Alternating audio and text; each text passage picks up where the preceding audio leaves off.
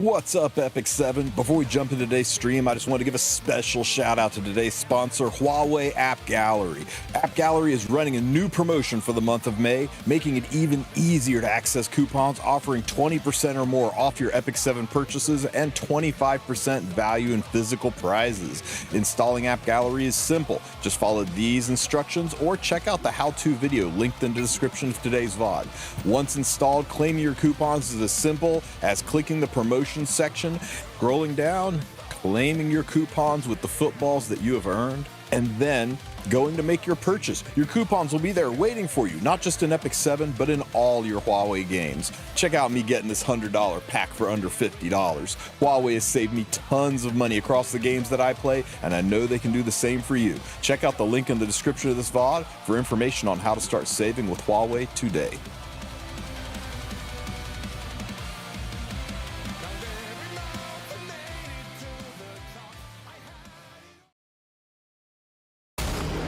What's up, Epic 7? Hey, yo! What's up, Comet? Holy Paladin, Beardy, first as always, Beardy. What's up, Alan? Will we be calculating the pack values? You know that's Sue's favorite part of our podcast is talking about the packs, right? I'm not muted. Am I muted? Surely you guys can hear me. Messing with my emotions, Mr. Comet.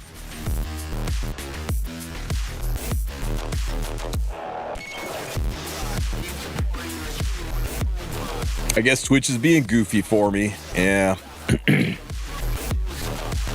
Dude, check your keyboard. These assholes put the mute key right beside the escape key on my keyboard, so I all the time mute everything and think people are ignoring me, and it's just that I fat fingered the wrong button.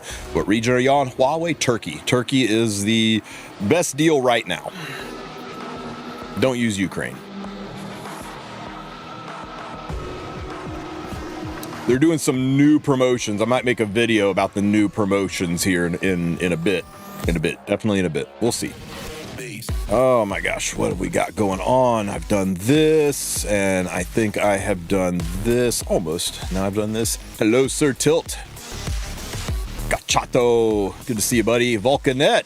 Curse Kratos and Drake Abyss. I see you. Welcome, everybody, to the Post-Maintenance Podcast. Not quite to maintenance yet. Guys, what do you think? Do I care? Do I care? There's nobody I want. So I think I'm going to back up a little bit. It's not going to be Shu. I'm just going to tell you right now. I am too lucky for it to be Shu. I am way too lucky for this to be Shu. There is no chance. I'm not going to say her name again. I'm going to curse myself. Show me. It's Baka.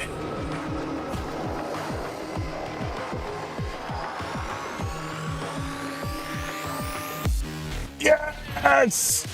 Yes! Oh, yes! Eat your heart out, Epic 7. I told you I'm too lucky. That was good. Oh man, that made me feel all tingly from the tip of my hat to the bottom of my Estelle pull. Yo, Free Chris, thank you so much for the sub, buddy.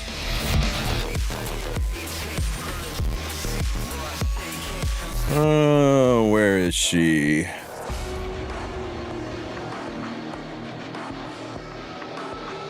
Oh, this is gonna look so good on her.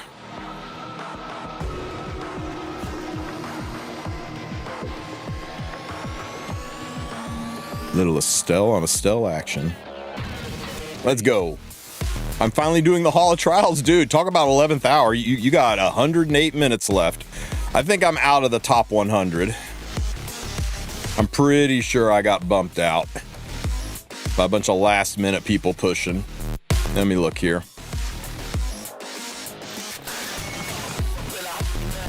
Oh shit. Okay, do me a solid. If you're doing it right now, don't get top 100, okay? Don't get top 100. Let me dream. I got 1 hour left. There's no way I hold it. There's no way I hold it in the last hour. No way. Doing it with Arrowell? Dirty. Oh, you mean Hall of Trials. Okay. Can we see my Estelle build? No, it's top secret. Okay, I'll show you, but I after I show you, I gotta ban you. Can't have you spreading this shit around. I'm kidding. She's a very standard Estelle, guys. Very standard Estelle. 30k health, a good chunk of crit damage, and some effect res. Checks all the boxes, works as intended. Nothing fancy. In a world of Estelles, this is an Estelle. I mean, don't get me wrong, she's well geared. She's very nicely built, but I think if somebody said, what are good stats for an Estelle, they'd say, oh, it's 29, 30k health, a little bit of defense, and 100 ER. I'm like, okay, done. Sometimes it's Christy, sometimes it's Arrowell. It's a night party over at Andrew. Are we getting the new sets today? You're getting after the maintenance. After the maintenance, guys, those of you who do not have your Pursuit and Warfare sets farmed, well, it sucks to be you because you've only got an hour left to farm them. So go get them done because they are gone. After this, your only access to them is Breach, Blue Boxes, and Astrium. It's awful. Oh, you know what? We haven't gone to see Hoochie yet today. I feel like I have a 200 more attack, 20 more speed, but 2k less health. Yeah, that's what I'm saying. I mean, she's not a hard unit to build, and there is some flexibility. You can go more bulk and less effect resistance. You can go more damage and less HP, which is what you've done. I mean, you know, you just got to find a happy spot that works with the teams you're drafting her with. I think if you run her with Bossarunka, you can go lower HP and lean more heavily into her damage and barriers. But yeah, just whatever works for you, man. ER is fake on her. ER is fake on everybody. Juan Enchilada, thank you so much for the sub. Wonder why that alert is so quiet. Hang on, let me bump the alerts up here a little bit.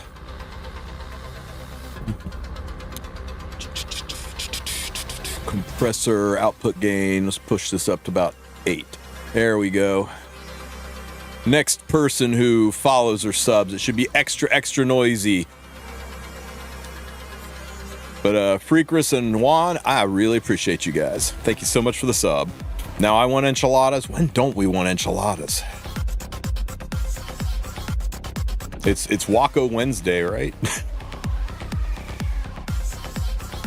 Oh shit, this is the wrong fight. No, don't go in there. There's probably a fight in there and then I'm stuck. What did I go? Oh, I went into 5. I need to go into 3. I keep getting McDonald's ads in Spanish.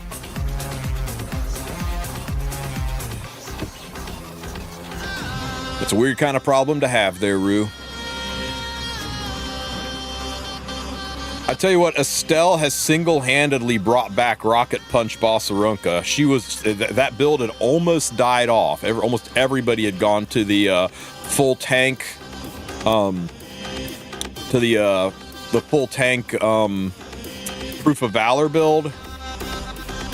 This, almost everybody had switched up to this, and then Estelle came along, and suddenly this shit started showing back up. I'm not sure I'm okay with it. Ooh, piece of candy. Friendship Farm your 3 stars, guys. At least to level 14. Still free stuff. Hey, occasionally go look at your heroes and kind of slide through the list looking for red dots. As you friendship farm things, red dots, that's where the free Molagora hides. And the Leafs. What skill up is Sinji going to get? That's maxed. Oh, I guess she gets this one. Sure.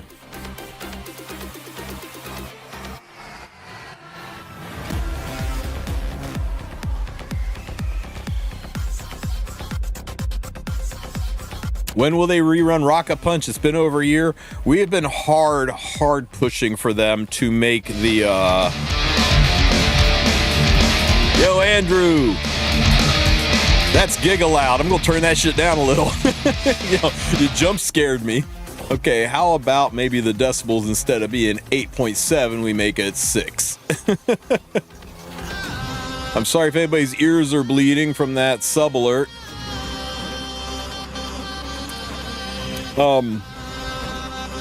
Man, what were we talking about before man mode scrambled my frickin' brains there? Rocket Punch. We have been pushing really hard for them to turn the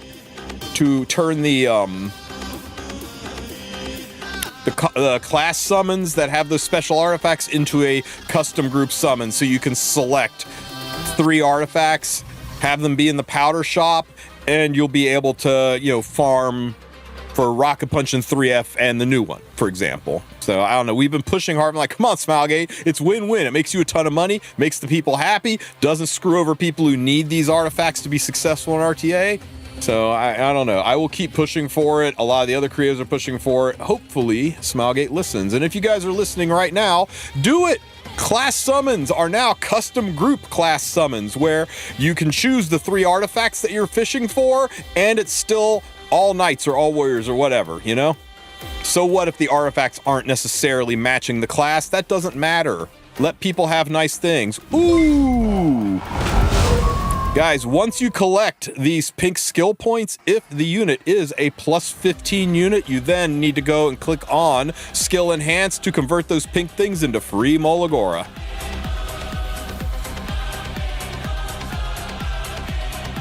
You're fucking right, it's loud.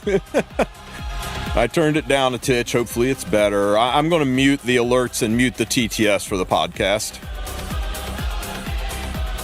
Because you see, the guys who are in the room that we have set up, they can't hear the alerts and the TTS, so they just talk right over it. So it's kind of ridiculous to have those things up during the podcast. Free Leafs. Good time to be fishing for this stuff right before the free Mola. Right before the new hunt buff goes, or the new otherworldly buff goes live. I don't want to max out Sinji. I don't use her healing skill, so everything else on her that I care about is maxed out. Her effectiveness, her chance to debuff, her cooldowns, but you only use her healing in PvE, and I have done pretty much all my PvE. Hello, Sirmia. Up only plus 12, but we will take your Leafs. Thank you, thank you. Maintenance is coming up, guys. It's 6 hours of downtime. Get it done. Get your stuff done. Your Hall of Trials, your Shadow Company, your Trial of the Constellations. Get it done. Because it's all going to reset and go away. Your God of War Gladiatorium. Get that done.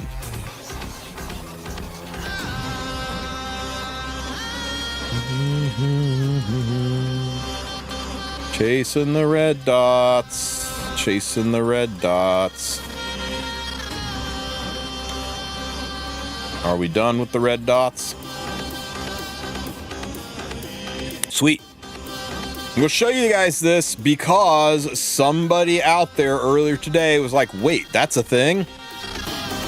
Go into your Trial of the Constellations. Go into your Blessing of the Stars. Fill out your Zodiac. Click on the star in this bottom right hand corner and bring up the Blessing of the Stars progression. There is 10, 20, 30, 40 Molagora waiting for you here. Just by 5-starring everything, you get this. Even if you can only 4-star everything, that's still, well, 4-star everything and 5-star one thing. That's still enough to get this one. That's still enough to get 30 of the 40 Molagora. Do it. If you can't finish it out this time, we still have one more rotation. Finish it out next time. At least freaking go in and freaking get 2 stars in each of these and get 10 Molagora. Don't leave these freaking fat-ass plants out there not collecting them. Everybody complains about not having Molagora, and people miss the fact that it's chilling out right here, waiting for you.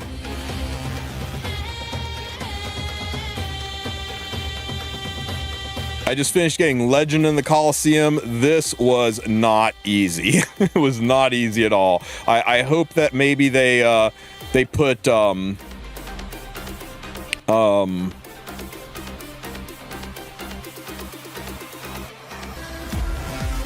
where'd the shop go?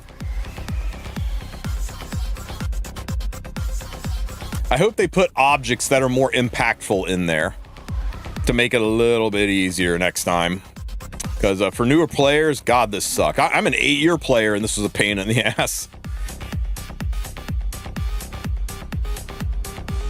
99%, number 99. Nobody else do Hall of Trials. Everybody stop. You're fine where you're at. You don't need any more.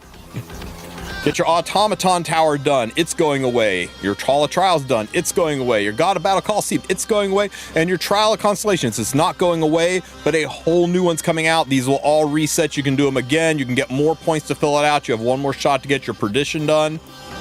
And I think that's the last one, guys. I think that's it.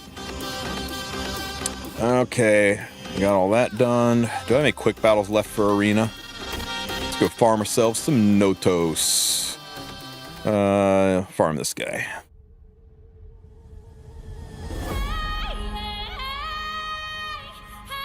I lost 2 to 3 in that legend fight 3 times and just gave up. I'm sorry, man. I know it's tough. I went 3 out of 5. I mean, that last fight, I was biting my nails. And the only reason I won that last fight is the AI was an idiot and his Ruel S3'd herself. I was like, wow, she just threw. If she hadn't S3'd herself, I wouldn't have been able to kill the other bad guy and I would have lost. So that was kind of wild. Woo, that was a close one.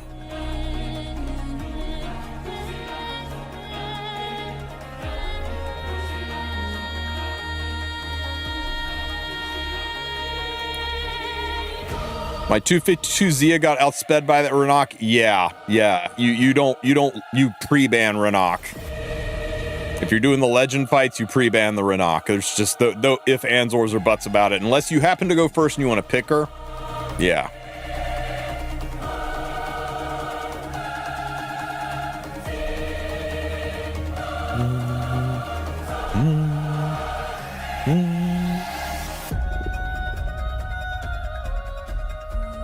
I know. I just kept staring at the screen going, you know what? I'll take it. I will take this gift. I know, guys, I know I told you G-Clef was going to be on with us tonight. He had a work call last minute. He feels really, really bad, but he's going to have to take a rain check. Hopefully we'll get him on next week. Valky has agreed to come on in his place and hang with us, so we'll still have a decent podcast, but I know some of you were excited to hang out and ask questions for G-Clef. It is what it is. You know, work has got to come, actual real paying work has got to come before hanging out with a bunch of us and geeking out about video games, so I can't blame him. I really like Valky. Somebody needs to. I'm just kidding. Valky's amazing. I love Valky. Oh shit, I accidentally did a real fight. Okay, you guys get to sit back and enjoy this bullshit.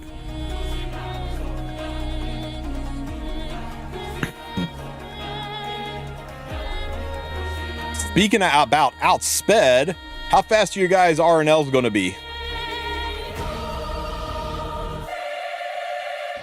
Put it in chat. How fast are your RNLs going to be? 389? Shit, Beardy. I wish I was cool like you. Whew, man, does my team look like an injured mess? Goodbye, Lona. I gotta turn this off auto. I gotta regain control of this fight.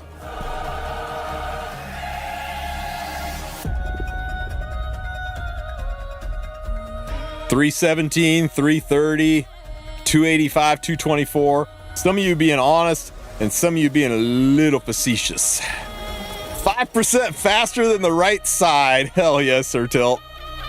That's my man. He knows what he's talking about. If I get her, she's getting my best speed gear. She is getting my 5th best speed set. I do not want her to be too fast. I want to make sure she can blow shit up. Man, I really need some extra hits. Can we lethal here? Lethal? Lethal! Very nice, very nice. Okay, there's no need to really burn here. Let's just see if we can chunk you down. I guess I could have burned there, but that's okay. This will proc, and then everything dies. Yo, Ghosts!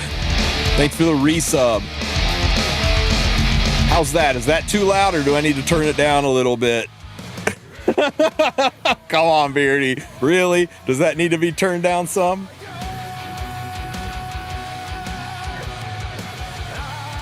Chop, chop. Just a little. You guys got it. Right click, filters. We had it at 6. Let's take it down to 4. Okay. Next person gets to sub. See if we blow up Beardy's ears again.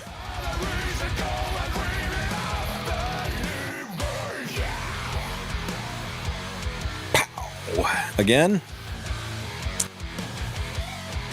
Is her passive back? It's not. I got one more turn. Big old injury for you. Everybody gets blind. I'm new here, bro. New to E7, literally 3 days in. Found your YouTube. You are great. Ghost, thank you so much for the kind words. I am so sorry about your free time. But welcome to the game. I hope you have fun. This is a wonderful game with an amazing early game experience. Don't listen to us bitchy old timers who complain about the game nonstop. It's really just about the best there is out there. I hope you enjoy it. You come from Raid and Summoner's War. It should feel very familiar then. It is like, you know, Raid and Summoner's War made a beautiful little anime baby. Yeah, really, Raid's got a very good community too. So does Summoner's War. Like, those 3 games, I think they have kind of like just about the least toxic communities out there. Don't get me wrong. There are some characters out there. There's definitely some toxicity. But, yeah. I liked all 3 communities that I hung with. Alrighty.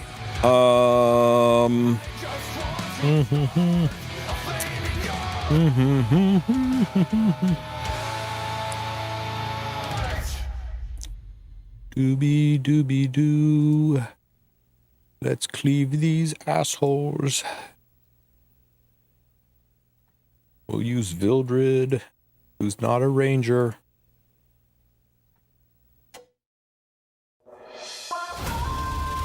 Trying to strays me? Trying to strays me? Trying to strays me. I will see your strays, and I will raise you a Brasseria. Do you sell flat boots and keep speed and percent? 99% of the time, yes. Boots, you want them to be speed main, HP main, or attack main. That's pretty much it. Only 1 or 2 units give a shit about defense main, and nobody gives a shit about percentages. I'm sorry, nobody gives a shit about flats. I'm sorry. You get what I'm saying, right? Speed, HP, attack, and if it's an insane stack of substats on defense, maybe keep it, but like, there are very, very, very few units that want defense main boots. There's a few of them, right? Like, oh, you know, we just talked about her. Balsarunka, defense main boot. So, but not many. In fact, if I look at my boots and I sort by defense main stat, I have got 1, 2, 3,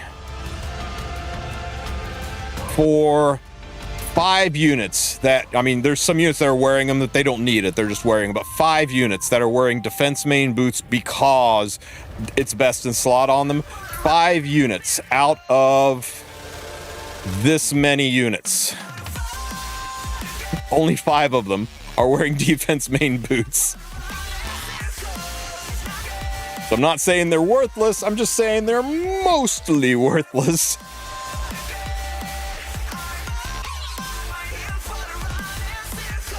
Yeah, boots are kind of one of the easier ones to go for because of the limited amount of main stats you need. So it's pretty easy to filter through the trash. Rings and helms, they're a little bit tougher to filter through. Just about any combo can be good. What do we do now? How much time we got till maintenance? 45 minutes. My guild stuff's done. Is my event stuff done?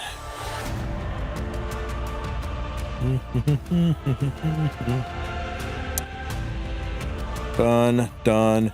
It won't let me gain any World Arena points. This system is just broken for me. I've done lots of RTA and I get nothing out of this. I never watched the Ivana preview video. Make sure you get your leafs before that goes away. Okay, good. I checked through everything. This is around for 7 more days, so no rush here. I guess I'll get some of these. I think we're good. Okay. I think all that's done. What is this still lighting up for? It's giving me a red dot, and there's no thing in... Oh, now it's gone. Okay. Orbis Guide is finished. Yeah, we're done. We got 47 minutes to kill. What's new with you guys? You forgot the RTA event? It's okay, I don't get to do it. Would Ludwig use the new 4-piece speed set? He'll use the new 4-piece. He doesn't need to be super fast. He's clearly designed for it. He's gonna be really good in Arena. He'll be okay in Guild Wars, I think. Really good in Arena. Let's get those. I'm telling you, I don't get those RTA rewards. Howdy, Tristen. Does Misha already overcap crit damage? It does. Anything that says it increases your crit damage and it doesn't do it through a buff or a status effect, no symbol over their head causing it, it will overcap. If there's a symbol over their head, then it won't overcap from that, whatever that symbol is, buff or special effect. I press record, I yap, I stuff it to my editor, I click render, and then I upload it to YouTube, and hopefully it does okay. If you are really good at talking about nothing for 8 minutes or more, you can be a successful YouTuber.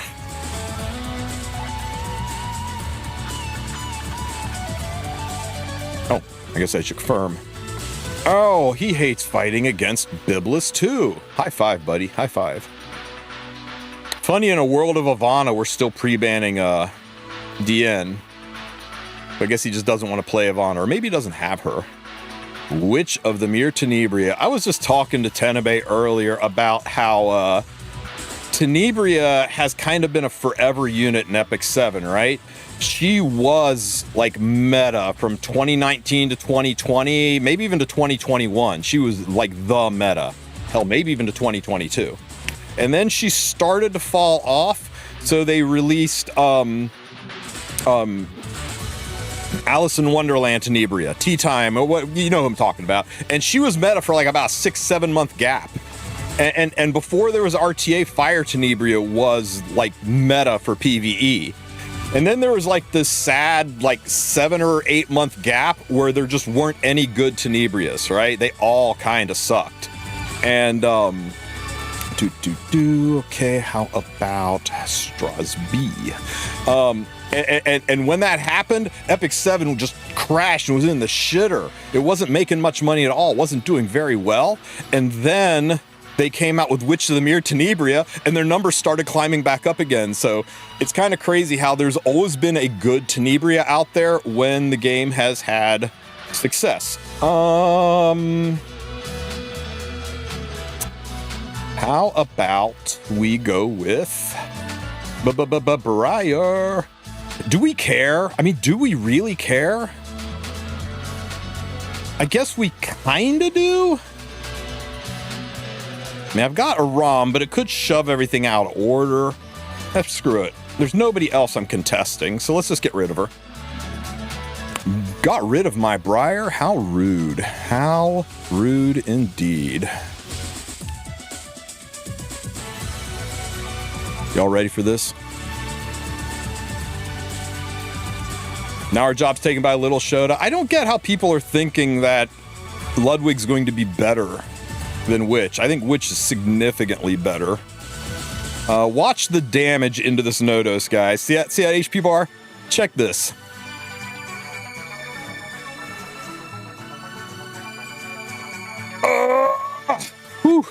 That felt good. That felt real good.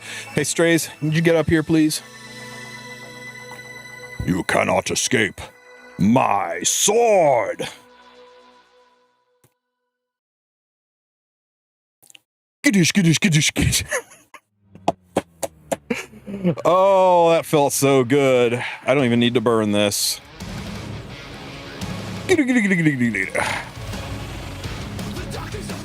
Oh shit, he cut me.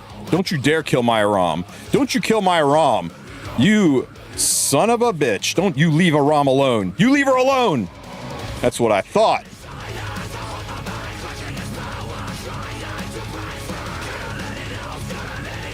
You know what sucks? Is he's gonna gold shield that Arby.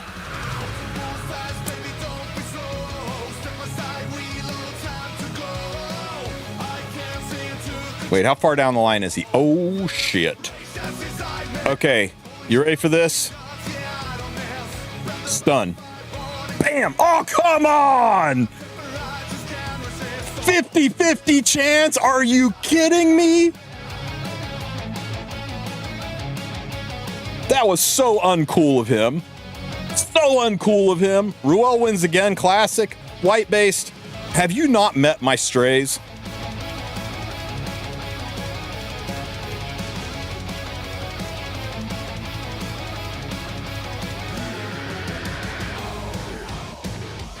Ugh! I would appreciate it if you would never doubt my Strays again. The fuck out of here, Ruel.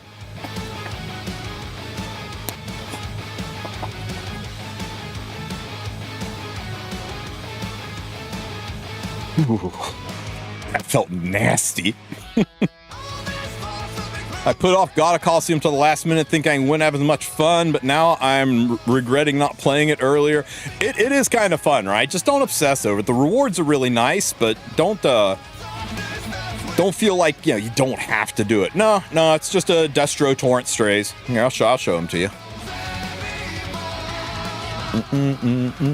My Strays is unethical. The magic to him is the artifact. You want him to be able to shoot through the evasion. So having that 20% chance to hit, taking those 50-50s down to 30s, 30-70s, it's pretty good.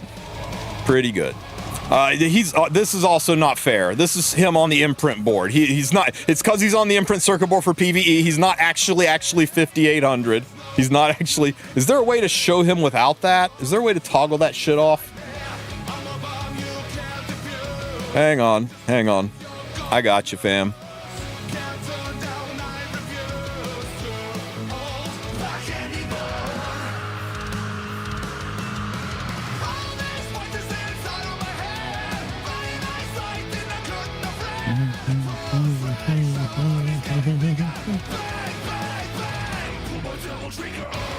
Okay, is that a little bit more reasonable? Sorry for giving you guys a heart attack earlier. He's still incredibly unethical, but yeah. He shoots through schools.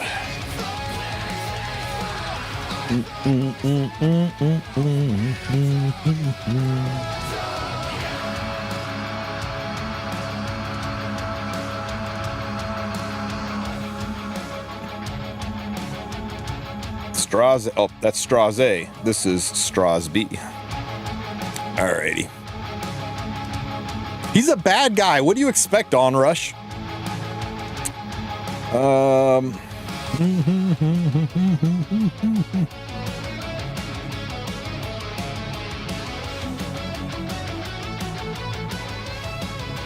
No main? What do you mean no main?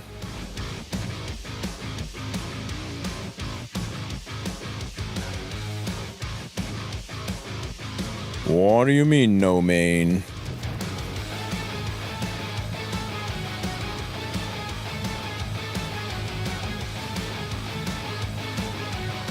Who wants to guess who this greeny one is? I'll tell you what, I don't have them here, but I've got some RNL stickers on the way. I'm expecting them by the end of the week. So whoever guesses who this green unit is and guesses it correctly, I'll send you an RNL sticker. A big one. It'll be like like 3 inches tall R&L sticker. Everybody guess. I'm going to use my multi-chat to see who wins. It's going to be a green unit. Could be a 3, 4, or 5 star. Yes, maintenance is in about 27 minutes, guys. We're definitely. It's why the stream title says Maintenance Podcast. Now, if you guess right, you have to give me your address. This isn't me doxing you, but I can't exactly send you something in the mail without an address to send it to. You don't have to give me your real name. I can send it to, you know, Sephiroth65. But I have to have the rest of your address to send it. I think you'll. Okay, that's enough. That's enough. So let's go ahead and call it here. We'll put a big old dash. You got to be above this dash line, and boom. Okay, here we go. Show me something sparkly. Oh, it's blue. It's blue. It's a Soul Weaver. It's Rin, isn't it? There's no way a single one of you whipped Bernard out. Not a single one of you. Let's go. Let's see. Let's see. Okay, we got Ruzit, Pavel, Chloe, Bernard. Really, Comet? The 4th person to guess Bernard? So, Comet, Mr. Chaos, go ahead and send me a DM, ! Discord if you're not in there. Send me a DM, send me your address, and I will mail you an R&L sticker once it arrives. I can't believe you guys guessed Bernard. That's effing crazy. I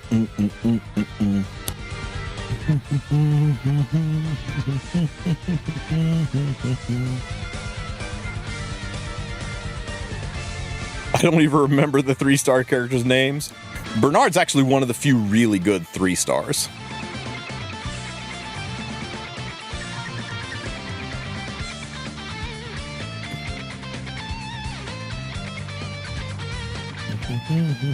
He's a wicked little Soul Weaver. He was really good in Rift for people that are actually still farming Rift.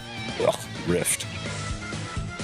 True Bernard propaganda. It's true. Yo. Euphine looking over her shoulder, licking her lips like that. Unhinged. How long is maintenance going to be today? It's slated for 6 hours. Usually it ends a little bit early. But no guarantee. Weakening set is business slot for Camilla PvE dual attack spam. Likely. It makes her defense break, what, 65% instead of 50%? I'll take it. I mean, what else are you going to put on Camilla? She doesn't really need that much gear. I guess unless you were going for a damage one, then you might still want Rage or Destro set, but I think probably... Yeah, I think anybody who's got a defense break on their S1 is probably going to want Weakening.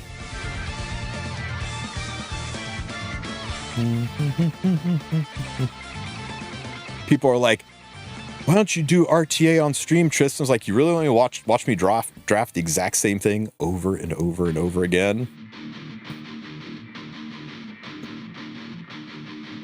I find a good cleave and I just ride it as far as I can. She's a little bit of a nasty unit to pair with this one, don't you think? I think if you guys are struggling with RTA, and if you can get an Estelle Bossarunca on there, you basically have a guaranteed Masters frame.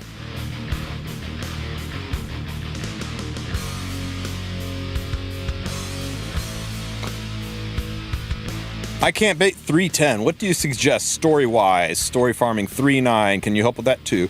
We'll go take a peep at it after this fight, Mr. Ghost. Finally cleared God of Battle achievements. A few more about not doing those. That's fine, man. That's fine. As long as you're getting it done.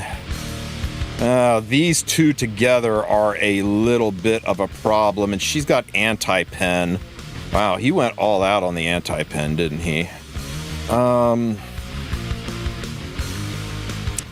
Is it BBK or I think it's still Bry here.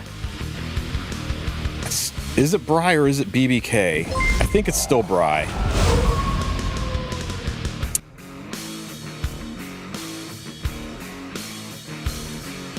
I really think it might be this.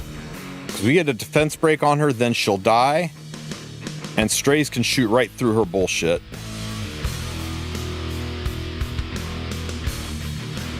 What do you think? I think this does it. Yeah, this is true cleave versus tank down, right? This is like the classic pairing. I'm gonna do this. Okay, I think I chose wisely. Let's see if it works out. I regret not getting Sword of Saria. Remember everybody said she was bad? Everybody said she was bad. Whew. Okay, this won't do much because of the anti-crit, but screw it. We got souls to burn. I said we have souls to burn. So we'll do it anyway. Proof of Valor. Okay, thank goodness. Not Proof of Valor. She is going to counter me. That is one dead Zeo. Rocket Punch, of course. You ran her with Estelle. You're on Rocket Punch. Straze to the front of the line. Sword escaping and not being able to and all of that.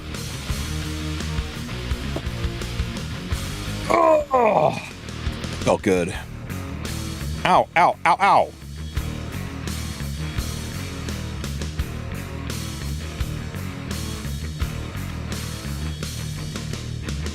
Oh, ho. Bye, everybody. Okay, what floor was it you were looking at?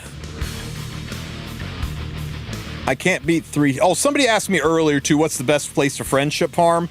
You get 1 friendship point for every 8 stamina, or every 1 to 8 stamina spent. Now, you know, you'll get friendship points for things that cost no stamina, like doing arena and doing RTA. But anything that costs 1 to 8 stamina, you will get 1 friendship point for. If it costs 9 to 15 stamina, you still get 1. They round down, those dirty bastards. So you need 16 stamina to get 2 friendship points, right? So I think the best place to friendship farm is farming episode 1 for 8 stamina, or farming episode 3 for 16 stamina, or farming Eulogy for a Saint for 8 stamina.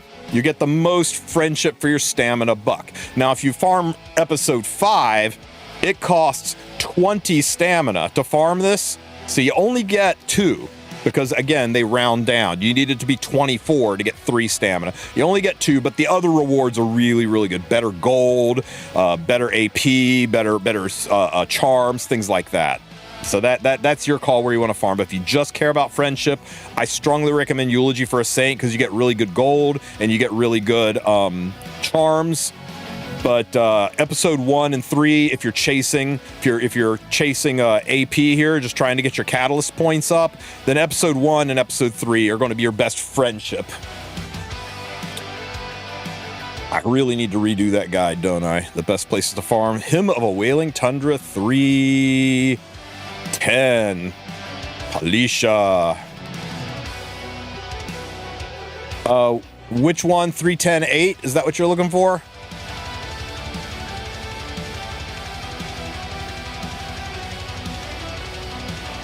Is it this one, eh? Yes, no, maybe?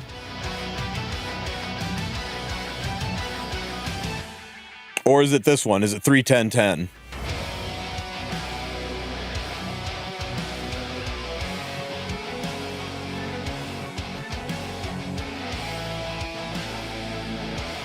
Yeah, I know he said 310-10, but we are in episode 3.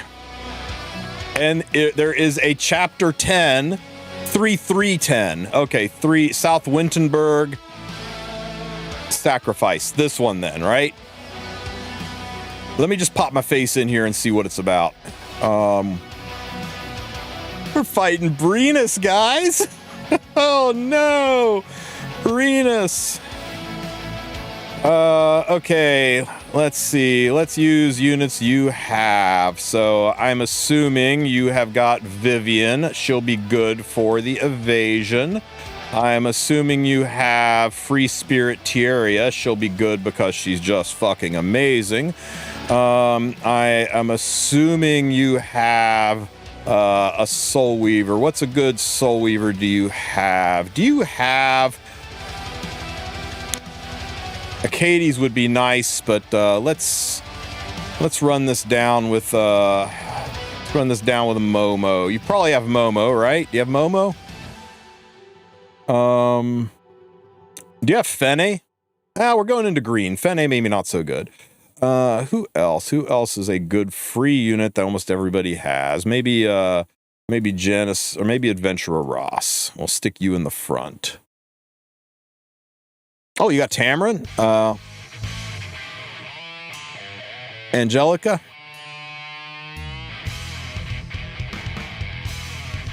Angelica. Wait, where'd my Angelica go?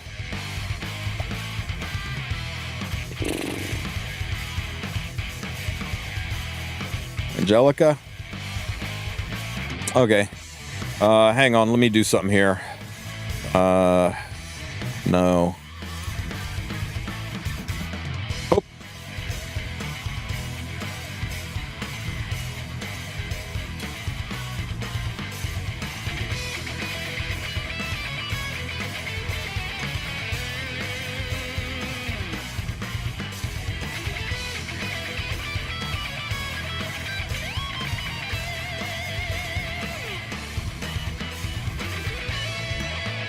Okay, let's try this. Angelica was my name. It has been so fucking long since I've done this, guys. Okay, she's really good though. Spray and play. Wow, they are tough. And have no one else. Give everybody immunity and an attack buff. Angelica's my main for the longest time. I don't want to talk about Angelica. I have a bad experience. We're going to S3 here. You do not touch your Ross's S2 unless you have the souls to burn it. Ow. Nobody's hurt, so I'll just S1 this guy. Why not?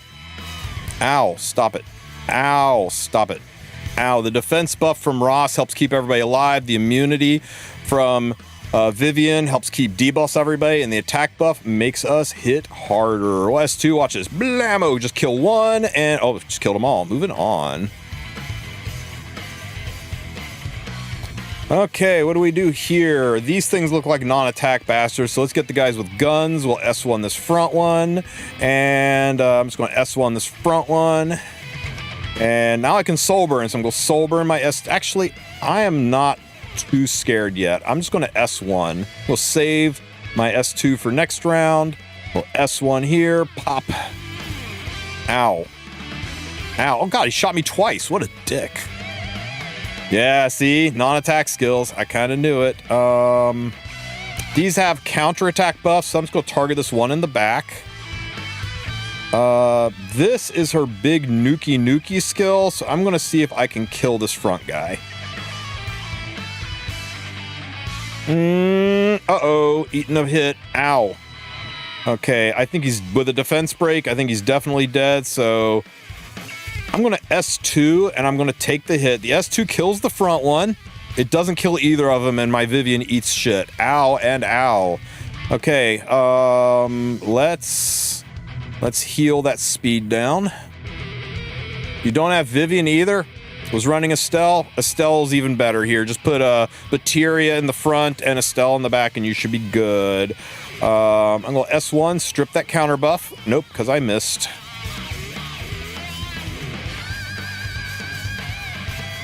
Ow, ow, stop it now. Okay, for sure this kills. No, it doesn't. For sure this kills. Thank God. Okay. Now we just S1 these things to death. These things don't really do anything to me. We're just going to take them out one at a time, and I'm just using S1 so that I can have all of my skills ready for the big show.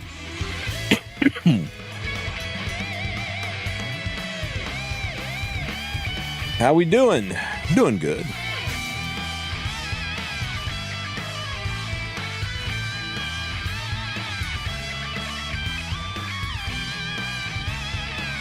Ow. Stop it.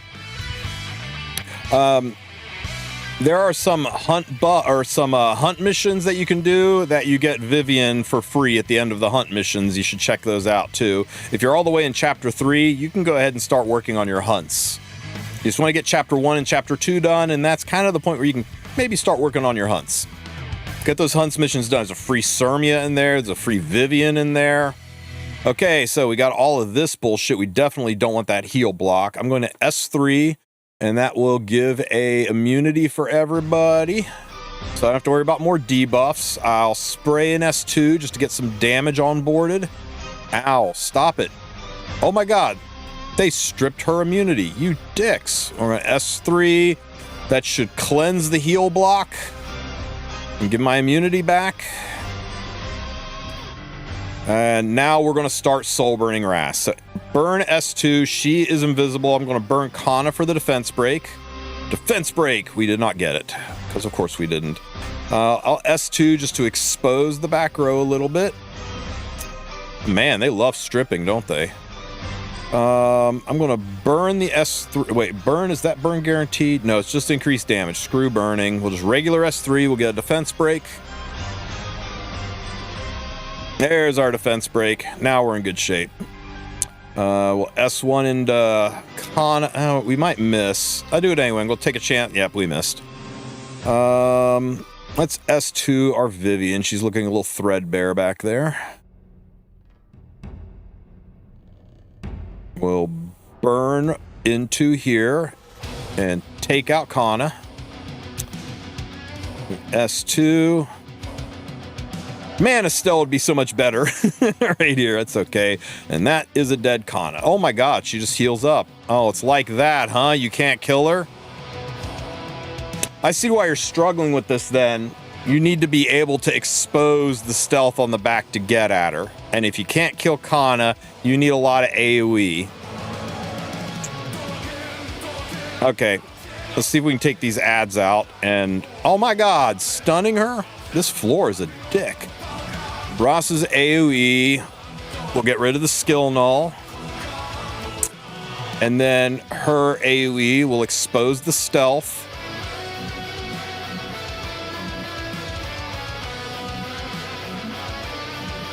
No, Freak Risk. You want to go with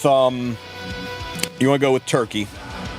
Ukraine's no longer the best. Definitely Turkey. Stop stunning. Oh my god. Are we gonna lose? I think we're gonna lose. Okay, yeah. You said you had Tam, so Tam really feels like the way to go on this. So let's see. Let's get rid of you. Let's put, you said you didn't have her, you do have Tam, right? Yeah, let's double healer. When in doubt, double healer. I'm gonna break the warfare set though, so that we are playing fair. No, I don't like Estelle in this one. He doesn't have Arby. You have 2 Tams. Unfortunately, Epic 7 only lets you play 1 unit per team. So dupes are nice for situations where you need multiple teams, but those are few and far between. Stop stunning her. Okay, you know what? Unstunned.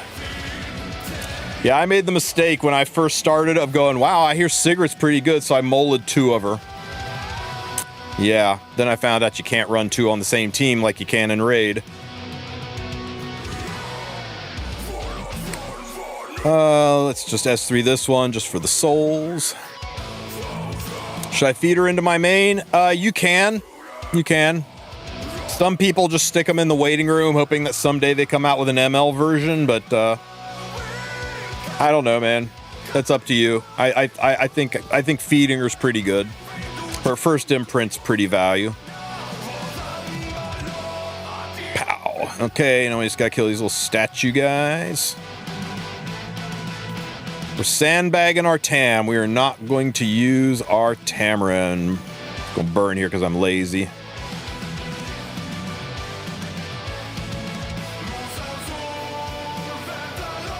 One's down. Hey, we got a charm or a powder.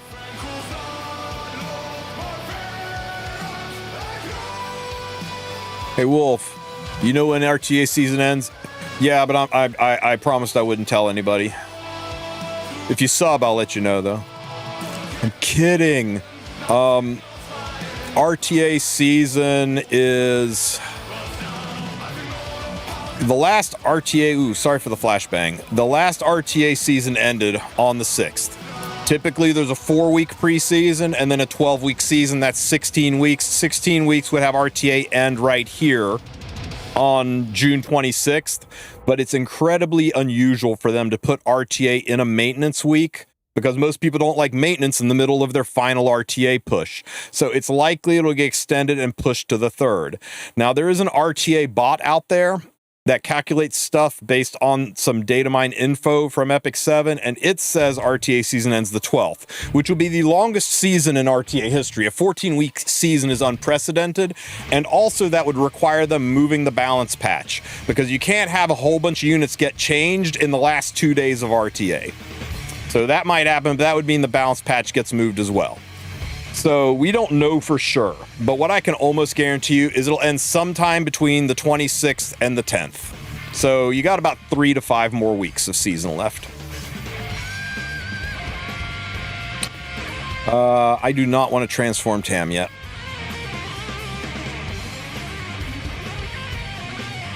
Nobody's really hurt that bad. We're just going to S1 here. Ow and ow. Okay, I'm just going to burn because I want to get rid of these guys as soon as possible. Pop. One down. Okay, Tam will S2 to top everybody off on the healing. Saving your Tams S3. Do not transform your idol early. We want all of her tricks for the end fight. I'm going to burn this one here. Pop, pop, pop. Damn, we didn't get the defense break. It's okay, this should kill. Almost. S1 here. Now he knows we're here. See, that's what happens when you switch the microphone like that. Hey, Mr. Sue. Yeah, I'm about to end on my end in a second. I'm about to send everybody over your way. Sick. As far as everything goes, yeah. So we were just playing some RTA tonight. We ran to Joe as the last match of the night. Nice. Nail biter. Yeah. I cleaved a bunch of people and laughed like a maniac. Yeah. That's kind of my thing. It's what I do.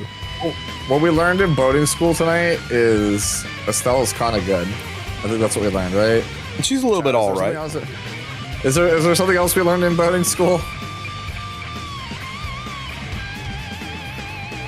Will there be maintenance today? Yes, sir. That's why the stream title says post-maintenance podcast. Kind of weird to have a post-maintenance podcast without a maintenance. That'd be like false advertising. That'd be like implying you can get 2 Astrium from a pack when you can only get 1. All right. I'm going to send you guys on over now to Tristen. You guys you'll see him pop up in a second. For my YouTube fam, let me see actually. Tristen, are you streaming also on YouTube same time? Because I'll just redirect into you. I'm streaming on YouTube as we speak. Yeah, I'll just redirect into you. Let me go set up you the man. Real fast here. Yeah, so that way my YouTube homies don't have to go nowhere. Where are we? I know this looks boring and ridiculous, bud, but you see what we're doing down here is we're slowly killing them while we build up a whole bunch of souls. Because they ain't breaking through all of our healing from Tam and everything, so we are just building up souls where we can. Let me see. There we go. All right, I'm gonna send everybody on over to you guys. We're gonna both on the Twitch end of things and the YouTube end of things. You guys will automatically get yeeted on over to Tristen in like 2 seconds. I am gonna go grab a glass of water before we get this started. Before you guys get over here, make sure if you got some primes, you drop them on I'm_Sue, one of the most informative streamers for Epic 7 on YouTube. If you are not subscribed to I'm_Sue, you're just gonna make this puppy sad. Don't make puppy sad. Don't make the puppy sad, are you monsters? All right, I'll see you guys on over in Tristen's stream in just a second. Have a good one. How old is my account? My account? His account, 3 days. My account, a little bit longer. Guys, I sense a disturbance in the force. It's almost as if a bunch of people are raiding. Yeah. Yep. All right. I still have the pinned message. Oh, it's your pinned message from your chat. It was like the pinned message about Loki's mom, which, by the way, please donate to that. Yeah, guys, check out the pinned chat. Loki's going through a hard time. He even has considered joining the military to try to come up with the signing bonuses to help his mom out, but like me, he's got a little touch ADD, and he's got to be off his meds for like a year before the army will even touch him. So now he's a little bit desperate. So if you got anything that you can slide Loki's way, check out his GoFundMe. It's pinned in both chats. Help me help Loki help his mom. She's fighting a lot of medical issues, and it'd just be a real good thing for you guys to do. Build up some extra karma. All right, let's see if we can S3 a defense break onto Brenus. Let me pull up your stream here. I am gonna, my webcam is up. Nope. In case you want to stay at RNL. But for right now, I'm gonna go grab some water and I'll be right back. Okay. So now is a good time for us to transform the Tamarin. And I'm going to S2. That gives attack buff to everybody, heals everybody, pushes everybody up. I don't think there's any real reason for her to S3 right yet. So we're just going to S1 Brenus, get rid of that skill null. We're going to burn S2 into Brenus, stick a defense break. Nope, we missed, but we still get the dual attack. We do a chunk of damage. Ow, ow, stop shooting me in the face. It's my favorite face. We're going to S1 Brenus. We're going to target her, so that's where the dual attack goes, even though this is AoE. What she targets is who you clicked on. And I'm just going to S1 because it's more damage than the S2. The S2 is AoE, but the S1 does more damage on a hit. Okay, she is stealthed again.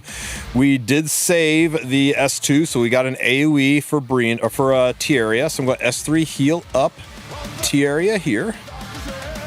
I'm going to S3 to expose the stealth, because that's a nice AoE hit. Stealth is exposed. We can see you now, Brenus. I'm going to S2 to heal and push everybody up. And I'm going to S1 because it's more damage than the S2. Okay, she is skill nulled again. We'll S1, get rid of the skill null. We'll burn S2. We flip the coin, 50-50 chance hit opposite element. We miss, but this still goes through. Ouch. Nobody's hurt, so I guess I might as well, S1. Who knows? Maybe we'll dual attack. We didn't. Ow, ow. Nope, she's stealthy again, guys. That Breen is slippery, but we've got an AoE exposing the stealth. Turn it into a skill null. But that's okay. As long as we can see her, we can hit her. Well, S1. Unfortunately, our Ras is stunned. Good job, Ras. No wonder the Archdemon kicked your ass 6 times in a row. For those of you who are new here, you realize this game is named Epic 7 because Ras is terrible at his job. Okay, we're going to burn for extra damage. Hopefully we get the defense break. Good damage, and there's the defense break. Damn it, she's hidden again. So annoying, the stealth, but that's okay. Our Tam is ready to transform. Now, let's check something. We'll click the CR bar. By the way, did you guys know that you can press the tab button on your keyboard and bring up the CR bar? Today you learned. Ross's S3 is not ready, and I want to be able to hit Brenus, so instead of using the S2, I'm going to use the S1 just to expose Brenus.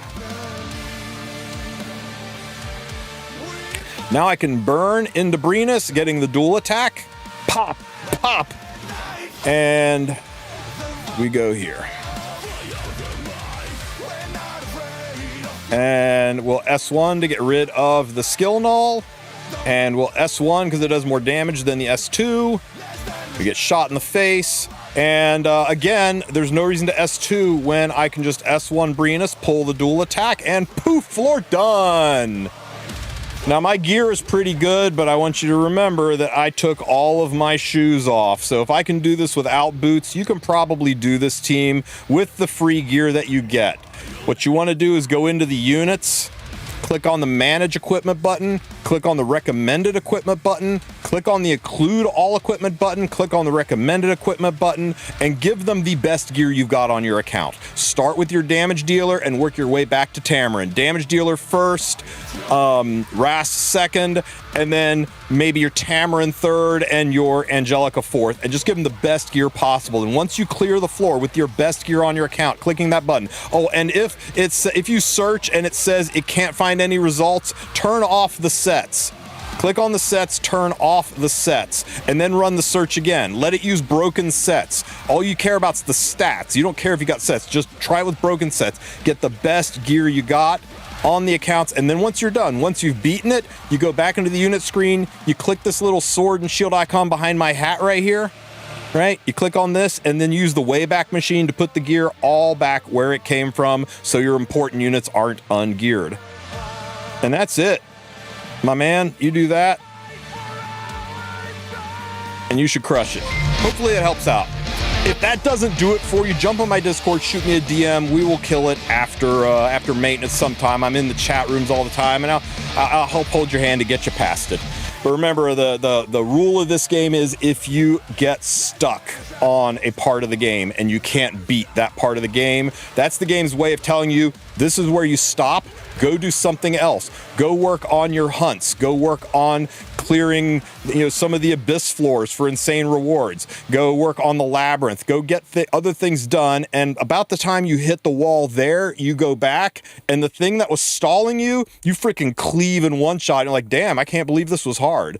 Every single time. And that's the progression through the game. Don't try to force it if it doesn't feel like it's working for you. Go do something else.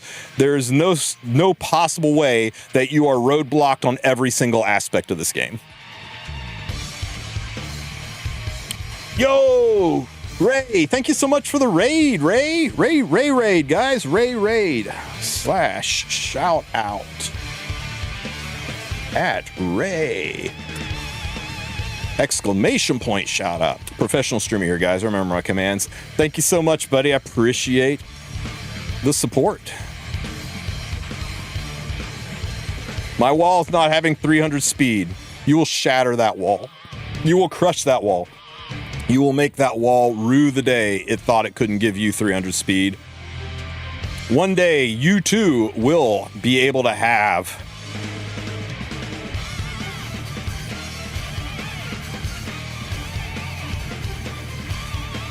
All right, we're back.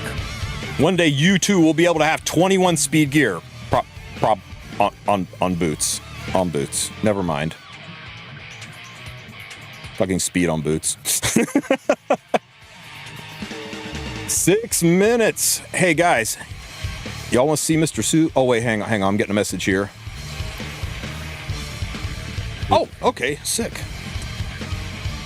Valky is doing a coaching session right now. He said he could only hang with us for about an hour before the coaching session, so we'd have to end a little early, but he says he's trying to get it out of the way a little bit early so he can maybe hang a little longer with us.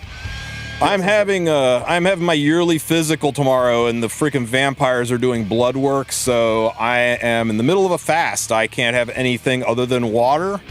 So if I start to run out of gas, I might just leave you guys here with Sue. We'll see. No, you're good. You can. Let me see. So pop out, Mr. Don't make lemonade. Make life take the lemons back. Get mad. I don't want your damn lemons. What the hell am I supposed to do with these? No. You got to read it like Cave Johnson. When life gives you lemons, don't make lemonade. Make life take the lemons back. Get mad. I don't want your damn lemons. What the hell am I supposed to do with these? Demand to see life's manager. Make life rue the day it thought it could give Cave Johnson lemons. Do you know who I am? I'm the man who's going to burn your house down with the lemons. I'm going to get my engineers to invent a combustible lemon that burns your house down. I fucking love that quote. I love that quote. Where is that from? I don't think it's from Portal, man. Or not? Is that one Portal or is that one Half-Life? I think it's Portal. Yeah, it's Portal. It's definitely Portal. No, it's Half-Life. Yeah. Is it Half-Life? Okay.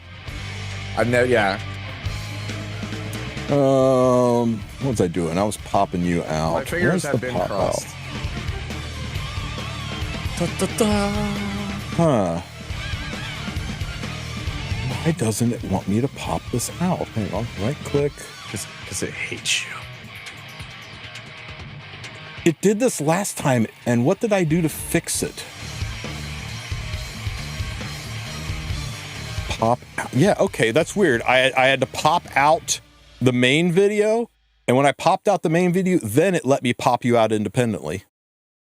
Because that's how I'm able to check Discord, is I pop you out independently, and then I can check Discord without messing up your camera. And I got a special camera dedicated just to Sue called the Sue Cam, and right here it is. Say hello, Mr. Sue. Damn, Sue. Hello, Mr. Sue. You got some fine-looking honeys hanging out there with you. Yeah. Yep. That's tomorrow. You know what that means? Like, if I don't get him, that means that Tristen got him. And if Tristen don't get him, then that means that I got him. So we'll see. I'm going to do you a solid, Sue. I'm not going to get him from Mystics. That way you don't have to worry about me. Damn that. Oh, wait. Do you actually have pity? Or you get him from Galaxy? Yep. Yeah. Yeah, that background actually is just a bunch of, it's just 3 pictures stitched together. It's not like it's like some custom background or anything. It's just like, it's just the look at all that. Yeah, you have way more reason. How many Mystics was that? You only have 2 minutes. How much was it? I can show you here. It's a Stoonwich, yeah. Oh, geez. You have a 10,085. Yeah. So you have a whole. Oh, sorry. 10,130. Damn, dude, I only have because they're converting these. Guys, you got 1 minute left. Go spam these on your 4-star banner. Get rid of them. Do it. Make sure you do it on the 4-star so you don't brick your pity. Okay. How fast is your RNL going to be, Sue? Oh, see, that was the thing. Boyle was like, oh, yeah, I'm Sue's going to be I'm Cleve tomorrow. He's going to have a 340 RNL. I was like, no. Those get converted. They only get converted if you're under 50. You got to get, if you're under 50, what's left gets converted. If you're over 50, they don't get converted. Yeah, so Tristan Boyle was like, yeah, dude, you got to be 340 because you got to be I'm Cleve. And I was like, no, you've got it wrong. The numbers, you got to flip them. So it's not 340, it's 304. There you go. That's a more relatable number. Man, I have heard the phrase 340 RNL so many times, and I can't help but think, how many 336 Renox have you seen? She's only 4 speed faster than Renox. Have you seen many 336 Renox? It's just Jello. I don't know anyone else who could do it. It's just Jello. And Jello won't do it because it would make a shitty RNL. I mean, he might do it for the flex and the screenshot, but let's be real. You want to build her like top model Lulika.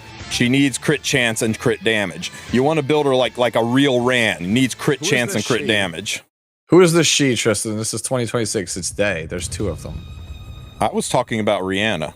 You build Rihanna like top model Lulika because she's got pink hair. And you build Luciella like Ran because Ran has blue hair before he went gray when he got old. It is time. It's maintenance. Oh, wait, they're both blonde. It's the color of the butterflies. Guys, the game is down. We are in maintenance. If you didn't get your shit done, it is too late for you. Sue, where'd you go? There you are. I died. It's funny if I accidentally move my Discord over top of your camera. Here, check it. See right here? If I accidentally move Discord over top of you, you go away. It's so weird. Yeah, that's the thing that happens to me when people are always like, why did Tristan freeze? It's because of that. Yeah, you gotta shrink the windows down and hide them. Wait, did that shrink you down there too? Oh my god, it did. I can make you bigger or smaller in here and not fuck with my Discord window?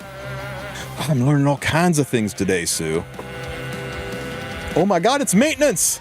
But let me tell you that if you have that recording saved, that match was gas. What match, Juan? What, were you one of my fights, Juan? One shot? I was wondering, what did you fight? One shot? I know, I cleaved a bunch of people. It was fun. I laughed like a hatter. It's 4 a.m. now. I fall asleep. Night, Beardy.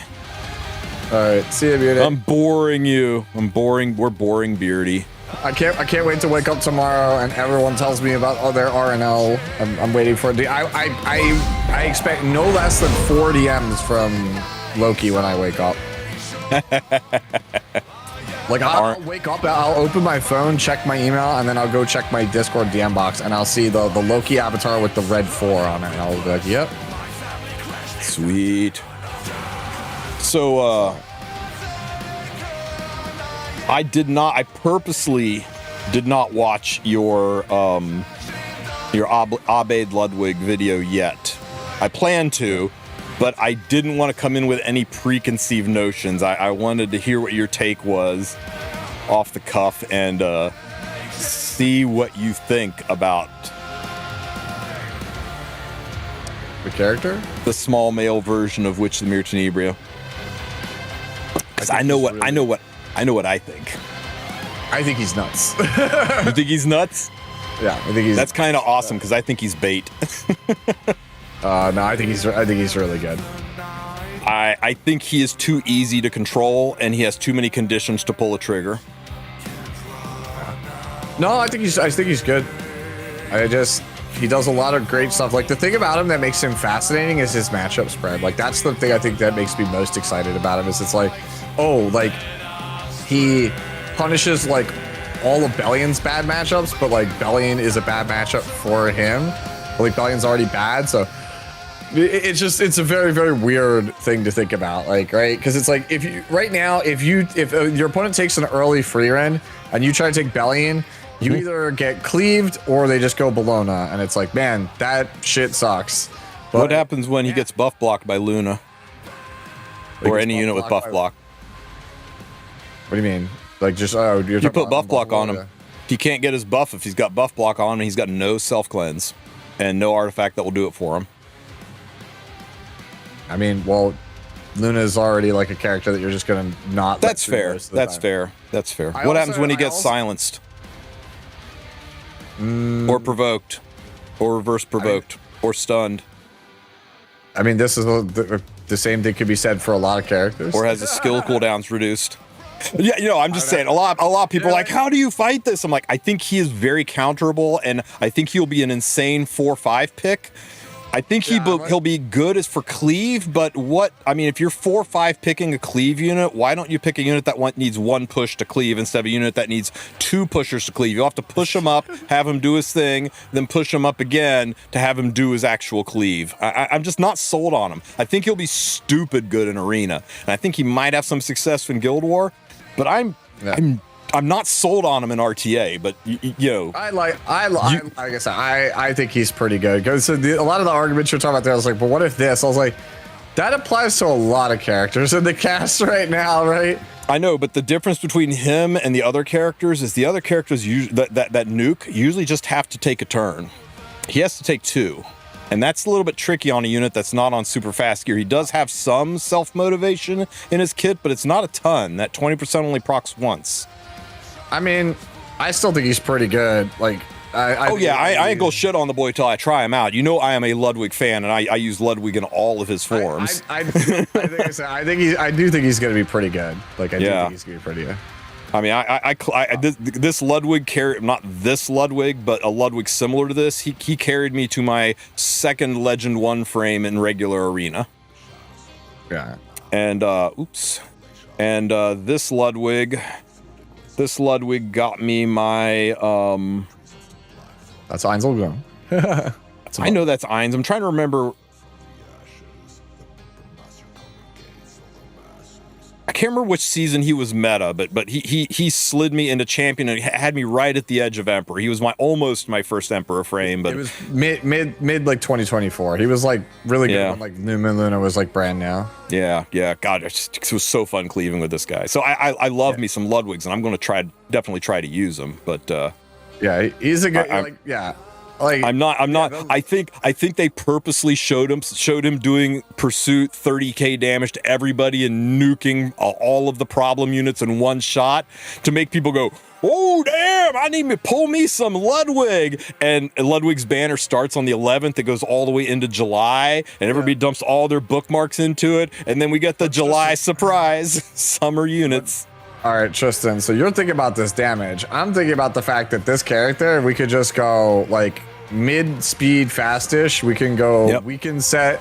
Well, you have to, yeah. He's so, and then we got that turn one. We got the block, and we got the silence, right?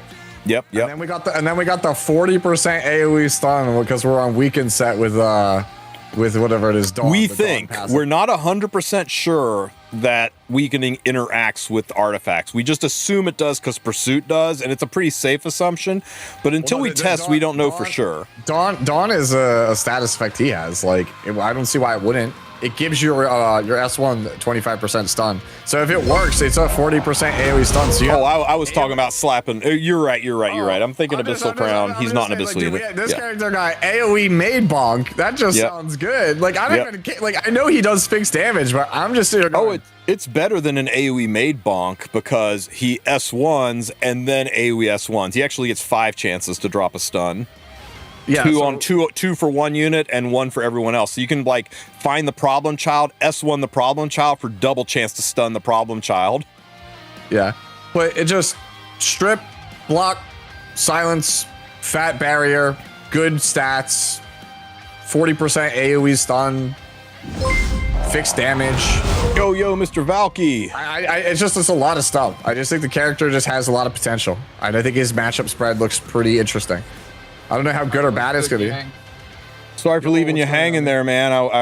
I was having a disagreement with Sue, and I was laser focused on how right I am and how wrong he is.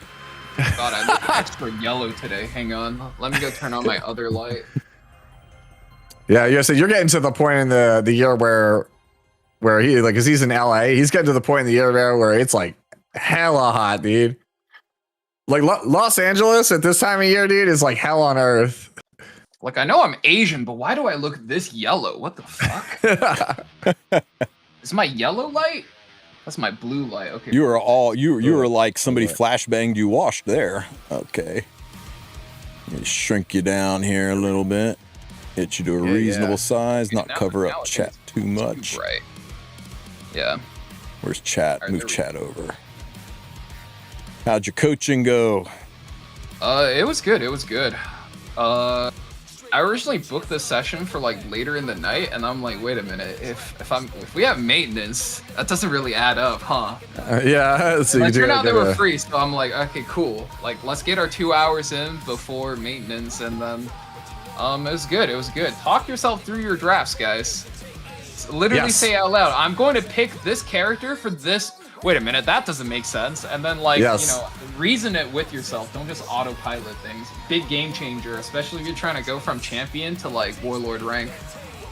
Yep. That's the thing. I've been kind of rusty lately, so I just I kind of had to, like, climb back into the swing of things. And that's actually what I was doing. I was just talking to myself, like, well, that doesn't make any sense, because if I do that, like, you know, like Salome, right, where it's like, okay, they have, like, Bossarunka, I'm going to take Salome, and it's like, I'm only taking Salome here specifically to make it so they don't have it, but I don't have any good ways to take advantage of it, so I was like, okay, I just don't take it, and then just pick something more impactful.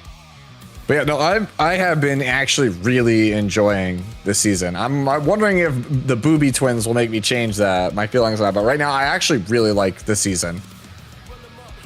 I'm trying to make Sue feel at home. We're playing Nikke music, so I figured this was appropriate. I got your stream music muted, so I didn't notice. Okay, okay. I was like, what the fuck is he doing? Sue's just reminding me that I don't have Salome because I miss Salome for a 38% win rate character. Yeah. Hey, guys, for those of you who are a little bit less on the Haza side of the spectrum and a little bit more on the Tristen Wulf side of the spectrum, you want to get better at RTA, check out Valky. Click on his channels. It's pinned in the title of videos. No matter if you're watching Twitch or YouTube, go check him out. Go check out his videos, his guides. He's got a really great RTA series that will help make you way better at this game than I am. And if you do want some one-on-one coaching and you want to throw a little scratch his way and get some help, he's open to that too. So make sure you reach out to Valky if you want to get better at this game. Yeah. Me, I'm not allowed to get better at this game. I got to suffer on my own. I was going to skip in Valky, but I don't know if because we haven't talked about it. I haven't talked to you about it lately, but I've been on a roll with ML5s. I've one-tap Nodos randomly. I one-tap Witch of the Mirror randomly, and I one-tap Salome randomly. Just had zero desire to get any of them and just randomed into them. So I'm very happy for you. I was trying to run...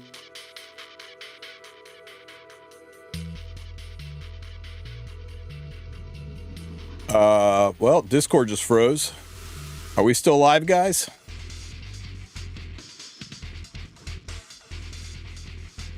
Good job, Discord.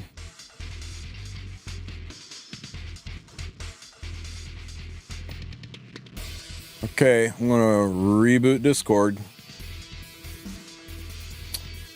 Alt function F4 and rebooting.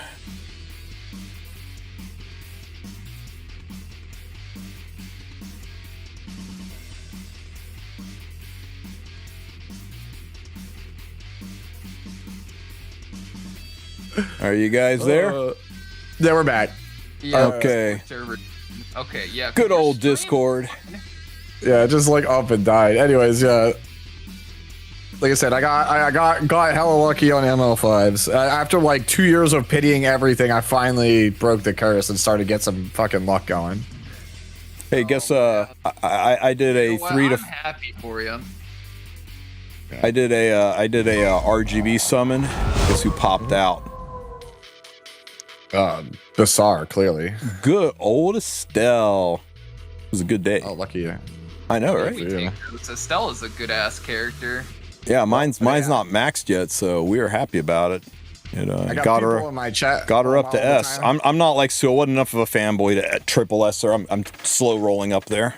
Yeah, I think Estelle's a really good character because every single match I'm literally thanking God I have a MLB photogenic sitting on my RB. Yeah. Yep. I try to explain this to people. I was like, yo, the core pillars of living as turn 2 this season are like Estelle, Boss, Ruel, Biblis, Lady of the Scales. You ain't got like 3 out of them 5. Just try to be a speed gamer, bro. You ain't living. I can't believe how quickly the gears shifted from Proof Bossarunka back to Rocket Punch Bossarunka now that Estelle's a thing. Seem to see the prevalence of that jumping up a lot. Nah, I'm still on Crown. I think you're still on Proof though because it depends on your structure, right? Like if you're playing Standard right now, I think you're still on Proof because you're running Protection Set, right? I'm just saying. Ideally, you would be running Protection Set, and the entire idea is if you're running first pick Boss, you have Protection Set for your team. If you're running first pick Biblis, you have Protection Set for your team. So if you ever have to play like a hyper carry Spirit Isoline or something like that, you get activated no matter what. Yeah, that's a little something I learned from MMZN. I queued up against that guy, and that guy has like a default playbook of Protection Set first picks. That's gonna enable his Spirit Eye, including, I shit you guys not, including Protection Set MLDN first pick. That guy bans Savannah. That guy's a crackhead. Yeah, I was trying to explain this to Light the other day. I was like, I have a prot set Harsetti for specific matchups. He was like, the fuck? Well, I feel like top players, like you can't really like explain a build to them. Like they have their own way of playing, and it's like, you know, their builds are going to be their builds, and it might or might not work with their style. And they're like a lot more deeply rooted, right? So it's like, you know, you can't really expect top players to kind of like roll with it like that. Well, yeah, because I've always said this to viewers and stuff. Don't, like, it's a good idea. You watch top players to get an idea of how to play the game, but like don't one-to-one them, because eventually you'll get to a point where everybody is just copying them, flowcharting them, so they're like, that just becomes like default level 1 strategy that everybody at that level already knows how to beat. You gotta dig deeper and come up with your own shit in order to take games off like the best players. I mean, it's like, yes, but also that's like one of those things that's really easy to say, but when you like really take ass to see and you're like, okay, how do I develop my own strategy? Like, if you don't know what you're doing, like, it's hard. It's just literally words, right? Like nobody knows what the fuck it means when it's like, okay, so I can't copy Tristen's 243 speed Biblis. What does that mean for me to develop my Biblis? Oh, I know. I'll make it 253 speed. Whoa! Yeah. And it's like, people aren't going to expect me to be faster than Tristen. Like, that's not really how you cook, bro. Like, you know, give you an NT for the effort, but like, that's not how we do it. I used to think like, yeah, like, bro, we have content out there. Like, just follow the content. It's like, it ends up being slightly more complicated than that. I'm failing college. I'm sorry, man. I did a whole video talking about there being maintenance. The stream titles are literally post-maintenance podcast. I figured you guys would know there's no maintenance. There's maintenance right now. But wait. yeah. I know what chat can hear me. I have to do this. I can't do this on like the broadcast, but with the new mic, I kind of have to talk into it. Yeah, most non-compressor mics, you gotta be like within, it just looks like that far. Am I the only one like not on the shore right now, bro? Like everybody's on it. I'm still on the Elgato, so. I don't know. I really like Elgato's a nice mic, and you sound fine. Yeah, I mean, had to get a new mic. it's a really good mic, but it's not like you're on a bad one. Elgato makes really nice equipment. yeah. Pretty much at this point, I think aside from my webcam, I think everything I do is Elgato. Yeah, Like I had an $85 HyperX, so I upgraded. Sponsor me, Elgato. Oh right. They're like the Toyota of streaming equipment. It's like you're not doing anything too wrong with them, but you could definitely be doing better if you're willing to spend. The only reason I got this over the old mic was because I didn't realize how shitty I sounded on the official broadcast, because my stream and like my videos, like, so my girlfriend used to do audio engineer stuff. She gave me like 80 filters. So it can make like a $50 mic sound like a $500 mic. And I realized they could do none of that on the official broadcast, so I had to get something slightly better. Dude, check his shit out. Here's my mic filters. I got this, and I got this, and then I have my oh no, wait, that wasn't my mic. That wasn't my mic. Up in Discord right now. This is my mic filters. Got this. The compressor is running all of this. I've got an equalizer that looks like this. Yeah, I mean you can kind of go nuts if you know what you're doing. Oh yeah, I have a bunch of this. Yeah, I have a if I turn all that off, I actually sound like this. No, you don't. Yeah, I do. Damn, bro. Too funny.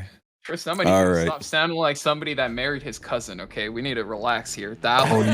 You would not believe the phone call I got where the guy just I was in the middle of a stream and the guy would not let me go. I'm on the phone trying to get off the phone, and he's telling me his whole life story about how he's selling the house. He wants the house to look good before he dies, and he wants this one thing to be real nice and decorated. Wants to know if I can send him equipment. Now, don't gotta be too big, don't gotta be too small. It's just gotta be just right to make it look good, because I want it to look good when I sell this house. Oh my God! Let me go, man! Let me go, dude! Right out of the King of the Hill. No, that guy. That's Eastern Kentucky. Southern West Virginia sounds a little bit like this. They talk kind of slow, but you get into Eastern Kentucky and they talk like that, but they talk real darn damn fast. And they say a lot of things so fast you can't really tell what they're saying. And this one guy called from the sewage treatment plant was telling me about how his pump failed and was backing up, and there are co-Texas and turds floating across the floor, and you got to get down here and fix this immediately. I swear to God, I think the reason the Hatfields and the McCoys went to war is they couldn't understand what the fuck they were saying to each other. That's my life every day. I talk to those people every day. Damn. Yep. Two people that buy from me a lot. One of them is named Cletus, and the other one's named Milford. Huh. Bro, you are pulling these Simpson-ass names out of your ass, man. No. I was thinking the same thing, bro. I was like, there's no way this is... I actually was thinking of The Simpsons when you said that, Valky. Oh, man. Almost Boomhauer. And all, I'll tell you what. Yeah. Boomhauer's just got a little bit of Texan in him. Yeah. Yeah, and I'll emulate the accents that are around me. I do it and don't even realize it. And I'll go upstairs, talk to my wife, and she said, "You just talked to somebody in a coal mine, didn't you?" Like, yeah. She goes, "Why?" It's like, "I can really hear it in your voice." I was like, "Oh, stop." Yeah. Oh my God. I want you guys to know, for the pod today, I didn't even watch the Albade Ludwig reveal last night, so I have no idea what I'm getting myself into today. Ooh, that's really good, because I have an opinion that's on the left and Sue has an opinion that's on. We aren't too far apart, right? We aren't. It's not like this unit's trash, this unit's treasure, but he thinks one way and I think slightly the other. And I'm not gonna tell you which of us thinks which. Call me Donald Trump, because I'm far right. Let's get it. All right. I'll tell you what, let's go ahead and just pull him up and yap about him then. So all right. Damn, that mole is fine. Trials, I'm so sorry, Tristen. Holy shit. Thank God you're not Asian. I don't have to disappoint another Asian father in my life. God damn. I didn't check last minute, but 10 minutes ago, I was ranked 99 in Hall of Trials. People go, "Oh, I got to do Hall of Trials." I'm like, no, you don't actually. You don't have to do it, or you don't have to go for top 100, because I'm number 99. There's no way I held it. Somebody bumped me at last minute. I guess we'll find out tomorrow. Yeah. Speaking of the Mulligora being caked up, there's a hidden item in Sortie for CZN that's just called a Screaming Root, and it's literally the Mulligora Go icon. I thought that was like a pretty sick Easter egg that they slid into the game. It doesn't do anything. They need to do more of that because, like in Lost Ark, don't they still have the Makokos, which are just the Molagora seeds? Bro, that was my favorite thing about Lost Ark. Like, I got bored after a while. I was like, bro, Makokos are everything. Like, why would I play this game for anything other than finding Makokos? Like, I mean, like, didn't Makoko Baby break containment and it was used everywhere for a minute? Yeah, dude, I still remember I didn't even know what they were. Like, I did not get far enough in Lost Ark, but I'm a Makoko Baby believer. Yeah, they have like, there's like a shop that has like a bunch of like crazy cosmetics and like sick mounts, and I was like, these are awesome. How do I get them? Like, oh, you gotta find these Makokos. They're like, there's like 100 of them hidden on each island in the game, and they're like, you have to solve a bunch of puzzles, and like the puzzles were actually fun. And then I started to realize I kind of hate this game. I'm just here for the Makokos. Like, I'm just farming these, like, for doing dungeons, raids. Fuck that, man. Just give me the Makokos. Still no CZN collab. I'll be honest with you. It's probably something that would benefit Smilegate better maybe 6 months to a year from now, because on release, I don't think there was anybody in Epic 7 that didn't know about CZN and vice versa.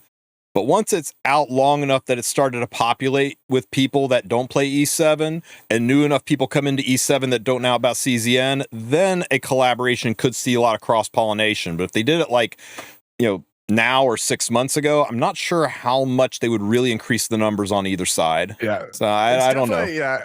It's definitely, you're 100% right. You got to wait a little bit longer, because there's definitely some people who watch me only for CZN. They saw my preview, like my review for RNL, and they were just like, yo, who are these hot women? Can we get these in CZN? So like, who are these hot women? It'll get to that point. There will eventually come a point where they'll be like, damn, this game looks sick. There's actually a couple people who watched me originally only for CZN who picked up E7 because of how sick the visuals were. And they're still playing it. They're hooked. All right, here is Obaid. There's no L in Obaid. I keep calling it Oblade. Yeah. Obaid Ludwig. This is such a pain, by the way, because like Google has like 3 different ways to pronounce it, because it's like you can pronounce it British or French or American. Draw me a live of your window. Yeah. I'm sorry. I when I restarted Discord, I forgot when to. The server died for a second. I forgot to send it back. Sorry. Let me see. Yeah. You're good. You're good. Yeah. I chose to pronounce it as Obad the whole time, because apparently that's the British way to do it. I don't know. I mean, I speak a lot of languages, right? But I don't really like alienating people by pronouncing things a little too sweaty. So I'm pronouncing it the most California bro way possible. It's going to be Ludwig. 420 blaze it, bro. Yeah, I actually looked this up, by the way. That's not it. Obad, the word, whatever you want to call it, Albaid, Obad. It is apparently a poem or a song that is meant to either celebrate or lament the coming of the dawn, which is... If you look at the skill names, you'll understand. It makes sense. To lament the coming of the dawn. So it's either celebrate like or lament. Blood Moon Haste, but before the rework, so when it punishes revives. It's to celebrate or lament. It could be either you're really happy about it or you really hate it. There we go. Well, let's hope it punishes revives. Smiles. Okay, is it up for you? Yep. Mm-hmm. Discord's a real asshole about sharing sound, so you're going to miss out on Ludwig's ASMR voice lines here. Thank God. I'll take it from here. I'll fill it in. I'll take it from here, I have guys. no choice but to My step in. XP bar's low, but I've no choice but to step that in. cleaves through shadows. Connect. All right, let's see this. Oh, cool. It looks like a Every support step unit. towards the light is connected. Ice Ranger. I don't get it. It just screams Ranger. I don't get why people don't see it. Why does the icons look exactly like Cerise? Ludwig is an heir and the last survivor of he's the same Nocturnes. stats as Elfelt. While preparing for a journey to honor the memories of Kisei and Saskia, he is summoned by Ross just because he looks free. During his brief He looks free, but he's not free. absence, a wave He of gets fanaticism 175 toward the defense Miracle for free from Chapel the passive. Okay, I'm already interested. I'm intrigued. sweeps through Ezra. Sensing that something is amiss, Ludwig catches wind of rumors regarding We've Zero. been doing this for many years. The announcer called him Ludwig. Zero's laboratory. Ludwig. Using his Hey, wait, the F is Zero's laboratory. I don't know. Isn't that the Using his it was childlike physique to his advantage, Ludwig infiltrates the headquarters it was the church, of the whatever. Black I don't Grail. know. So, lure me out here, Sue. Is Ludwig a Shota by choice, like Alencia is a young girl by choice, or is he like, is Nocturne kind of like vampirically locked into the age he was because of something out of his control? Don't we know this from that Saskia Kisei story where it's like essentially whenever you choose to become a Nocturne, your body at the age you become a Nocturne is just, however, that's it. You're locked to that. You just don't he's get kind of stuck. If you look at Green Ludwig, because I had a friend who was like a big lore head and he loved talking about it. If you look at Green Ludwig, he's actually holding like an orb with like a little dude in it. I'm told like the actual Ludwig guy himself is the little dude in the orb. Yeah. And then the body that you see is like not actually him. Yeah. Neat. If you look at his like lobby animation, I know we can't hear, but like he like actually holds up the orb and it looks like there's a little dude in the orb and he's like pointing fingers at him and shit. That's like actually Ludwig, like the guy. Yeah, it's supposed to be like a little fucking fairy or some shit. Something that's cool about Ludwig, and they don't show it here, he just has a little black shadow, but if you actually run Green Ludwig and watch him run, he runs he doesn't run, he floats. He floats kind of the way that Kisei here floats, right? But his shadow is running. So he's like a Peter Pan shadow that runs while he floats. I love little touches like this in the game. He sustains a fatal wound. Yet, as his life flashes before his eyes, he encounters a miracle and awakens to a new power. For what it is, they put on they like do real good work with the details. Yeah. So he almost dies and awakens to a new power. So Super Saiyan confirmed. Yeah. Okay, so he is a Capricorn Ranger. That is like a Knockwall stat line. There's a lot of Capricorn Rangers, but Knockwall jumped to mind. I'm sure Sue can rattle off 45 others before I am done talking. No, you got it. Knockwall, Elfelt, Bologna, Summertime. Green Bologna. Yeah. Ridiculous, though. What is it? 760 defense? It's not base. It's not base. It's base. Yeah, he gets 30% defense from his passive, and he gets 26% effectiveness from his imprint. But it's just like on this page, it looks ridiculous. Yeah, right. It's like how people are just he's kind of like what Xeno, where he's like a debuffer with effectiveness and high defense. Ludwig is a 5-star Ice Elemental Ranger. 57% effectiveness off of the imprint. And can increase his effectiveness further through. Because who doesn't have 45 Ludwigs sitting in their storage, right? I have like 2. Skill. Okay, here's your passive, Valky. What do you think? Increase defense, I think. End of an ally's turn when soul is 10 or higher. Increase combat readiness of the caster. By 20. Yep. And before you get too excited about that, check upper right-hand corner under the logo. Once per turn. I missed that. I mean, that's like fine, right? So basically, like, if you think about it, what that basically says is, one, he's a bridge if he's a combo character, and if he's a value over time character, then his speed is scaled to 20% of your fastest character. So if your fastest character is 300 speed, he's essentially 60 speed faster than he's supposed to be. Yeah, so 240 to 250 kind of speed range to have him self-bridge when another unit one of his allies takes a turn. Yeah, I mean, also don't forget, right? Like, if you play this way, you can also, not 240, 250, you can even go, like, down to 215, 220 if you're bridging into, like, a Renewed Will or a Gifted Pen or something like that, right? Yep. So real simple. Not a lot to understand on the S2. It just is what it is. Turn when soul is 10 or higher. So we already look like Xeno? So here's our skill 3. Oh, hell nah. Grants Dawn and a barrier to the caster. Okay. Oh, the soul burn isn't to ignore ER. God bless. Yep. It just makes his barrier fat. So first sentence of Dawn. So it doubles soul gain after attack has a 25% chance to inflict on target for 1 turn. So wait, before you go further, Valky, let me elucidate this on you. So you're holding the wording of that first sentence in your head, right? Yeah. Yeah. What am I? What are we looking at here? The wording of Bellion's S2. Oh, so it's gonna work like the fucking the one warfare rule where if you it just increases it by a flat 100% amount. Is that what it is? Yep. Yep. So it undoes this. It doesn't. It's only when Dawn is up. So any books that come in, you're not going to have souls at the start, but he'll be able to gain souls as normal. He won't get double the souls, but he'll. She doesn't stop souls; she reduces them by 100%. So okay, I can see it. But it is important to note that this is granting Dawn to the caster. It's not an AoE thing.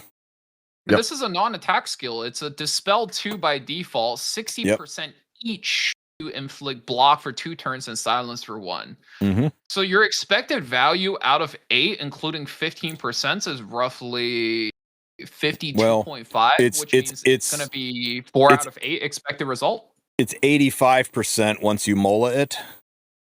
Yeah. Right. Now, where could you get that last 15%? The weakening set, yeah. Which kind of ties into his S2 passive, giving him the push. It's because he doesn't need to be opener fast. He just needs to be in that hefty 240, 230 range to be able to bridge himself up. And you can get that with the 15% speed on a weakening set and the 15% bonus. It's clearly they're selling that weakening set hard for this character. Yeah, and so also and you can play this through Bellion. Mm-hmm. Yeah. Well, actually, kinda. no, right, you can because Bellion will still block your books, but your subsequent generation after Dawn has passed becomes much better. Yeah. Oh, you know what he is, dude? Holy shit! Now I feel really fucking stupid for pitying Witch of the Mirror, dude. This is like how Umbro Keystone's Witch of the Mirror plays. Yep. Is you play them like a bridge, they bridge up, and then you build like 210 speed, like 300 effectiveness, and you just lock in all your debuff. This makes Opener Luna really OP. Okay, good shit. Yeah. So and then we're not sure yet, but if you do play him on weakening, like that 25% chance to stun when attacking might be 40%. Hey, we haven't gotten to that yet. Oh, right there. Yeah. After Dragon's a 25% chance to stun. We assume that's a 40% chance. We assume. I mean, if he increases chance by 15, we assume it's going to increase that 25 to 40 as well. Which would give you made Chloe bonk percentages. It also means like because this skill doesn't at all it doesn't at all attack, right? So the skill 1 has to be some kind of like AoE or needs to be some kind of like solitaria extra attack scheme. All right, let's get it. Let's see it. Okay, before we go further, I want your guys' opinions from a mechanics standpoint. Artifacts typically proc after skills, right? It's the order of operation. Artifact or unit skill ends, artifact procs, right? Typically, unless the artifact says otherwise. So if he increases the amount of souls acquired by 10%, and this is a non-attack skill, and he uses this non-attack skill, what does that mean for this artifact? Yeah, that should just mean it gets doubled. You just get 20. Yep. Yeah, it's just. But if Bellion is in play, would you get 10? If Bellion in play, yeah, you should get 10, right? Because we already seen this exact interaction go. Yeah. And if you played the warfare rule, that gives you double the fighting or plus 100% fighting spirit. I'm sorry, right? And you played it through Alvira, and the Malona is just getting regular fighting spirit, and you're like, well, feels like I got fucking scammed because now when Alvira skills 1, the Malona is just gonna bat back, and your team is injured to fuck, right? Like it's the same dealio. Yep. And remember, he takes a turn doing a non-attack skill. He gets the souls, and this artifact gives him a push, and then somebody else on his team goes, and he gets another push. So I think Unseen is a really strong free-to-play answer because you even get the souls at plus 15. It's just a lesser of a push. All right. Just slow rolling. I need to see Valky's reaction to the actual most important skill on the character. Why 85? Okay. Let's see on the skill target 1, for 1 I'm sure turn. it like hits like When 10 soul 5 is people consumed, twice. increases barrier strength. Skill 1. Okay. Oh boy, here we go. Here's It's a paragraph. Yu-Gi-Oh card. That's I felt when I read. Dawn activates Light of Condemnation as an extra attack. Light of Condemnation can only be activated once per turn during the caster's turn, just like Solitaria. You gain 5 souls, which is actually 10 souls. Attacks all enemies, consumes all souls, regardless of whether the attacks hit. Okay. Yep. Inflicting 1,000 additional damage.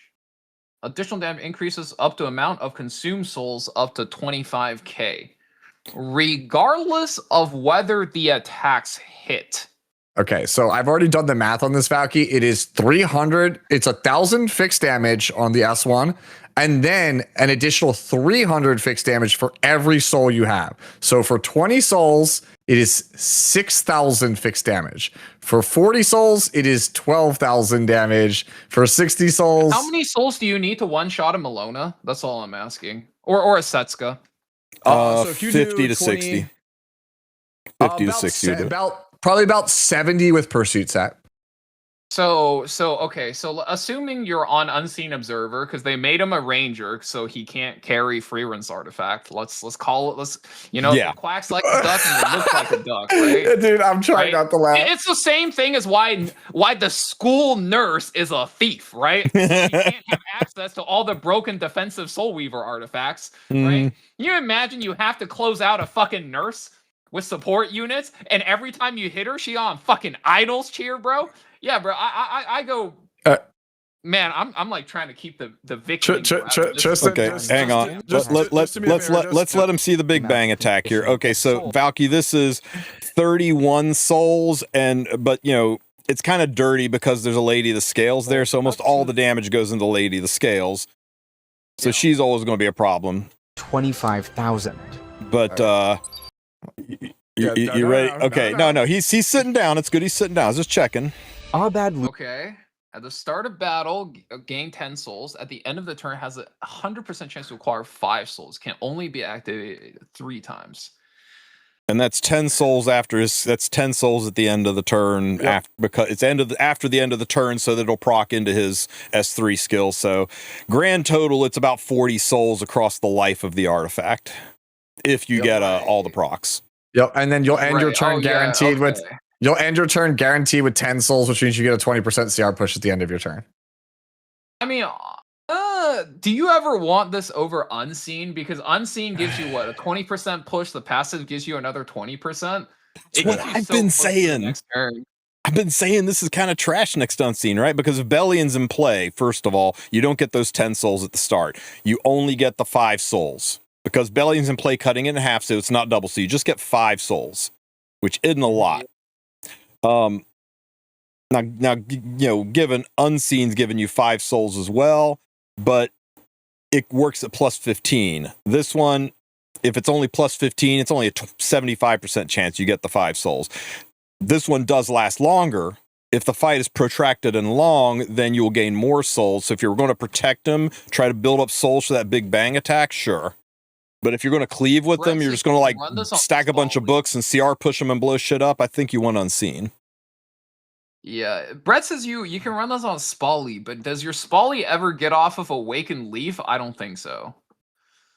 So if you're trying to play this, I mean, if you're playing like him as a main carry, like you're all in on him, right? Like that's just how it goes.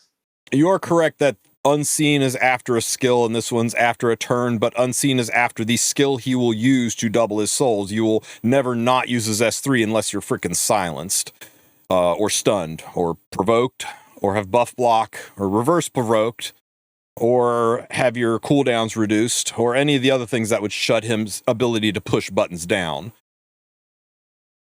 I'm trying to figure out if like your value proposition of playing this character is better than ML Ludwig. And I think no, right? Because like if Main and FCC didn't already exist, I would automatically like jump out of my chair and say this guy's fucking broken. But like, are you really that strong if like the cap of the damage is you combo into your closer can only do 12k fixing an AoE? Let me hear you cheer for me. So here but I'm really strong, but like most of the time I think he seems kind of reasonable if anything. Here's a hit to answer your question from before. This is what, 19 souls into an S1. Try this.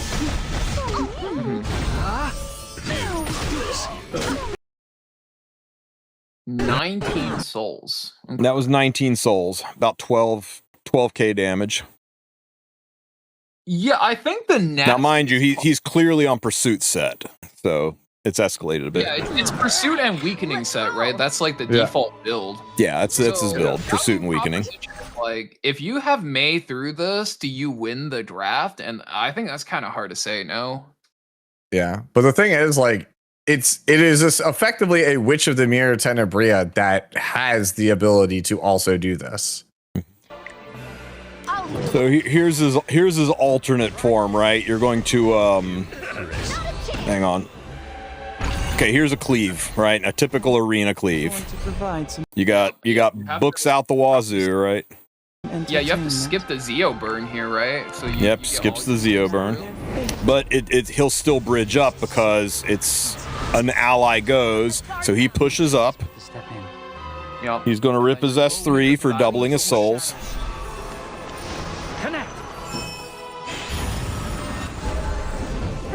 Now you just have to make sure he doesn't die. He's hanging out down there at 30%. I hate getting hurt. The witch attacked the Zeo because, of course, she did. It's arena. The power to take another's life. Speed boost to help him move a little faster, and then your second bridge. He kind of needs 2 pushers to really kind of work. No manners, no service. Yeah, I like his value proposition such that he can very reliably kill evasion units if you're cleaving. The question is he pickable picks 1 and 2? So this is a boss. That's what I was trying to figure out, Valky. I was like, because a lot of the characters, like, you know, people will try to take like free run on 2, and like he kind of has the damage to just like one tapper if you can live long enough. The thing I really like about him is, regardless of draft, he mercs free run at RB, which I think is very powerful. Yep. Yeah. Right. So he discourages. As a cleaver, you don't ever have to worry about a free run hyper carry player or like a RB, regardless of build. It could be DED, it could be riposte. It doesn't matter, right? Yep. He also discourages Satsuka picks. Yep. This unit impossible 1-2. Why do you say that, right? Like, let's think about it real quick. So his damage is independent of what he actually does. So does he blow his entire load here? Can we play this out? Yep, this is 73. All the souls, right? Yeah, this is 73 souls. My math was a little different than Sue's. I trust his more than mine, but when I did my math, I came up they only needed 50 to get 25k. 30k on pursuit, but I mean, you might be right. I came up that it was about 500 damage per soul on pursuit. Yeah, I just mathed it out, assuming that max souls was max damage. So yeah, no, I case then the number's higher. If I came out with the number's much higher. On pursuit, I came out with 500 per soul. But anyway, I guess this is 75 souls here. Yeah. But clearly on pursuit, because 25k is his cap, so pursuit takes it to 30. Yeah, so this is where I'm at, Valky. I'm like, it's a witch that can do that and hoses 2 of the best second pick DPSs in the format right now. I was like, I think if nothing else, he shakes things up pretty, not like crazy, but I like that is appealing to me. Because it's like, if you have skin in the game against 2 of the best hyper carries right now, because right now the best cleaves is you early split like boss, you early split bibless, and then you can play free run or RB with a default opener on 3.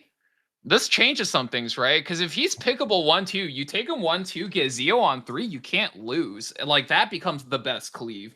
And then the meta is gonna start shifting towards picking Zeo on 3. Yep. Right. Yeah. And it's like, do we have a way to get around that? But it seems like, okay, if this is his cap, right, is you could splash an entire team for 30k, and then you're completely gassed out with a non-DPS, a fucking Zeo, and 2 Soul Weavers, like I think an FCC on 3 not only stops this, and then if you don't land any stuns, right? Because then your win condition is the stuns and his long-term proposition. Yep. It depends on how much damage you could get through. He seems like a 4/5 character, and if he's a 4/5 character, then it doesn't change anything, right? You pick him on 4/5 in the spots where he's good, and then if he's good, he gets banned, and like he's just another character that goes in the 4/5 slot, right? And like, I hate to put it this way, but like third pick ban protect does this to a game. It's gonna make your game a lot more predictable, and you can really just lay everything out. I kind of hate that. Like, I'm nowhere near the smartest person in the community, and I can see this, right? Like, if he's only 4/5, then yeah, you probably pick him alongside like an MLDN in certain drafts, and he's gonna be a force ban. He'd probably be a force ban similar to Witch. Yeah. But if he's pickable 1/2, I think he's fucking broken. But looking at this damage, if this is the peak, right? It's 30k. This is the peak. A full bar of souls. I think punches through evasion. Pickable, right? Because you just go FCC on 3. You could go mid on 3. I mean, if you're really not feeling, you can even go mate on 3, right? So long as you don't eat the silence. Yeah. See, like I said, my thought is less of like all in on the cleave, more of the fact that it's basically a witch that has a Renak S3 in the pocket every turn. Like that was where my head was at. Yeah. But realize, I mean, we had how many souls here to do that damage? If Bellion was on this team, he would maybe have 30 souls, which is still going to do a chunk. He's still going to do probably, 15, 16k damage. Because Bellion gets rid of those starter books, and Bellion cuts in half his earnings. So if you pick him on 1, 2, or 3, Bellion's probably going to show up on 3. She doesn't hard stop him, but she does slow him down a lot. And you can't slow cleave down. This team wouldn't work. These units might die from 15k. Bosses survive. And then FCC and May drops it in half again, right? Yeah. Like one is dropping the soul count and the other one is dropping the pop damage. Yeah. Really build around him. He's more of like a complementary piece in that sense. And if he's a complementary piece, then by default he's a 4/5 pick, right? I'm just kind of like doing a little bit of like I got a little bit of logical deduction here. Yeah. Did Bellion get adjusted? For the people who are wondering about the Bellion thing, Bellion didn't get adjusted. Bellion reduces the amount of souls you get by 100%. Bellion doesn't block souls. She reduces soul acquisition by 100%. Ludwig's skill 3 has an ability that increases the amount of souls he gets by 100%. So he will still get the 3 from using his S3. He will still get the soul from using his S1. He will still get the 5 souls 3 times from using his artifact. But that's it. He won't get the starter souls because that's before he's used his S3.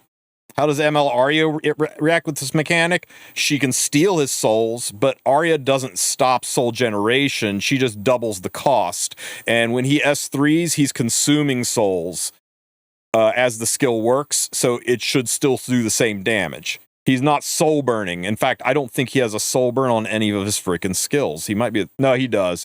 He can increase the barrier strength. So I guess that's where Arya would slow him down, is it would cost him 20 souls to make his barrier thicker. And ain't nobody going to do that. Nobody is pushing this button. You're not pumping in souls to make a stronger barrier when his S1 blows shit up from his souls. You're not wasting that damage. Yeah, the only way you're doing it is if it's do you know what his damage turn to turn is? So like, let's say his thing generates souls. And then he's just spamming skill 1 at you and getting AoE stuns. So like, how much?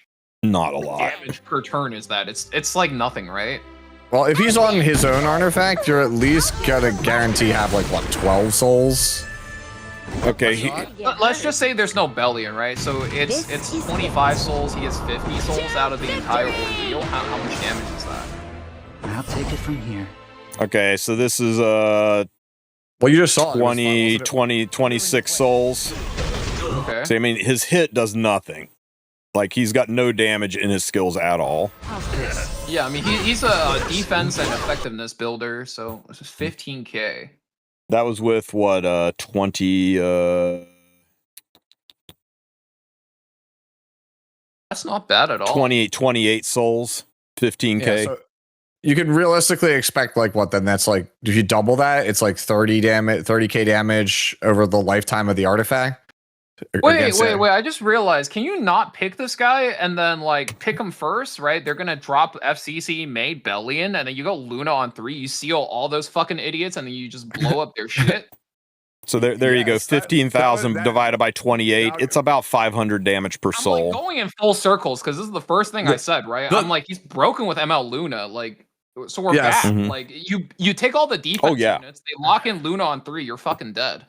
Yep. Yeah, this is what I was saying in my video earlier, Valky, is better outspeed or dead. You can take him early and it baits your opponent into questionable picks that get super punished.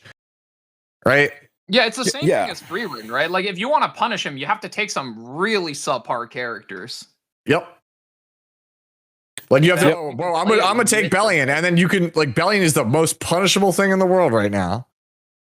Yeah, I don't know if you want to take him with a Bellion, because if you take him with No. I'm saying you take him to force them to Bellion, and then if they have Bellion is the most like exploitable thing in the world right now. Yeah, no, I'm not addressing what you said. I was talking to Spatial Sonic and chat. Okay. Yep. Yeah. I think like no, he definitely seems solid. This is like a character that if like you or I to play this, like he would just look like any other character. But I think if like Higo or Elv plays this, it'll probably say he's broken. Like it's just a stylistic difference, right? Yeah. Well, that's what I like about him is that he's good with or against a lot of stuff that's in play right now, and the things that stop him, like you said, are somewhat subpar characters. So I like the way that this character is designed because it feels like inherently all styles of play get something out of him. Yeah, I mean, you can just cleave him. Yeah, I mean, if this guy comes out on 1, then I just Zeo Renak, and then I just try to race him down. Slap RNL on 3. He'll be good with RNL, that's for sure. RNL's not making it to 3, bro. I'm gonna keep it a buck. They're not keeping it to 3. They're not making it to 3. He doesn't come out until the 11th, so we're a ways from testing. Yeah. I don't think you can. Make them better. He also hits RNL. That's important to say. Like he actually can one tap them. That's to be fair. They can also one tap him. So. Yep. Yeah. I mean, they can also fear him, right? They have multiple things they could do to him. He has one thing he could do back. Yep. Okay, so knee-jerk reaction, Guild Wars. What do you think? I think a character that's like this, where like the counterplay is contingent on out drafting him, like it's always going to be broken in Guild War and Arena. Like I'm worried he won't be able to generate enough souls in Guild War since he can't wear a book. You think? What are we talking about, bro? He gets 10 for himself. Just bring with 2 mages, easy. 10, 20, 10, 20, 30, 40, 50. Yeah, that'd be enough to blow just about anything squishy up. Yep. Yep. 50 souls, he'll probably do about 20, 21k. 25 with pursuit. If you've got his already, that's 20, right? If it's maxed out, so you could go like Zeo's 20, he's 20, and then you could even take like Hecate on Thorn, and that'll give you 50 and like kill. This. Like hear me out, right? But like, you're gonna have to push him twice, though. Go first. You'll probably have to push him twice. That's true. He goes, and then you have like a fucking 310 Ahmed or Berg following up, right? Like they have there. Right. And it's like, what's going to cut into you? Right. Like anything that could potentially cut into you is just going to get silenced. Right. Barring any 15%. And then like maybe is Nurse even like viable here? Like as a defense? Because you would just like Zeo silence her. Right. I guess like the Nurse, the Nurse Setsuka defenses are still pretty risky, but anything else, it's like Zeo, him plus a Soul Weaver on Bird's Eye View, that's just gonna boost him, and then like get him the extra souls, and then he blows them up, right? It seems pretty open and shut case, basically. Brigida on Bird's Eye. I think you're making it too hard, man. Zeo Alots. Zeo. Yeah, Zeo, he cuts, does his S3, Alots pushes, everything dies, and it's two mages. Oh, wouldn't you just go Brigida? You could just go Brigida, but why not take Alots so you can wear Tag's book? Well, you could just wear go Alots because Alots is slower base. And then you can use Brigida on team 2. Well, I mean, Birgitta Ahmed has an overlap, right? Birgitta Ahmed is basically the same character at this point. So True. Birgitta on one team, Ahmed on the other, right? Yeah. And But then I you think don't have two prefer books. having Ahmed because, like, Ahmed has cleanse. So if something goes wrong, you could potentially have some type of like comeback mechanic, right? But yeah, there's a plethora of Guild War options for sure. I said Birgitta gives you a redundant block also if you get 15, which is not bad. The biggest issue with regular arena is you're going to have to, you'll have to slam Hecate on there to deal with Lady of the Scales, but I think he'll be like stupid in arena. He'll solve a lot of the Nodos problems people are having in regular arena. I think you mind the Hecate in arena, bro. Just put on a Thorn of the Blue Rose. It's a book. Yep. Smiles, dude. Mhm. Oh shit. We are cooking. I love Thorns right now so much, bro. That artifact's so good. I think everybody should keep Thorn of the Blue Rose on their wish list permanently. Like, if you're not doing agree. that, you're griefing your account. Yeah, because like not only is it good because it's a damage amp, it is a mini book for warriors. Also, it makes characters surprisingly tanky. Like if you have it at plus 30, it gives a lot of bulk. Now, something I really appreciate about Ludwig here is that he doesn't just silver bullet Bellion. He doesn't just invalidate her. Bellion still has a substantial impact on him, but they gave him tools to work around Bellion in a way where if she's picked, it doesn't just invalidate the unit. Kind of like when people Bellion on 3 after you've free rend, it feels kind of bad. He can still work into the unit, and I kind of like that, but he doesn't invalidate her. She's still having a profound impact on the team. The best ways to slow him down seem to be take away his ability to get that Dawn buff, take away his ability to generate double souls, his ability to use his S3 at all. So buff block, and then anything that controls him, that all involves going first. If the enemy goes first, he will cut. He self-bridges.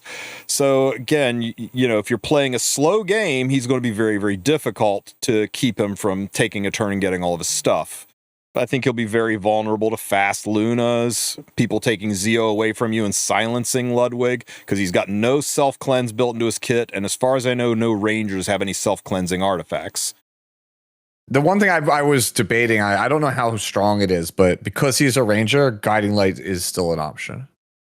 True. That stops Ludwig from getting at him, or Zeo from getting at him. Yeah, I do. Yeah, I think he is best on a soul already, but I was like, I still, when come test day, I'm still going to try him on GL just in the off chance. I think the thing I really like about him is the fact that like he kind of brings ML Luna back up top.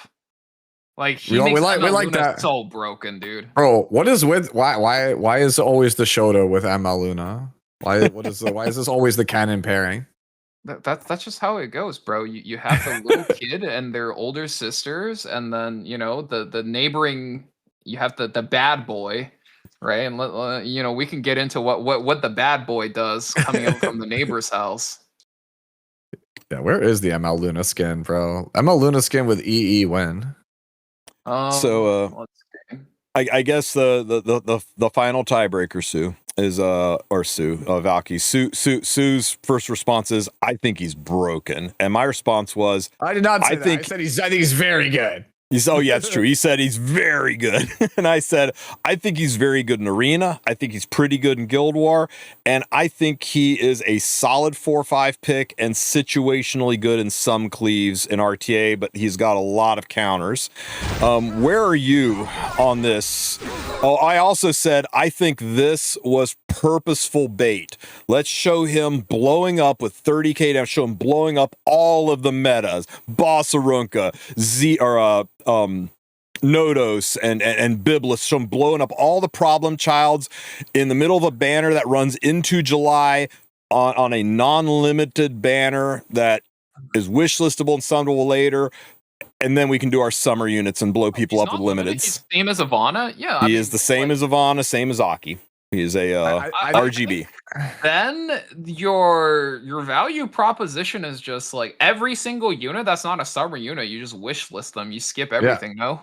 Yeah. Like I mean, no-brainer. Like unless whether he's good or not. If you're a new player, like guys, let's be fucking honest. You're not playing this character without a library full of fucking books. Like Tristen could probably pull up his library of books, and if you don't have somewhere comparable to that, you're not playing this character. This is a character you're gonna play like a year, 2 years down the line of you building up your account, right? First of all, let's lay the fucking groundworks. There's that, right? And second of all, even if he is turbo fucking broken, just wishlist this ass. Just pop him out of a story banner, right? Yeah, like you get him pretty easily. So he's not like you're gonna rush to summon him. But also, right? I'm thinking about the implications of the passive, and I'm like, what would Elf do? What would Higa do? And I'm like, Elf and Higa would make this character look fucking broken, and there's gonna be an oodle of Elf and Higa clones floating around the fucking ladder. Now I gotta deal with this shit. And it's like, great, bro. These 1 out of 5 kids that don't know how to play fucking the fucking game, they're gonna have easy players to clone. And I'm gonna have to be the one to deal with this shit, and people are gonna be like, "Well, how do I deal with all of these Elf and Higa clones on the ladder?" And these kids are gonna be fast as fuck, and I'm gonna be annoyed. I'm already getting annoyed thinking about it, so I'm leaning towards he's gonna be strong. You feel me? Like I'm trying to project myself into the future, and I'm talking myself into believing that Elf and Higa's gonna break people who are fast, especially if you have a fast Luna. It's gonna make him broken. And people who aren't fast are just gonna have to deal with it, and it's gonna be annoying as shit. Yo, that's exactly how we're at right now. People were saying to me like on stream earlier, like, bro, man, you should keep picking Estelle. Like, why, man, Estelle seems so OP. I'm like, bro, this is like literally the speed bump. It's all we got, bro. Like, this is it. Yep. Like, because all I'm seeing right now are, okay, you early pick them, right? Like first pick, you fight over whatever's not pre-banned. You take them second pick, so you get your boss or you get your Biblis or Notos or whatever, right? Whatever you don't pre-ban. You pick them on second. They're gonna drop like Bellion, FCC, and like Maid. You're gonna Luna on 3, and that guy's gonna feel like the biggest fucking idiot on earth. And then you're gonna do hard DPS 4 or 5. Hell, you could even go ML Ludwig on 4 or 5. You put down a free Ren. You know, why not? MLDN, right? There's like a billion things you could do. Yeah, where's my spicy Silverblade Araminta, bro? Let's get it. And like all the slow players are gonna have to deal with it. I'm leaning towards he's strong. So his banner goes live June 11th. RTA season ends sometime between the 26th and the 10th. The RTA bot says the 10th, which means they'd have to move the balance patch. 12-week season says the 26th, but they never do RTA ending during a maintenance week because nobody wants a maintenance in the middle of their RTA climb. That would make me think the 3rd is the most likely. They have delayed balance patches. They've delayed RTA season into a 13-week season before. We've never had a 14-week season, and it would require them moving the balance patch. But the RTA bot's been right for 3 seasons in a row. So I don't know, but I can guarantee you it is sometime between here and here, and every single one of those dates is far enough away that Ludwig will be permissible in RTA through the end. Because no way they're gonna end. There's no way. I think it's gotta be the 10th. Ain't no way they're gonna do it on July 3rd. Yeah, also some people in chat have brought us some valid concerns, like, what if I go high effect resistance on the Bellion?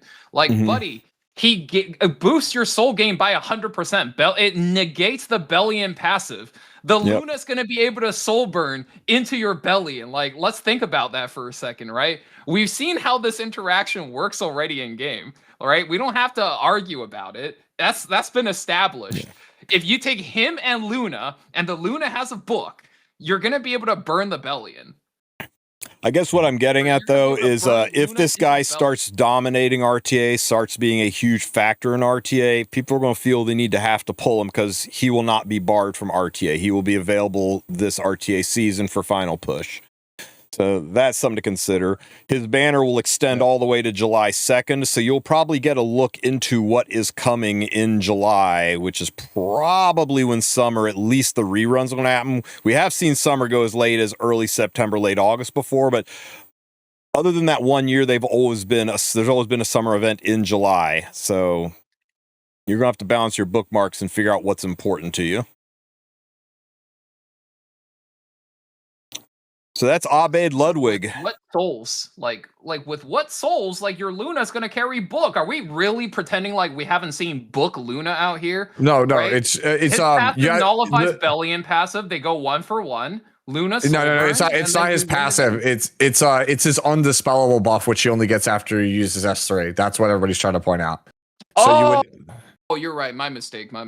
Yeah, that's all. It's, I mean, but the thing is, like, you have to skill 3 to get Dawn up for it to work. Bro, but like right? but even then, like if you're fast Luna and they're just slow, you just S2, get 50% CR, push up the Ludwig, get the Dawn. She just zips in front of them anyway. Yeah, but remember, the other members of the team are not generating souls unless you actually have this. Or no, yeah, the only other unit who could generate souls is if Salome copies Ludwig and keeps his buff, and then she can generate souls too. So I guess you could do that. I forgot it's a unique buff. It's RNL, bro. RNL's fucking up my brain. I got hit with the brain rot. Because, like, they get their unique thing at the beginning of the fight, and it persists throughout the fight, right? So I'm like, okay, also, all the OP effects are just coming in now, and they're fucking getting it. And now it's like, you can just soul burn off rip. But yeah, if you can't soul burn off rip, you definitely play around that. Yeah, no, I talked myself into thinking it was like a unique buff that was like RNL. If that's the case, yeah, no, he could definitely be played around. Yeah, no, that means he's like, there's counterplay to him. You play him on 4-5. Okay, yeah, he's relatively balanced, relatively speaking. The best part is in the lobby, Tom Cruise is sitting on his head. Tom Cruise, finally heading towards Check him out. Players will be able to meet Abad Ludwig through the drop rate of banner starting June 11th. Abad Ludwig. Okay, bad Ludwig coming on June 11th. Drop rate up. That's the important phrase. They have 2 kinds of banners in this game for RGB units: drop rate ups and limited rate ups. If it says drop rate up, it's not limited. If it says limited rate up, it's not limited. Just like Setsuka, just like Aki, just like Estelle. I think he's a cool unit. I think he's going to be fun to play with. He's going to be really, really good into many situations. I don't think he's going to break the meta and destroy things. I don't think he's going to be another freaking... Everybody says he's better Witch, and I'm like, how is he better Witch? He's Witch with a nuke, but I think for control and slow rolling a team, Witch is way more usable than him. I kind of agree. I think he's better Witch. You think he's better Witch, really? I think he's better Witch. I think because like more the tools, whole point of more playing options. Witch now is like okay, Witch is too slow to be an opener, right? Can we all handshake on that? So that doesn't need to be dated, right? So you play Witch right now as a Umbral Keystones follow up with like 300 effectiveness, right? Yeah. Geno Blade said, "I don't have Witch, so he's better to me." Yeah, exactly. Like the main value proposition is Witch basically stops them from being able to fight back. And depending on what openers you're playing and what debuffs you land, he's definitely better Witch. Fun fact, you can have both. You can, but I don't really see... I don't like overlap on my team like that. I just look at it this way, like, if you just look at what they do, I would rather have block silence than, like, block redirected provoke. Yes, there's obviously block stun, but, like, just... I want it to be consistent. So, like, they have similar functions there, and then Ludwig does all this other stuff on top of it. Right? Yep. Witch is going to get a fixed damage EE for sure. The value proposition from Witch, though, is going to come from the fact that, like, your S1 pulls whatever DPS you have. And I think, like, if you don't pull a DPS S1, and it's just the splash damage from the souls, is that better? I think so, right? Maybe. All right. We all know the otherworldly breach is coming. I want to just point this out for people that didn't see my video. There's lots of people who are watching. I think this is important to know. They are doing a buff event in honor of otherworldly breach. It says 20% otherworldly breach equipment drop increase. This is a little bit misleading. What this means is 20% of your runs, you will proc 1 additional piece of equipment.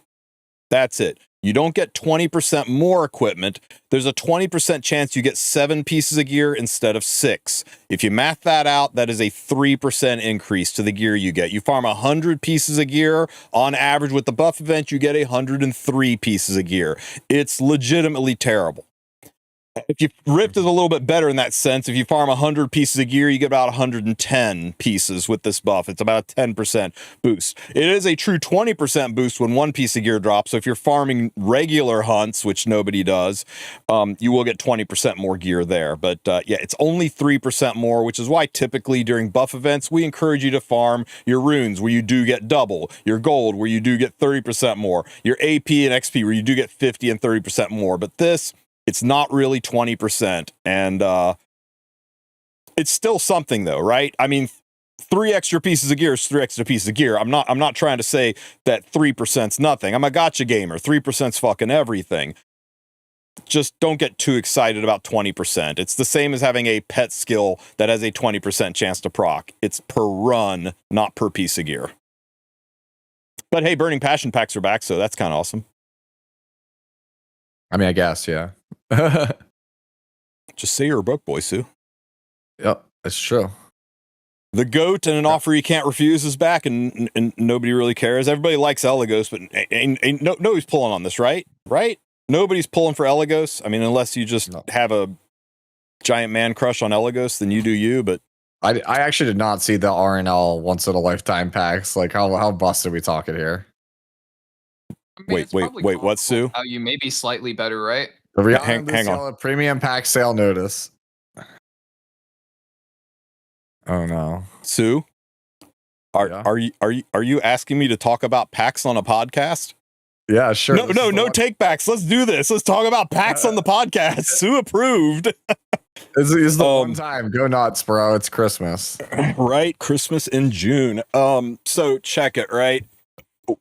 I know people every once in a while somebody gives me shit. It's like, why do you always say drama in your news broadcast? I'm like, that's just the name of the series. Get over it. It's not always drama, but there actually is a little bit of drama in these, and I'll see if you can spot it.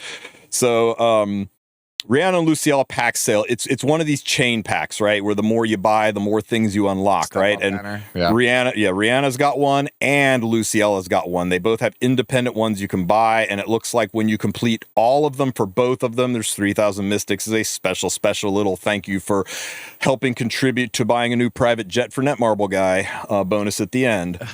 But do you see what the drama might be centered around? It's on the screen right now if you look carefully. Scroll up one more. Scroll the Cosmonium on each side. It's the Cosmonium. It's the Cosmonium on each side. Wow. Yep. All the way at number 9. I hate that. I actually hate that. Yo, shout out to my guy Kukerbat for calling out shit like this a long time ago, saying you cannot do this to the free-to-plays. Is it not okay for the whales to get the big advantage? Like, yeah, super bad, bro. Yeah, like Cosmonium. Cosmonium is like basically like a pretty much a guarantee. It's like going to end up being like 103 plus equipment score piece with subs of your choosing. Like that's kind of broken. So you go to your Astrium pass, you craft your perfect piece of gear, and it's got the banger subs. And everybody gives Astrium shit, right? Because you craft the perfect piece of gear, and what happens? It rolls like crap. It all low rolls, and you feel like you just wasted hours clicking the screen, getting your perfect sub stats, only to have it roll like shit. If you use Cosmonium, it turns that Astrium crafted piece, that perfect piece, into an otherworldly piece. Basically meaning you got the perfect stats, and it's incapable of rolling low. Yep. Yeah, I kind of hate the Cosmonium. Is this the one that turns it so that you can eliminate one stat? Nope. That's the stuff here. It's the mana control catalyst. Yeah, but Cosmonium is the one that turns it into otherworldly. But when you buy the packs, Valky, you will have the selectors to be able to do that on those pieces. They're clearly in here. So you basically get to pick 2 pieces of your choice with the subs that you want, starting max roll, otherworldly, and then block out a sub. Transcendence currency. That's the molar. Run the odds on the likelihood of penta rolling speed when there are 4 available substats versus 3 available substats to hit. It's significantly different. The difference of the odds. Because I think it changes the math significantly on how easy or hard it is to get. Oh, it does. Speed, it's quite literally the difference between when you roll like left side versus right side pieces of like, it's like, is it usable? It's You're going from like, oh, there's 5 random stats versus 4.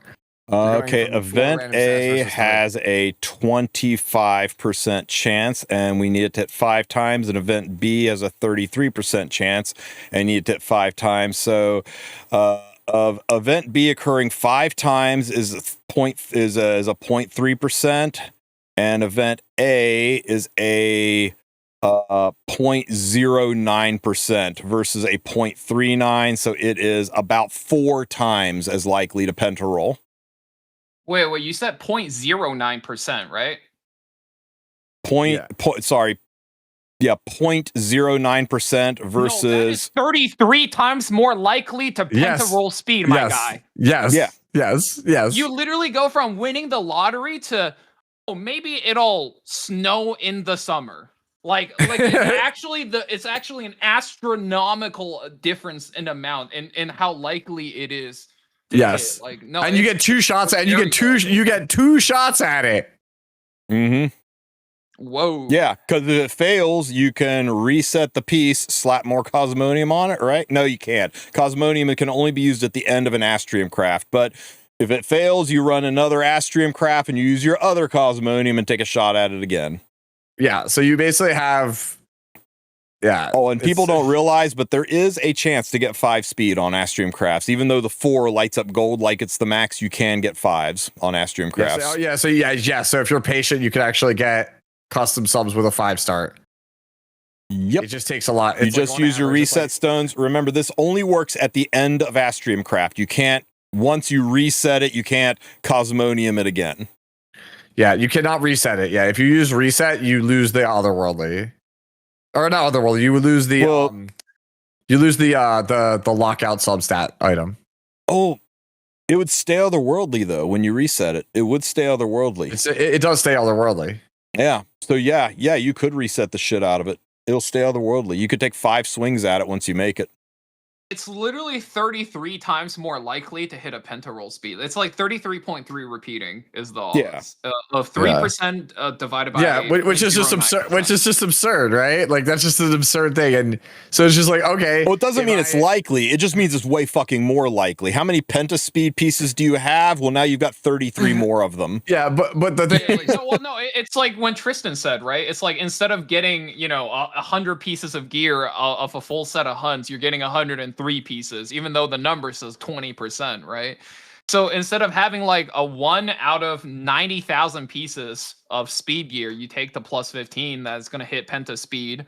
It would be 1 out of every 3,000, right? Is the difference. That's where the 33 times comes from. Who has 50 mana stones? I do. I never use that garbage. Those things are terrible. You save them for 5 speed pieces that you put otherworldly on. That's the only use those things have. But anyway, it's gonna happen if you were to bet on it. Like, you probably have to do it like, how much? Like 300, 400 times to hit an actual penta speed. But like, you'd be able to hit a lot of quadras. You'd be able to get a lot of 23, 24s. So like, imagine somebody you have a better account than them, right? But they're new and they're a whale and they got infinite money. So fuck you. First of all, suck a dick. Right? And second of all, like they can just willy-nilly get some 23s and 24s, and then now once again they're faster than you again. So suck it even more, right? Like that's and the thing is, it's a slippery slope, right? So we're just like, oh, but it's only 2, right? But because like if this sells, they will just do it again. We really need Kuker Bad in the community. We need him to tell Smilegate they cannot be doing this to the free to place. So understand how this works too, guys, right? You first you have to buy the Rhiannon pack. And that'll get you the cute little Rihanna emote. And you have to buy the Luciella pack, and you'll get a cute little Luciella pack. It will also increase the cumulative bonus gauge when you buy it. And then every single one of these things you buy will move this up 1. If you buy Luciella and Rihanna, that's moved it up 2. So you're right here at the 2. So you got this emote and that emote, and that's it. Then you got to go in here and you buy this thing. That's 3. That moves you up to here. You got 100 mystics. And another 100 mystics. You buy, the more things you buy, the more the gauges move. So it's not just buying 2 packs to get this. It's buying 2 packs and a lot of the shit out of this shop. This is probably, to get both of these, to get this final reward, you're probably talking several $100s. Yeah, that's if I were a betting man, I would say probably 360. 360 to 400 to get everything would be my guess. It's a I would lot of probably mystics, say but it's a lot of money. You think I'll 500? say $500. I think it's maybe. Here's my guess, right? Here's my guess, right? And if I'm wrong, I'm wrong, right? I've said plenty of things where I'm wrong about. Can you go back to the track, Tristen? Yeah. So that each track, my guess would be it has like, you know, 3 $1 packs, a bunch of $5, $10 packs. But that number is going to stop at 7, all right? And feel free to come back to me if I'm right or wrong about this. After 7, there are only $100 packs. Yup. If you think about going from 7 to 8, 8 to 9 on both tracks, it's probably $400 right there. Yup. I'm calling it. Well, I'm calling remember, it's the number of things you buy, right? And by the time you've bought the 5, 10, 25 and $30 things, you're probably up here around 6, and all that's left are $50 and $100 purchases to move the needle forward even more. It starts to eat you up. We've been through these kind of events before. They're very expensive to push to the end, especially because, you know, there starts to be some serious stuff. Perfect gear, Cosmonium, 3,000 mystics. You think they're going to give you these last 3 things for $10 a pop? Ain't no way. Nope. How long does this last? The duration of RNL's banner. This is going to be a 3-week long thing. I can't guarantee it. It might be longer, but I'm sure it'll be 3 weeks.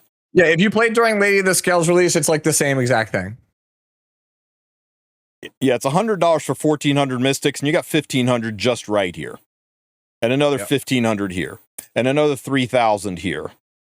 So yeah, you can kind of math out what the dollar per mystic value is in Smilegate money, and kind of math that out and figure out how much this whole thing will cost just in these rewards, and then add on to it the fact that you're buying additional rewards in here. It's going to be pricey. I mean, I don't care that this exists. I just care that the Cosmonium is the reward at the highest end.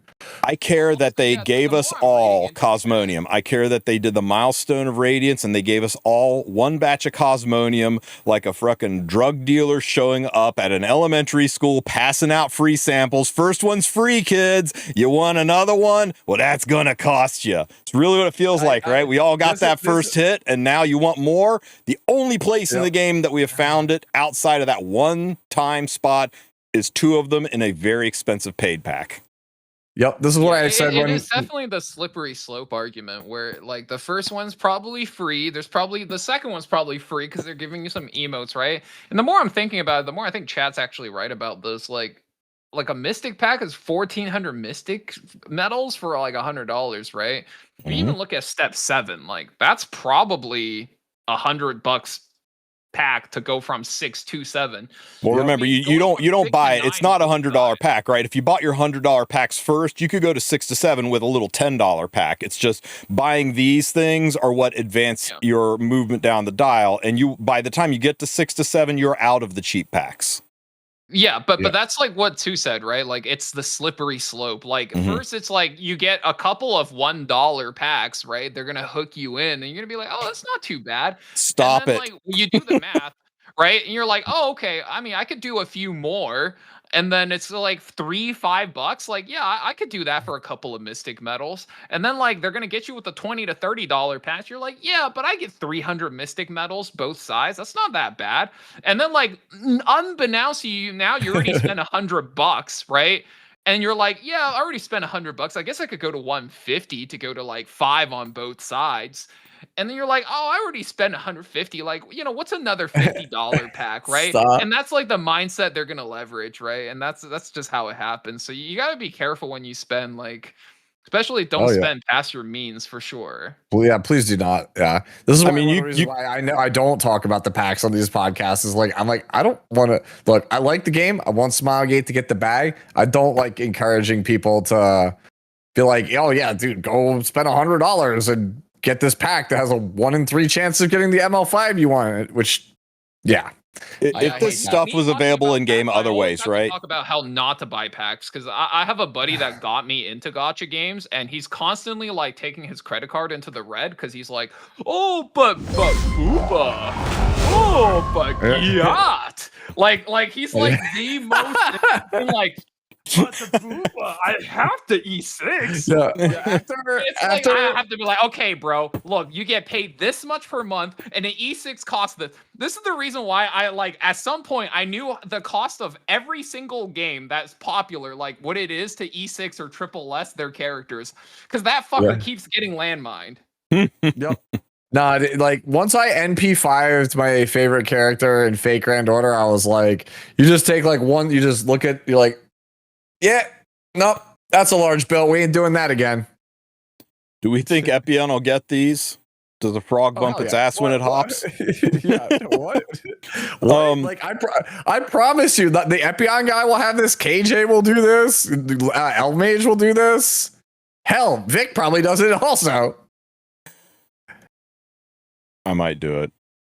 I would be fine. I would be fine with this being behind a paywall like this if there were ways for free to play to access it. Not on this level, but like when they do the stupid Astrium pass where you get Astrium for that first buy and then you get garbage for the second buy, put the Cosmonium in the second buy. You can get the Astrium for 1,400, or you can get the Astrium and one Cosmonium for 3,500. They just need to give people ways to grind into it. Not at the highest rate. I'm fine with Smilegate making a buck. They got to keep the lights on. Those private jets aren't going to pay for themselves. I get it, but it just sucks that right now the keys to the biggest, strongest gear in the game are for paid players only. So, yeah, that was the drama for the day. Machine is buying the pack. Yeah, bro, he's free to play. Like, Machine is 100% free to play. He's 100% free to play the game however the fuck he wants, bro. I'm free to play too. We're all free to play here. Free to play title. Okay. I'm familiar with his games. Okay. Really though, guys, seriously, like and subscribe. I kind of want to buy this thing. Yeah, like, subscribe. If you have Prime, make sure you drop your Prime sub in Tristen so he can afford some of these packs and get some of these mystics. No hey, cap, you know what? guys. Every single Prime you drop into Tristen or Two's channel, to move up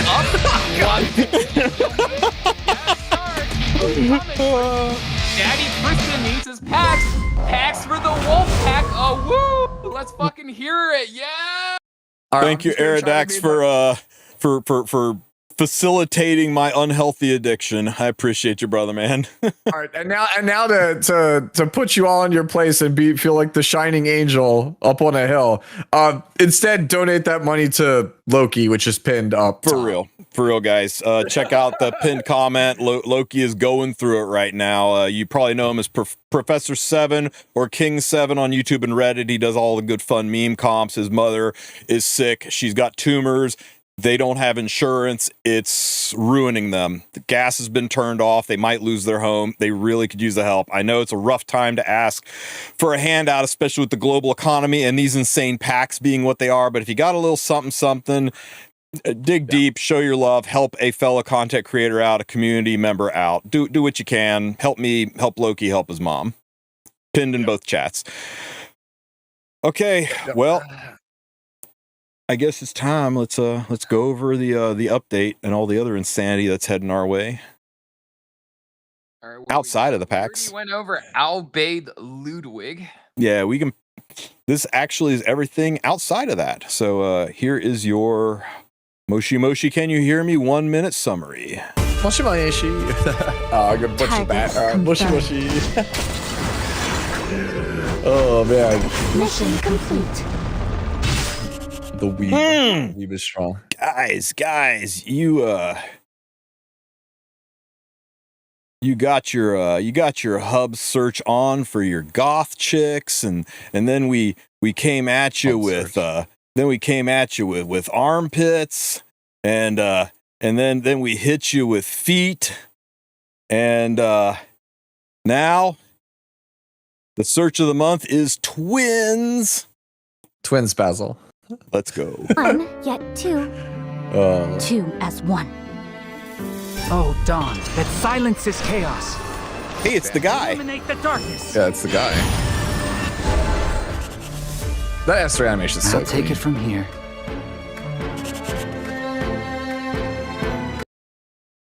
What's Girl Strays doing down there in the corner? I don't know. I just noticed her. What's Girl Strays doing in the corner? Dude, what the hell is that? Yeah, stop. We're getting gender bent strays, guys. Confirmed. Maybe it's gender bent Arby, dude. I don't know, man. She looked like she about a descending blade for real. All right, I'll play through this tomorrow on stream, by the way, guys. But please, once again, don't spoil it for me. Like, so many people like could not shut their chat with episode 6, dude. My DM box was filled with spoilers. I'm really excited to play this. Like, I actually didn't give a crap about RNL until I played through episode 6, and I was like, wait. This is actually kind of a banger concept for a character. Okay, I got good news, I got bad news, and I got really, really bad news. Okay, the good news is the arena season's ending, and that means that's going to reset. We'll get a new battle pass loaded with more gear. The bad news is, judging by what's chilling out there beside that capital A, is its attack set. One of the least important sets in the game, but hey, you can get some really nice attack set pieces. And the really, really bad news is those of you who are stuck down in Rookie Arena, who are like, finally, season's over, I can get out of Rookie Arena and start playing in the big leagues with everybody else, you've got to do 2 seasons of Rookie Arena. So you're stuck there for another 12 weeks if this is your first season of Rookie Arena. We have pushed and pushed and pushed for them to allow you to press a button that lets you graduate out of Rookie Arena early for those who want to get out. I don't think there's any reason for Rookie Arena to force 2 seasons instead of 1, but it is what it is. So there you go. Isn't that a placeholder since they used that one last? It could be. It could just be a placeholder. Maybe it'll say for sure in the notes a little bit later. Yeah, so since someone asked in chat, the guy on the left is Ventus. People were asking who is this. Yeah, David Bowie unit. Yeah, he's like the announcer for Arena, right? Yeah. Kind of is, yeah. Playable when? Right before Biblis. Or Biblis, right before Brenus. Brenus, yeah. Guild Wars season is also closing. It's closing on the 13th. That means you have 4 more Guild Wars. You have tomorrow's and then all next week and then done. Season's over. So and I think it's a week earlier, right? Yeah. No. A week earlier? Because I think they want to like. No, it's ending exactly when I predicted. It's right on time. Okay. 4-week preseason, 12-week season. It's exactly when we expected. This man knows how to calendar. Otherworldly Breach Season 3, Remnant of Supremacy. This is where you're going to go and get your new Weakening and Fervor sets, which are obviously going to be best in slot on Ludwig, and at least Fervor is probably going to be best in slot on Rihanna. Maybe, we'll see. For those of you who didn't finish farming your Warfare sets and didn't finish following your Pursuit sets, I am so sorry. The only place to get those sets now is suffering through the shit show that is Rift, crafting them with blue boxes, or using Astrium and building them that way. That is pretty much it.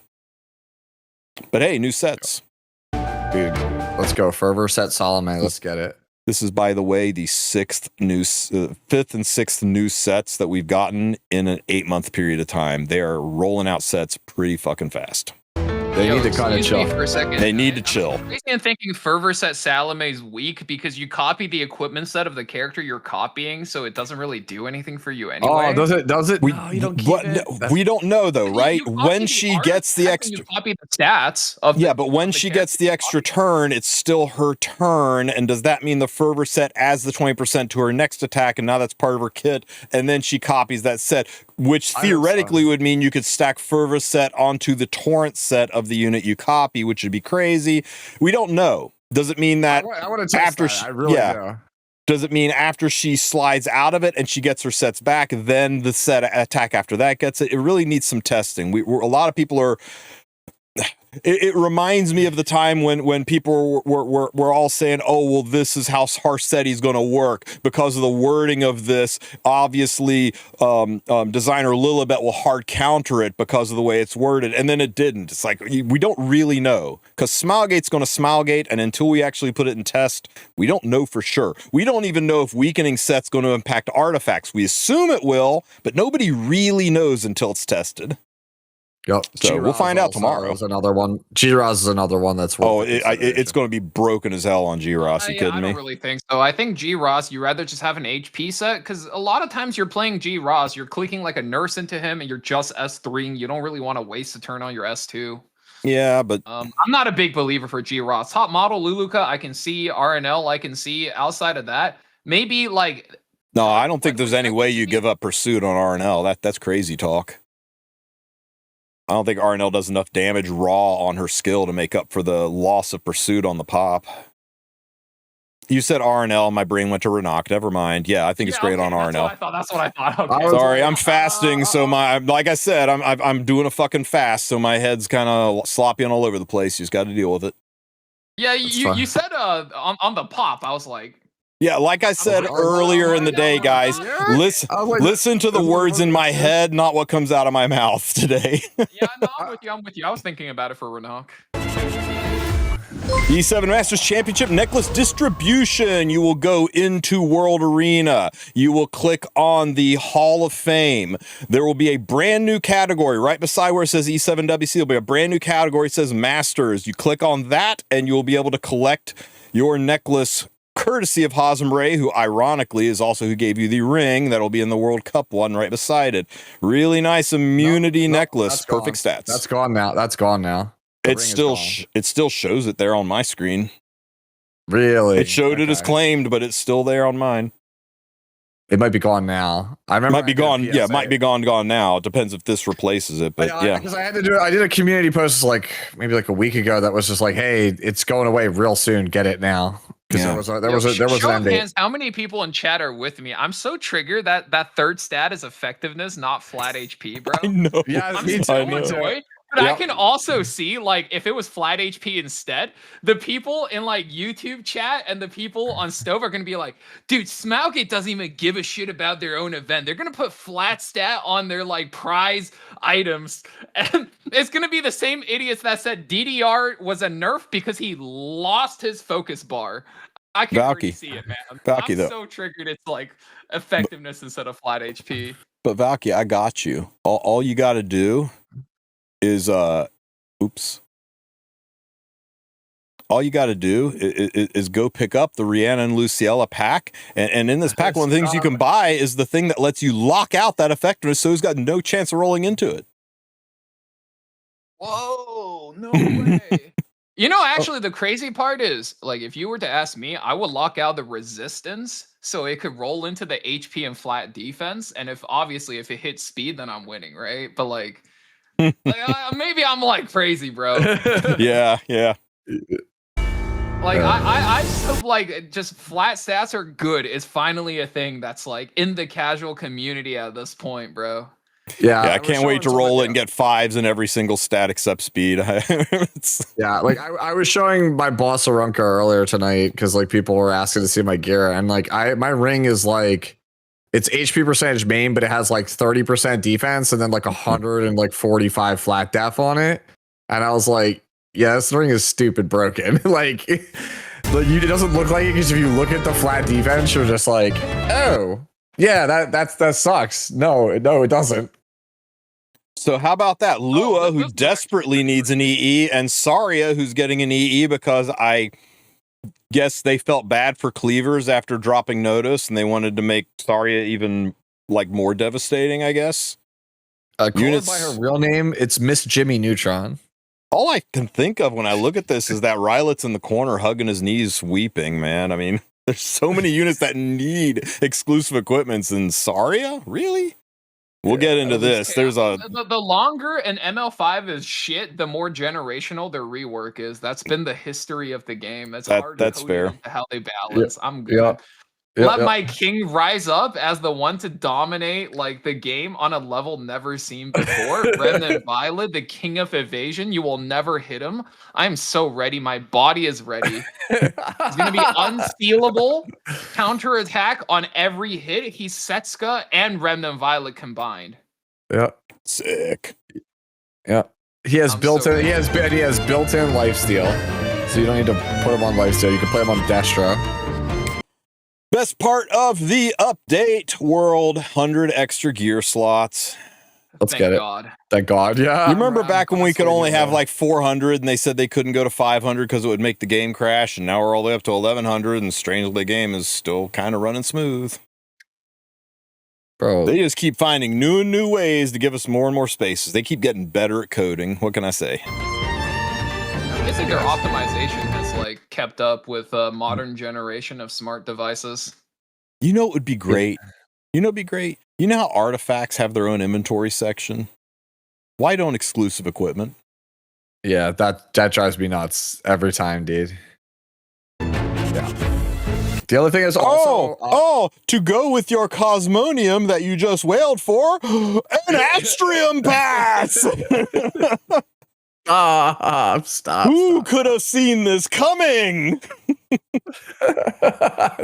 No one, surely. I will say that before we move too much further from it, the one thing I think that they can't do at this point, because like the inventory thing always felt like bogus. I'm now questioning whether or not the unit engine can actually like have gear loadouts. Like if it's just like a thing that's just not possible, because people have now asked for it in CZN, and the director of CZN just straight up said like, for the same reasons that we couldn't have it in E7, we can't have it here. And I was like, what? Like, what are those reasons? It has to be an engine problem at this point. It has to be. I know databasing is one of the bigger issues for development, and keeping the game running smoothly. But yeah, that's it. That's the extent of my coding knowledge. I know it's every time it comes up, people who know better who code, they go, yeah, that's a problem you got to work around. So I guess that has something to do with that. Astrium passes. We're going to talk about that. Saunas. My chat went nuts at me for calling her Sonya earlier. Sona's Exchange. They're coming hard for those friendship bookmarks. When we said we got too many of these things, you need to find ways for us to spend them. They're like, bet. And by the way, we'll also make you burn your stigma too. I don't know what's in those gift boxes, but hey, you can spend some stuff here. It better be like insane gold, because like charms. Better be charms. No, gold. Like it needs to be gold. Yeah, it kind of has to be gold. Also, you know, because I know I speak at least for the three of us when I say this. Like, considering how many missions for Skystones we've got recently, I would bet every single one of us is short on gold for refreshing. Oh yeah, like so I farmed Valky, one of the 2X events. I farmed over 1 million stigma just specifically for gold, right? Yeah. I'm down to like 250k after that million, right? Because I had to secret shot. Find a screenshot of Elon's account for this shit, man. What the hell? Yeah, that's actually Jinte's. Oh hell yeah, dude. Jeez. Dude, I'm sitting on 28k Skystones right now, but I just don't have. I'm like, dude, I don't have enough money to like reroll all this. I have to wake up hella early after this podcast, like probably like 6-7 a.m. to start secret shop refreshing. Yeah, I'm already looking at this. Like Tristan's account is 65k. Yeah, your 79 mils not lasting you, bro. No. 20k and then you're done. I mean, I could just go and drop like 40,000 of those Skystones and buy 100 million gold. That's worth it, right? Yeah, that is true. That's worth it. I forgot you're Mr. Rich. My fault. Apologies. Yeah. People say like they're like, I have so much gold. I have 100, like 100 mil or whatever, dude. Like that's nothing. Like when you go on like an actual gear crafting session, bro, you blow through like 40 to 60 easy. So the big question is, if these things have gold in them, will this be better than buying penguins or just a push? Or will this be the same as buying penguins for gold, but it has a slider that goes above 50? Suddenly I'm all about Sauna's Exchange. I hope. Okay, guys, the God of Battle Coliseum gone. The Hall of Trials gone. The what's the other one that was up? Tower of Automation gone, and we will get Trial of the Constellations, we will get Strategic Archive, and we will get our last, and we will get Expeditions. Trial of Constellations, this should be the last rotation of the season for Trial of Constellations. There's only 20 days left. Make sure you get your 21 days left. So if you want to do Perdition, make sure you do it. At very least, make sure you 5-star all your Constellations and get your Molagora, get that shit done. Expeditions are, of course, expeditions. And Strategic Archive, I know a lot of you guys have your knickers in a twist over how it went last time. Just remember, the first couple times it was a lot of fun. The last time it was an RNG F fest, and hopefully they learned from it. That's how I know it was bad, because so I came into Discord and Anya was screen sharing it and he was crashing out. I was like, what's going on, man? Like, you just playing RTA? He's like, no, this Strategic Archive. He's like, I'm just trying to get a clip for a video. I was like, well, how long you been at it? 8 hours. Dude, when Wind Demon bitched to me about it, I was like, yo, you don't even play E7 anymore, do you? I thought you were a CCN guy now. That's how I knew it was bad. I was like, oh, is it really that bad? Yeah, it's that bad. With Veritas is locked in for Guild War because the RTA guys have all become Guild War mains. That's how it goes, man. Yeah, I mean, I've heard from a couple of people. They're like, "Oh, you need to drop RTA, become a Guild War guy." Guild War is like actually legitimately where it's at. I was like, "But RTA drafting is so fun. Like, what the hell? Like, why would I give that up?" The draft is the best part. With the exception of the lore video I made, I've never spent more time making a video than this one. This is 42 minutes long, and there is 7 hours of raw footage making this video. It was horrible. So hopefully they have learned, and Strategic Archive is better this time around. Surprise, surprise, Setsuka's back. Her banner was only like, 8 or 9 months ago, so it's a pretty fast turnaround on her. It's kind of crazy that Oblade, Ludwig, and Setsuka are all right there in that right before the summer, right before that July range where summer usually drops. I'm sure it's just a coincidence, though. Dude, I'll be real with you. I might roll on the Setsuka banner just to get the last Setsuka, because I'm at double S with plus 30 lethal whispers, and I'm just like, just wish listed, dude. She's wish listed. Your future self, thank you. Yeah, I know, but it drives me nuts. Like, I just need one more. Like, she just doesn't show up. I just need one more. Wish list it. You'll hit it, and Future Sue is going to be so happy that you get to triple S the summer unit and pull an extra copy of that goddamn artifact. He's probably right, because like right now I'm thinking, damn, dude, it'd be cool to have know what triple that S summer artifact's going to do, dude? It's going to drain souls. It's going to be like Exif Gadget on crack. Nah, he's right, dude. It's going to be like, now. We're going to get, this is the year we finally get Summer Luna, and then Valky's like, see, aren't you glad you didn't roll on the fucking Setsuka, Sue? Yeah, and like, guess what that artifact does, dude? It's gonna drain souls from their Freerin and their Albay Ludwig. Whoa, no way, bro. That's crazy. And then the second summer unit, don't forget, there's a second one. That bitch is gonna shut down revives, and it's gonna be like basically old Blood Moon Haste, but on Gigacrack, dude. You're gonna be so happy. Trust. Yeah. Okay, Valky Sue, I got a little bit of bad news for you. Courtesy of Beardy, he just sent me this. Oh boy. A Korean man's forehead. Okay. Oh, but there's more. This is what's inside of the sauna gift boxes. No! Okay. Well, no, okay. I refuse to believe. There needs to be more. It doesn't mean there isn't more things. It could be a whole ass tree, but this is what they said in the thing was in there. It's Thieves' Charms and Friendship gift chests. Yep. I mean, there could be more, right? So if it includes gold, it's probably better. You can arguably equate the value of any of those items to gold. That's fine. Yep. If you are free to play and watching this podcast or catching the VOD later, if you are free to play, please, for the love of God, you do not have enough bookmarks. You may be sitting there going, what do you mean, Tristen? I got 1,000 bookmarks. I'm good. No. Yeah. You are not good. You skip every single one of these. You wish list them and you wait, because the summer units, there will be a custom group summon that is 3 limited units that you're going to be farming for and wanting their artifacts, and then there will be the new summer units, and there are usually 2.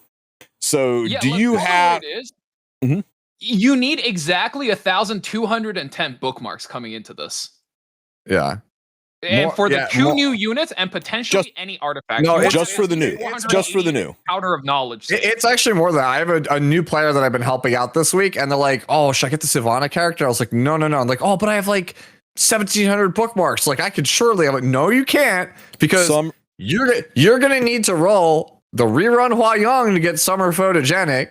you're gonna need to rerun. You're gonna need to pull a ram so that way you can fight Harsetes in Guild War, and then you're still gonna need another 1210 to get the new units after that. That is like 2,400 bookmarks if you are a brand new player. I know a lot of people saying I'm just being an alarmist about this. It's not that big of a deal, that I'm overselling it. I'm not. Summer is the most resource intensive, expensive time to pull units, more so than collaborations. There are more units, more important units than any collaboration we've ever had. How many collaborations have dropped 5 limited units on you, all in a freaking 6-week period of time? And you just don't want to skip them, because if you skip the summer units, you got to wait until 2027 to get another shot at them again. Now, collabs are more important because those things never come back, but usually collabs are just 2 units. Every once in a while, 3. Yeah. So let me take the mic from you for a second, right? All right. You got it. This is going to be for all the new players and all the new free-to-play players. All right, guys, type 1 in the chat if you wish you didn't blow your load before last summer and you could have just summoned for more summer photogenics. Just drop a 1 in the chat, guys. Like how many of you guys blew your fucking load on like the unit the year before and you didn't get to summon summer photogenic? Just a show of hands once in the chat, guys. I'll even join it because that was me too. I was like, man, the last year's summer units weren't that broken, bro. Who cares, right? And I saw summer photogenic. I'm like, bro, who cares? Who cares? And then after they dropped Lady of the Scales, I was like, oh, bro, I think I care. Yeah. We cared a lot after Lady of the Scales.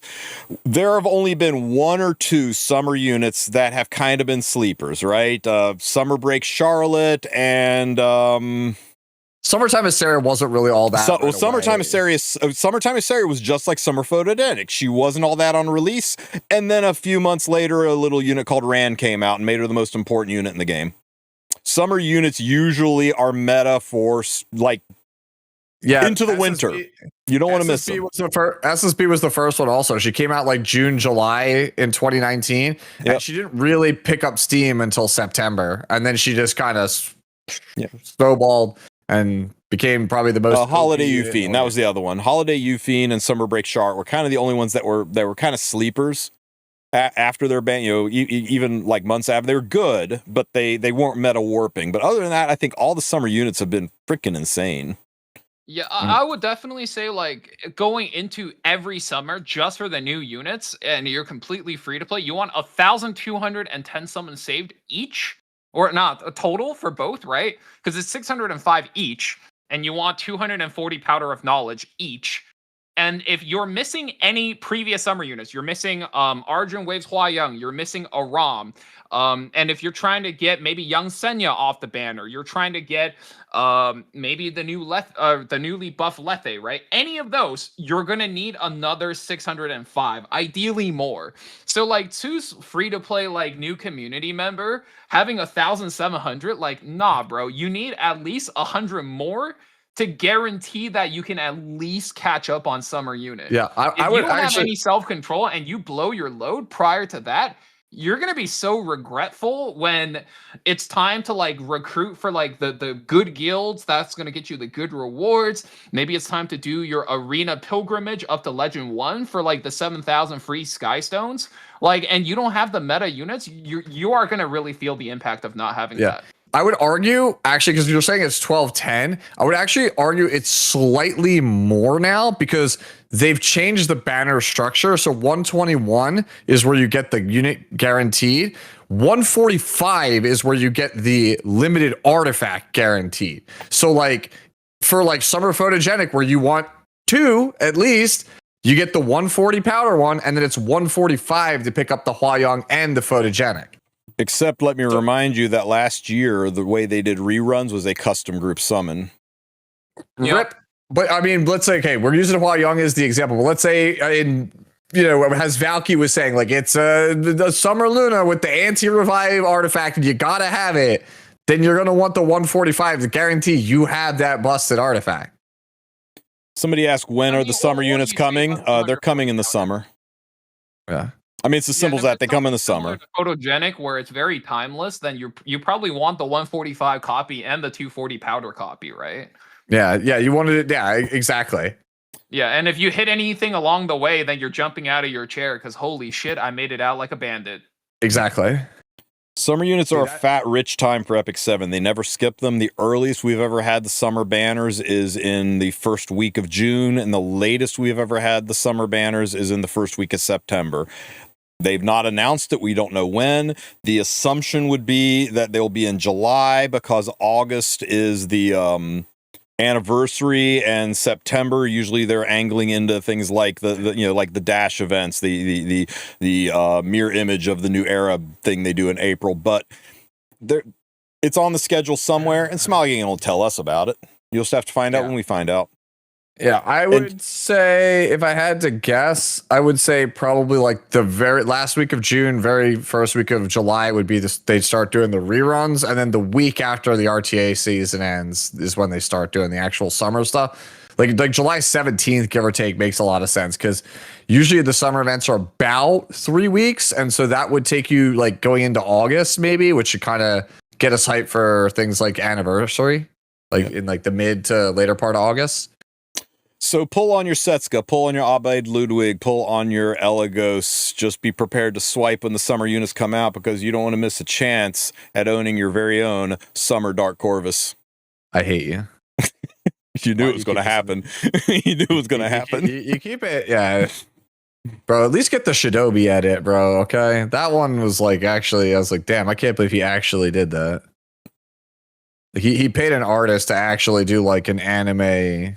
Yeah, version of like a Speedo. Shinobi's not known for making the best choices. That's fair. All right, what else we got coming on? I love that she's on banner with Simple Angelica. It would have been so elegant if she was on banner with Moon Bunny. You know, put her on banner with the unit that counters her. That would be fun. Hey, Moon Bunnies for the next rotation. You got to have 3 weeks of unchecked Rihanna and Luciella. Hell yeah. The new players got to suffer for 3 weeks if they're trying to play RTA at all. Don't worry. That's it, guys. Whew. That was a long 1-minute summary. Yep. I think what do we have left to talk about? Like, yeah, I mean, Rihanna and Lucielle are coming. We're not going to go into these too deep. If you don't know what they do and how good they are, you've been living under a rock. Go check out my video. Go check out Sue's video. Go check out Valky's video. Literally every creator in Epic 7 has talked about Rihanna and Luciella somewhere. Google them. You will find tons of information on these girls. They're insane.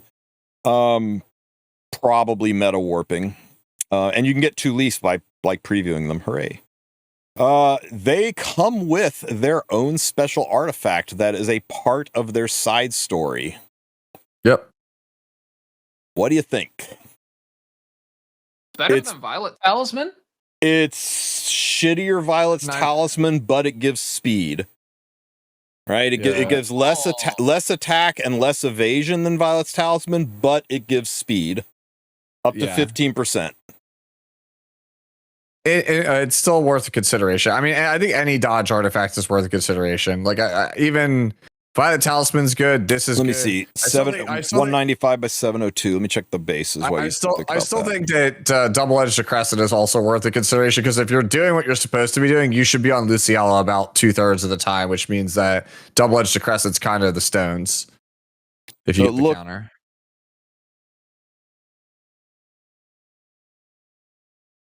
Yeah, it looks like 10%. So up to it's 30% attack and 30% evasion versus 15% attack. 15%. Yeah, so it's 10% less evasion, it's 15% less attack, but it's 15% more speed.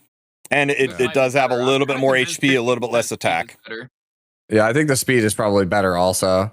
Do you think she really needs it? Do you think she really cares about the speed as fast as she's running? You're playing an aggressive unit. Like, do you mean to tell me you wouldn't take more speed on Renac? I'm playing devil's advocate over here. I did the math on it. If she's 315 speed, after 3 turns, she's 363 speed.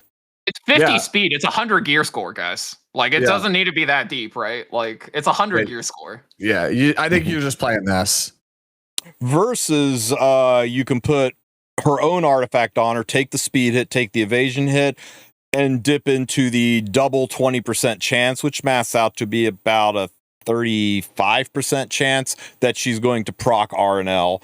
I am told that G Clef, and I wish he was here to confirm it. I was told that when he farted around with this unit on the test server on Rihanna and Luciella Artifact, it was like infinite turn spamming. She just went over and over and over and over. So I'm not necessarily. You can bank up extra turns with extra turns now. So people are really confused about this, and people are even asking questions about this in YouTube chat. So I'll answer this because we looked into this. Yep.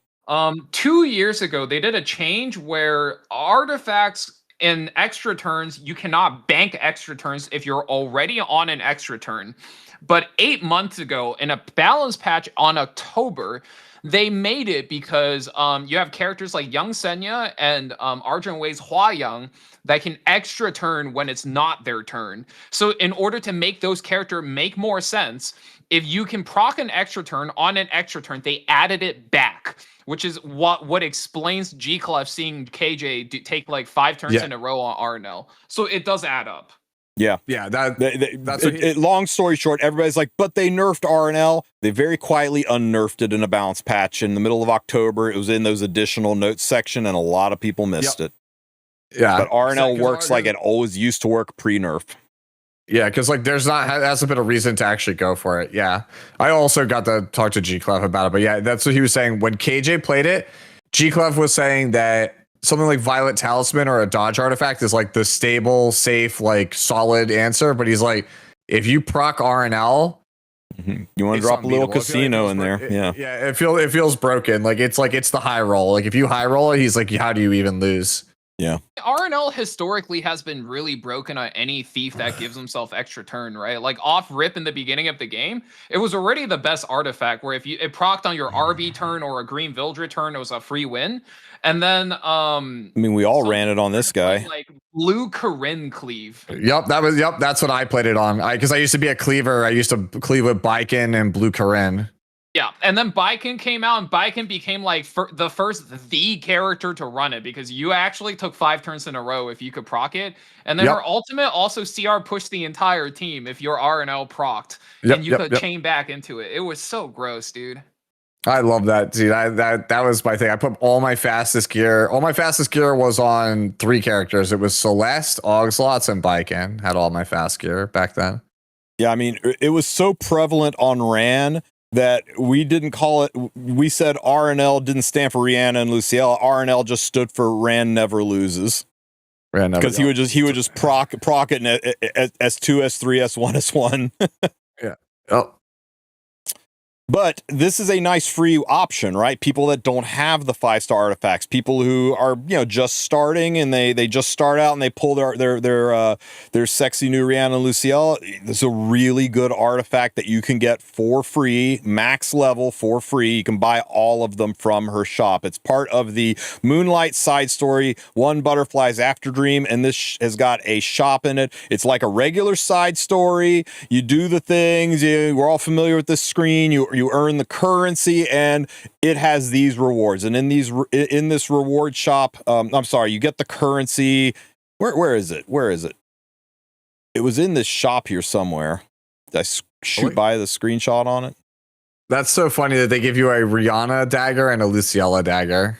Yeah, these are the rewards, but.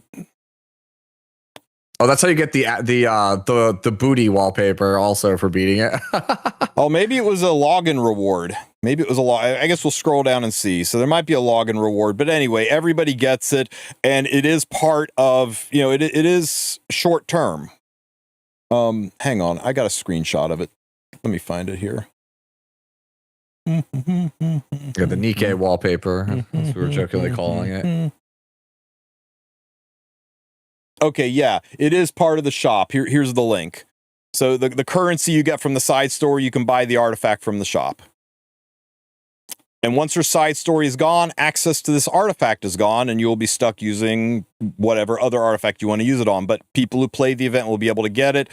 And just like Rand's artifact, it goes away. Unlike Rand's artifact, it's not required reading for her. We saw Violet's Talisman is very similar, and there's potential other options to use on her as well. So that's kind of nice for the people that come into the game late. They aren't hosed by it. But this is a standard side story. It's the very first ML unit side story, but it is not a Moonlight Theater.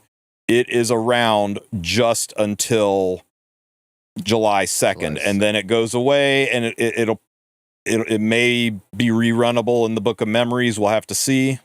And then maybe you can get the artifact from there down the road, just like you can get things like Midnight Bloom. But at least 6 months for a tip Book of Memories, if they put it there at all. But it is not a Moonlight Theater. I had somebody bitching saying, oh my God, they're so stingy. They're only giving 100 mystics. Other Moonlight Theaters give you way more. It's not a Moonlight Theater, guys. And it does have some pretty sick rewards in it, right? Including this wallpaper, which every gooner in the world is going to be setting for their wallpaper, right? You know that image. You know that image. Yup. Okay, Exactly.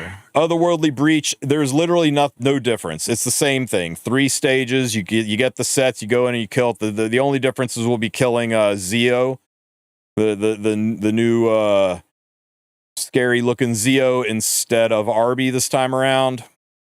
We'll make some guides on how to speed farm it, but it shouldn't be hard. They make this pretty accessible so you can get the new sets. Yep. The new sets. Weakening set and fervor set increases your speed by 15%. Speed set is 25%, so it is 10% slower than speed set. And if you want a rough estimate on that, just subtract 10 to 15 speed from whatever your unit is. That's what you will lose when you swap to this set. So if you say, hey, I really want to put this on my Bryce area, it better be a Guild War Bryce area. You don't want to do that to a speed Bryce area. If you say you want to, you think this will be really good on, I don't know, whatever opener speed unit, just accept that you're going to be losing 10 to 15 speed to get this additional debuff. And if that's worth it to you, if you're building around it, great. Clearly a Tywin. Oh, Clearly a Tywin. I forgot to farm a pursuit set for Ludwig today. If I saw the thing earlier, I would have farmed the pursuit set for Oh my God. Hey, you know what? We got you, man. There's an Astrian pass with this Cosmonium you can buy. And you can go get your... If y'all boys are down to pack me that pass, it's like, I am down. No cap again. I can tell you this, right? There are some PvP options for this. Obviously, Ludwig, units like a Tywin, they do exist, but I would say probably 75 to 80% of the uses for weakening set are PvE, making your stuff more reliable, and a lot of units who have S1 skills, making them a little bit better. But 75, 80% uses are PvE, whereas Fervor is the exact opposite. Yo, miss me with that, bro. My weakening set made Chloe see me, bro. I didn't say it's... Yes, she's in the 25th percentile. Damn. I want them 55% bonk rates, okay? You know what? Bold choice, not going for immunity. I respect it. No, the weakening set's a 4-piece set. Oh, wait. Then what's even the point of this? You can't even run it with counter for Maid. Yep. Shit, he's right. No! Mm-hmm. Mm-hmm. Yeah, you gotta be... get counter. We need 8 equipment slots for the counter set too. Shit. Yep. I mean, you're basically going to be running a Maid like this, and this Maid would be 12 speed slow, or no, sorry, 22 speed slower. So this would be a 205 speed Maid on that set. Do I really want to run this Maid at 205 speed? And that's assuming piece for piece the speeds are the same. Oh yeah, well, Sue, who are you talking to? Do I look like a Maid Chloe player? I don't know, man. But let's call up Car 6. Anywho, Arena is closing. Those of you guys that are in your second season of Rookie Arena, congrats. Those of you who are in your first season of Rookie Arena, I'm so sorry. New gear will come out. They have not specifically said what the sets are yet. I guess we'll find out. Frame distribution, all that jazz. Okay, now let's talk about some for real. 2 new exclusive equipment. Lua. Lua gets some effectiveness because giving her speed would be stupid, guys. You don't give a unit that's that fast a speed sub. Stop asking for it. When using Butterfly Reverie, this is her S2 skill. This is one that silenced. She now also inflicts a 2-turn defense break. When using Sweet Talk, this is her S3. This is her big skill. Using Sweet Talk, she dispels 1 additional buff, so you can no longer hide behind buff stacking. She'll get rid of the immunity and the barrier. Or when using Sweet Talk, increases skill cooldown of enemies inflicted to maximum. She is now the only unit in the game outside of Faithless Litica that completely zeroes out your turn down, your cooldowns. So so Nodos gets hit with this, he's a dead unit. It takes him 7 turns to go into domain. All right, let's go. Let's sleep every Guild War Nodos and then send him to max. Yep. This also potentially shits all over Ludwig if you can make your Lua faster than their opener. I think you're taking the Dispel 1 additional buff no matter what, right? Because hard debuffers in this meta needs 2 strip. Like Sea Phantom Polly's 2 strip, Flagrit's 2 strip, Witch is 2 strip, Blue Lua being 2 strip would just be standard in line with every other opener, right? Let's be real. Number 2 is what killed Lua in the meta. Is people would just run barriers with their immunity, and she was a useless unit. You couldn't strip past the barrier because the immunity got nested. Fairy Tale Tenebria, to make her not playable, and then they gave her the exact same thing, right? Which is the EE that gives you 1 additional strip on your big skill, and then she came back before Witch of the Mirror took over. Everybody's looking at the second one though, because the second one makes her a hard counter into Nodos. But you mean the third one? The third one. But the third one, it's the same thing that makes Faithless Litica a hard counter into Nodos. And have you guys seen a lot of Faithless Litica being used against Nodos? Yeah, that's a really strong point. I would say the other thing is, like, especially if you're an RTA player, the way to defend against debuffers for your Notos is to take a Christie on 3, and then you're defending with either with your Lua going into your skill 1 or skill 3, right? Like, if you take a Christie and you can at least soul burn the second one and your character still works, right? And it's not like you have to full delay a Notos to counter him. You delay him by a turn, he can't click. He's not that fast. You just kill him maybe 1.5 times if it's Holy Sack and you're good, right? But if you have the third one, and then it blocks the sleep, and then you soul burn, and then you strip 1 buff, it doesn't even work. Yeah. Like, the third one is fake if you think about it in any practical sense against what people actually play on the ladder. Yeah. I mean, like I said, I looked at it and was like, the third one for me was like, hey, baby for Guild War. That's about it. I don't think I would play that one on ladder. Yeah, and I don't know. I'm not sure if this is enough to bring Lua back, but it definitely gives her a fighting chance in the meta. It fixes the one thing that made her go away, and for situational, I think a lot of people will be chasing the Nodos one. But remember, you got to stick the sleep for this to work too. If you 15% that sleep, this third one's going to feel pretty bad. So yeah. The thing that'd be really funny is if you could get somebody who has like an AoE sleep, like a Fumir first. If you just go, hey, I'm going to sleep over with Fumir, and then you use Sweet Talk and then max reset the whole enemy team, that would be funny. That would be cinema. That would absolutely be the dream. Yeah. Like, outside of that, I think if you're just planning on playing Lua as a standalone character, it's definitely the second one. Hang on one second, guys. Eridax in chat just said we need an Oxlots counter. You shut your dirty whore mouth. Let me enjoy things. Okay, I'm good. You got green Celine, man. Relax. You got green Celine. Okay, Saria, because Saria definitely needed this. So, 14% more attack, increases combat race effect of guidance and nature by additional 10%. So, a little bit more pushy. Increases damage dealt by Wings of Liberation by 20%. So, yeah, why not? 14 more attack and 20% more damage. Yay. Okay, so this one is really easy to read. You wanna dive into this too? Oh, hang on. Let me give you the last one. Blooming of Hope also makes her attack buff a 3-turn attack duration, because surely everything survived the first hit, and you needed the attack turn to last longer. Okay, go. Yeah, like, I didn't even let you read that one, because, like, first of all, this is a leave unit. We're not making it a 3 turn, so let's forget about 3, right? Yeah, it's so just damage. Between 1 and 2, right? So 1 lets you sag your speed by 10%, and 2 gives you 20% damage. Why don't you just take 2 and build your character 10% speed faster? Like, 20% damage is 20% attack and 20% crit damage, which is worth about roughly 40 gear score, which Drop is about 400 attack. Flat speed, right? 20 flat speed is actually about 10% speed. So it's actually very comparable value, but the second one, like 20% flat damage dealt, is so much better. Yeah. And this is just, I looked at this, I was like, it's a cleave character. I just want the number to be bigger. The hell? That's it. It's you find the one that gives you a marginally bigger number, and then you build everything else around it, because everything is flexible here. Yeah, you could legit drop 200-300 attack off of her and put 20 more speed on her and just make her that much more aggressive. I think my favorite game this season was somebody tried to Saria cleave me, and I literally Torrent is 10. They cleaved me. My Ruel revived. I revived my Salome, and instead of just going Salome, my Ruel, I literally copied their Saria and just cleaved them back. I think that was probably my favorite game of the season so far. Yeah, you guys realize if you build a triple Torrent Saria, that's 50% more damage. 50% more damage on her skill, and plus 14 attack from the EE.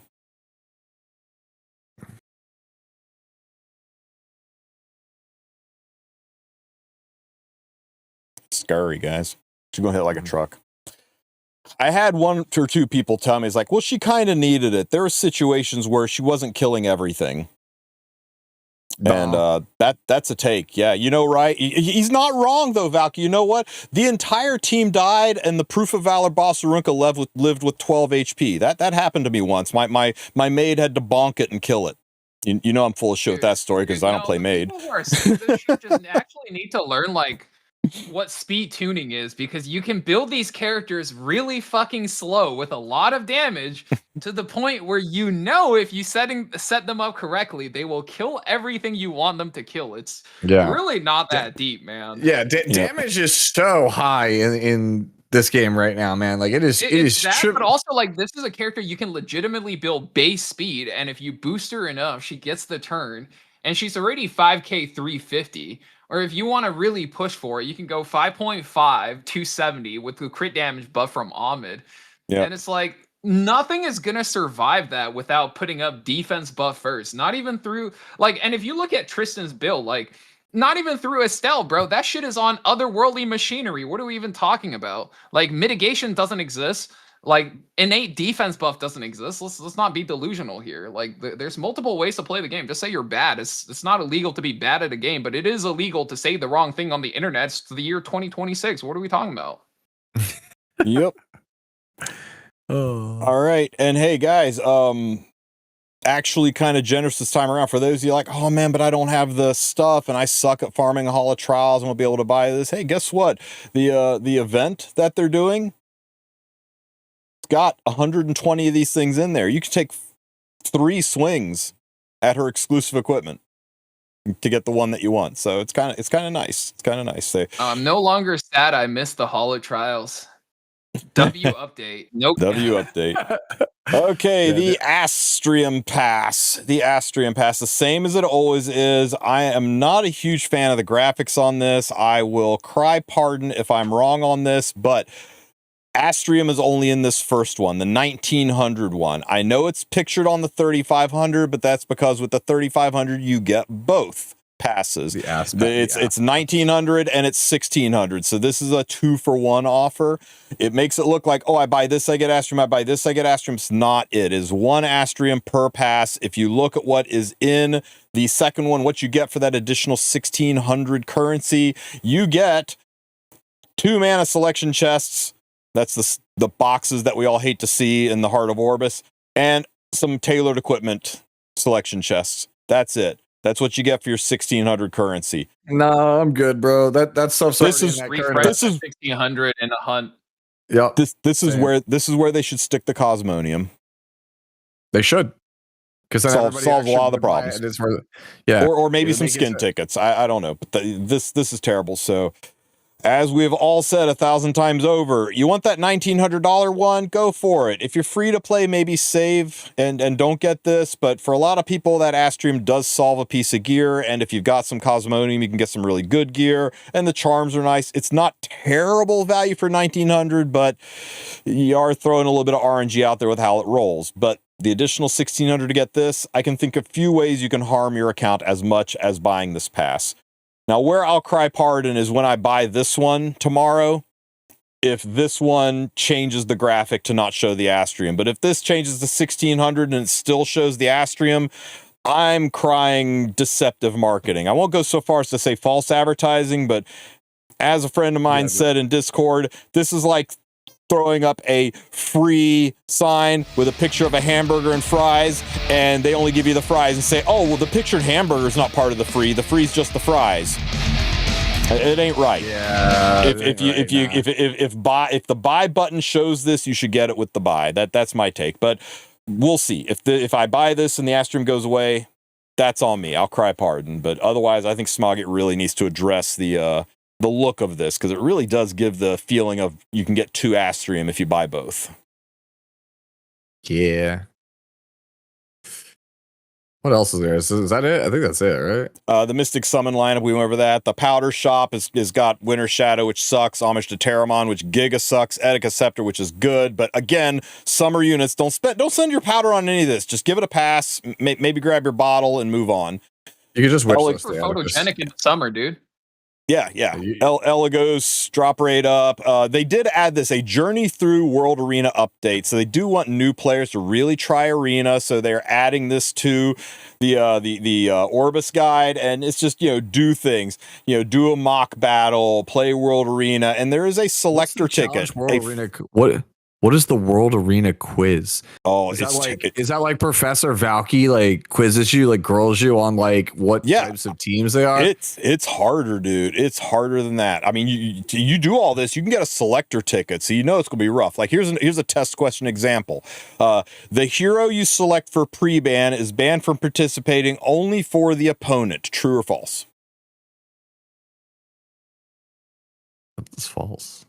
Too slow. Okay. Try again next time. So yeah, there's you know what though, it is going to help educate newer players on some of the basics of the game, and I'm about it. But yeah, Epic 7 the test. Who didn't want this? But it's nice. It's free rewards. It's got a selector ticket in it, and that's pretty juicy. I don't know how high this goes up to. Probably Setsuka. We'll have to see when we get into it. I think the plus 15 protection set gear is actually so good. It's like so underrated. Do we talk about that? Oh, is it free? Yeah, it's free. Where was that? Oh yeah. Yeah, you didn't even see it. I didn't even see it. I was too busy seeing this. 5 or higher HP, that thing is broken. Yeah. Yep. That's good. Yeah, I mean, at this point, like I have like 6 or 7 Prosec characters geared. Like the set's just good. It's just really good. So yeah, farming Golem is brutal. I actually don't mind farming Golem that much. If you're farming Golem, you're not farming Otherworldly Breach and Wyvern, though. What kind of cleaver are you, Sue? I've been crafting a bunch of accounts lately, and I've been coaching like newer players how to build. And the amount of times where I'm like, dude, you gotta really farm the protection set. Yeah. I'm like, what? Protection set? What does that do? Is that even good? It's really good. Like, the thing is, like, attack set is ass, but like health and defense have their spots. Like they're not even bad sets. Like if you look at like somebody like Meowmix, like he doesn't even play immunity sometimes because he just has cracked health gear. Yeah, he's just like, I'll just take the stats, bro. All right, the only thing left is the other improvements and adjustments, and most people don't even read or gloss over this, but there's always a couple important things in here. I've already read through it, so I'm not going to like just recite it to you. I'll point out a couple of important things. They're changing the defense. They're changing the defense rule. It now only does 25% damage reduction. It used to be 30% reduction, and it also was additional damage. So they've reduced it to 25% reduction, and they've gotten rid of the additional damage reduction. So pop damage is going to be way more profound, and you can't tell me that this didn't happen because Ludwig is showing up on the scene. Because they don't show us the stats, right? But I'm pretty sure if we got to see the stats, like Biblis, Estelle, and Freeren's literally Hitler when this thing's up. Yeah, you can't kill anything. Like the first time I fought Estelle Freeren with this rule up, I was like, bro, why do I do no damage? Like I literally do no damage. Like I literally went S3 with Renak and was like, all right, that's gonna be 8,400. Like that should be something. And then it was like it like tickled the Freeren. I was like, the fuck? Like why do no damage? Would you believe me if I told you my top model, Luluka, I ripped an S3 into a Freeren without any souls, and I missed lethal by a hair? I believe it, dude. Like Estelle is like literally we played a game earlier tonight on stream. My Estelle but the opponent just kept attacking my Estelle. I don't think she ever went below 90% health. Yeah, like this rule just makes characters like unkillable. Like this rule was AIDS. It needed to go. Like you just can't kill anything. Yeah, no, this is a good change. This is a good ass change. Yeah, it's a good ass change, and it also is going to make Ludwig just significantly better. No, it's Hall of Fame being added. That's changed. Where is it? Icon UI details. They're changing the Guild War tournament so that rewards will distribute immediately at the end of the tournament. No more of this bullshit of people joined the guild and got stuff they didn't deserve, and people left the guild and didn't get their things. I said, fine, you get the prize when you win, which is the way it always should have been. So that'll make the people competing in the Guild War tournaments happier. Warfare set and pursuit sets when they said your frame will last you one season, and then it took them 80% of the next season to distribute and locate every single participant. So like the people who participate in Palladia's first season, they were like, really? Like we fucking worked our asses off to get 20% of it. Like what is that even? Like 2 weeks worth of a fucking to get 2-week frame. Take a screenshot, it'll last longer. Warfare and Pursuit set are heading over to Rift. I'm so sorry. Rift sucks, and we wish they would fix it. And of course, we talked about the expansion of the slots. Newbie Air exclusive Mystic Pool has been updated. They don't say to what. So that when new players start and we complained saying, how can you say it's a new era when they only have access to old units? Hopefully they push this far enough that it'll be relevant. We figure you'll at least be able to get nerfs by now, but maybe they'll push further. I guess we'll see when they change this, but that's interesting. I wish they told us how far it's being updated.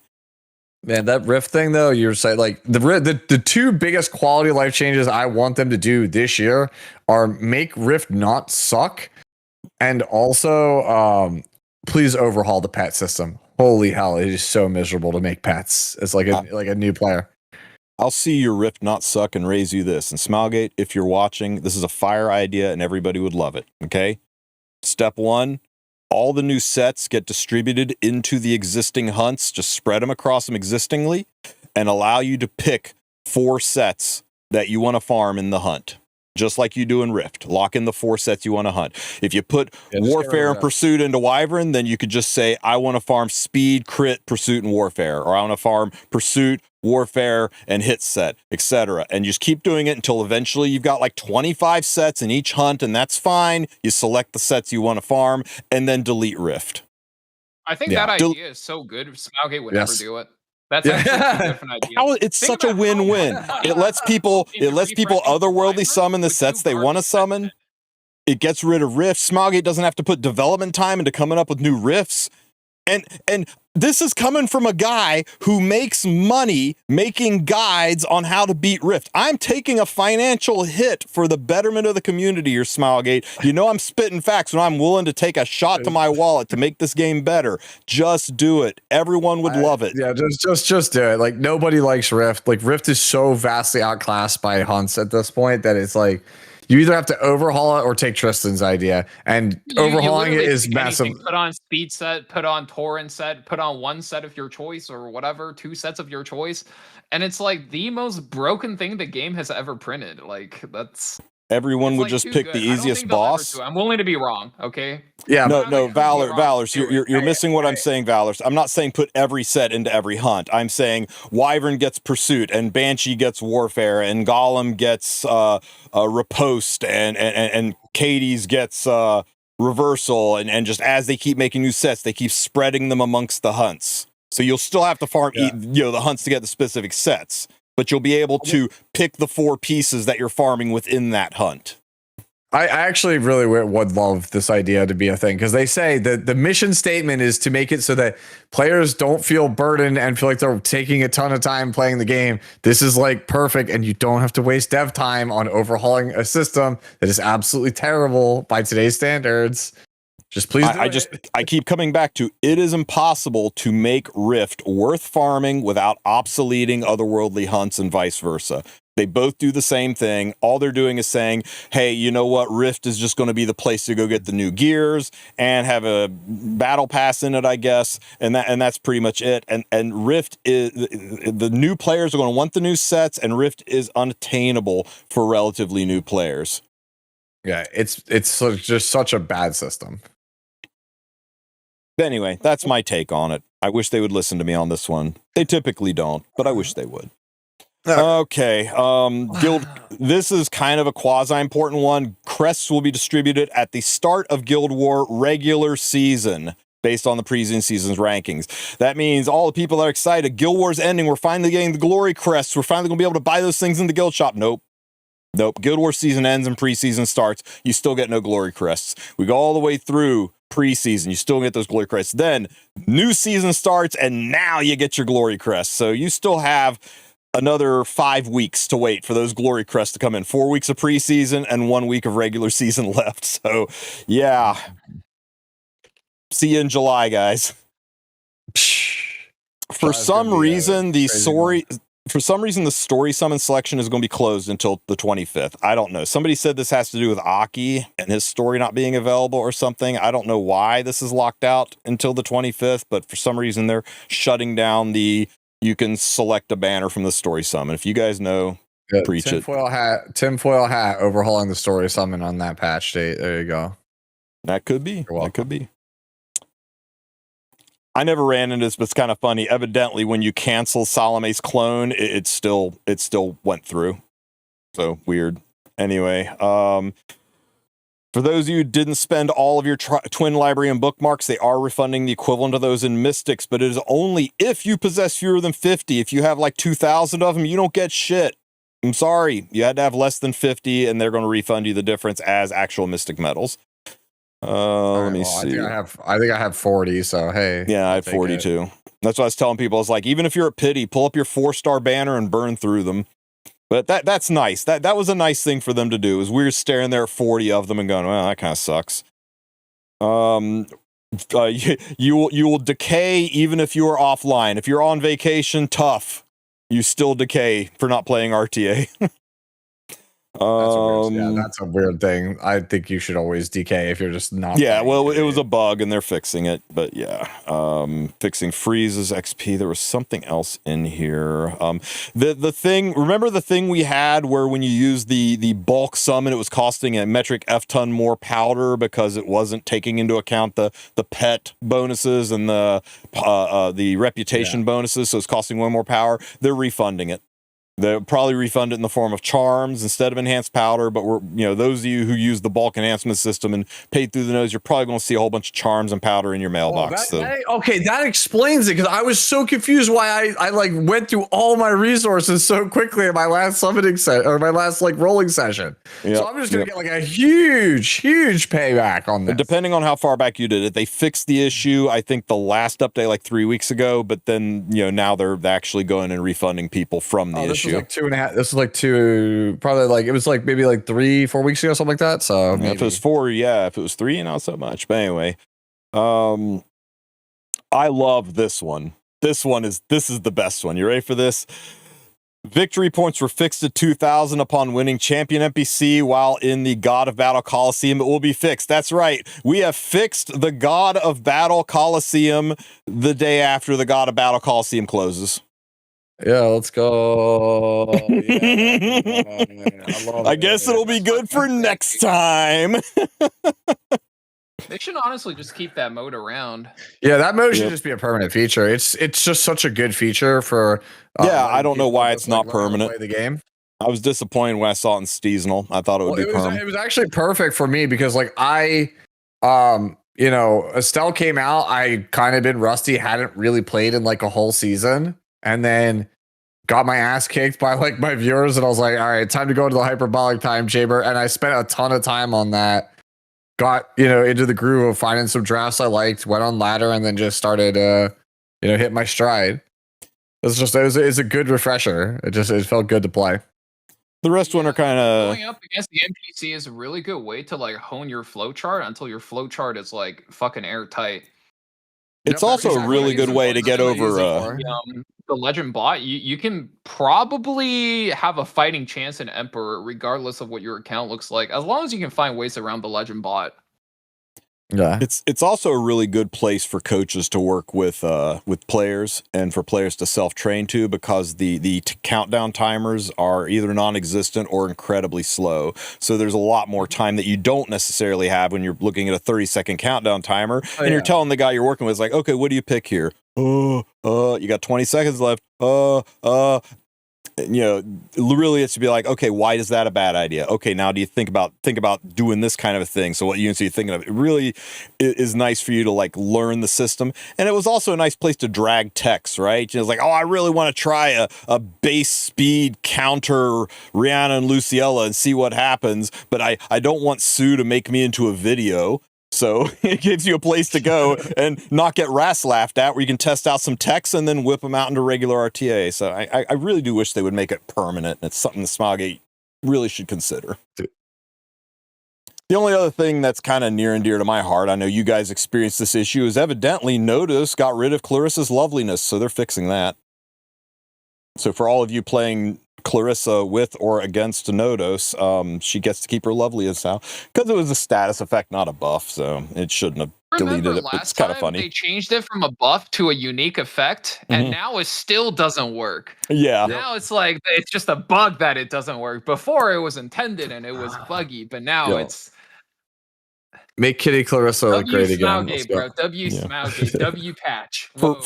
For real, I'm hoping that this is addressing the fact that people still are not able to buy out the shop if they do the entire Shadow Company. We used to be able to do the entire Shadow Company shop if you did all of the missions, and now it's always like you're leaving some Mola behind or you're leaving some cattle boxes behind. So I'm hoping that's what this is, but I'm not sure. That's it, guys. Play the animation. Comment section was remarkably happy about it. First time this. I pretty much love all of that. About the only complaint was the Cosmonium, and I think if I tilt my head sideways and squint, I can find other things to bitch about. But Astrium passes. But pound for pound, I think it's a W update. I think that a lot of really good changes in here. Yeah, no, I think the game's in a really good spot right now. Like I said, I like the format. I think the format's fun. I think all of the new PvE stuff that they've been rolling out has been really good. Story's getting better. Character kits seem, surprisingly nuanced, and, I like the fact that some of them are. Let's say that after you have to move a pre-ban slot over to RNL, you feel like I know. I was gonna say it's like I'm where's our third pre-ban? But the update though, RNL is coming after the update. Yeah, I know. Sure, we're going with it's a W patch. Like I'm sure the patch overall is going to be fine. Yeah, these girls are gonna be true Terra. Yeah, these girls are gonna be true Terra. Are super tight. Like, well, -1 pre-ban. You have to ban RNL now. Congrats. I guess we're letting scales out. Where's your RTA shop? They keep sneaking in things like this. It's not technically an RTA shop, but they keep finding ways to reward us for playing RTA. This, even though it was broken for me, do 5 RTA fights every 3 weeks and you can get some points on a pass. I mean, they haven't gone so far as to add a shop, but they are trying to sample with limited time stuff to see how well we react to there being rewards. Is the community going to flip out and flame them and review bomb them for saying you're forcing me to do RTA when I don't want it, or are they going to appreciate it? And I think the more good feedback they get over systems like this, over systems like the event tab where you can do some RTA and get that, the more good feedback they get on that, I think that bodes well towards a future of an RTA shop. I think this is dipping their toe in the pool of the RTA shop to see how well we'll react to it. So maybe someday. I should wore my tinfoil hat when I said that, huh? Somebody said you should let Notice out more. Scales is still stupid. I agree with you, but here's the thing. If I get Scales cleave, game is over in like 30 seconds. If I let Notice out, I got to play that shit for 5 minutes and pray that I get there. I think once the summer rerun comes back and we all pick up our summer photogenics, we're all a little more okay letting Scales out, is all I'll say. Yes, exactly. Yeah, that's the thing. It's like people ask me, like, why am I banning Notice as my prevents? I'm like, it's not that I can't beat him. It's just that it takes forever to beat him. That, and you're never actually sure if you're beating him because you're playing so much evasion. Like you could just get hit like a chump and just feel like a big fat fucking chud, right? Dude, I straight up, I think I lost 210 per. He was on, I did Guild War today with a full evasion comp, but he was on Symbol, and I think he has a 20% chance to hit my ass cart, and he hit it 3 times in a row. I was like, you have to be kidding me. It was Well, good for your Ascard to survive 3 times against a Notos while being hit. I don't know how any of my units do that, dude. prot set, bro. W Ascard. Just my tank prot set gear on him on Proof of Valor. But like, I just remember it was 2 to Ascard to kill him, and then another one. I mean, it was like, I think it was my my Satsuka. He hit the Satsuka. I was like, bro, this guy like literally hit me fucking 3 times in a row. Like the odds of it happening, I mean, not landing a single dodge. I think we mathed it out. It was like sub 1% or it was like sub 2%. Dude, I can't unsee it, man. That just looks like female Snake Man. Bro, He's just yeah. ready to descending blade you. Yeah, we'll find out who it is. Lady Straze. God damn it. No. It's like female Arby, dude. She's gonna hit you with the snake. Oh my god. Whoever the hell it is. Oh, yeah, I love, by the way, the side story wallpaper. No, stop. I love to go back to that side story wallpaper real fast. I love how it's like we have it's like the shop to buy the stuff, the place to do the story, and then there's the go summon the RNL button. I think that's my favorite part is the go summon the RNL button. Yeah, adventure. Go to summon. Go summon the RNL. Go get it. Yeah, okay. So now that you played this side story and you realize how hot these girls are, like this is the button you press to go buy them. Oh my god, Comet. Stop asking me when they're going to make an ML 4-star Alexa. They don't make ML units 4-star versions of 3-star units, except for Guider Aether. They don't ever do it. No, it's just not a thing. And Auden. But other than Guider Aether and Auden, they just don't do it. So it's not going to happen. Yeah. Look, if there is a Moonlight character that needs to be in the game, it is not a 5-star that hasn't gotten one yet, it's Cirilla. She's the only early 4-star that doesn't have an ML right now.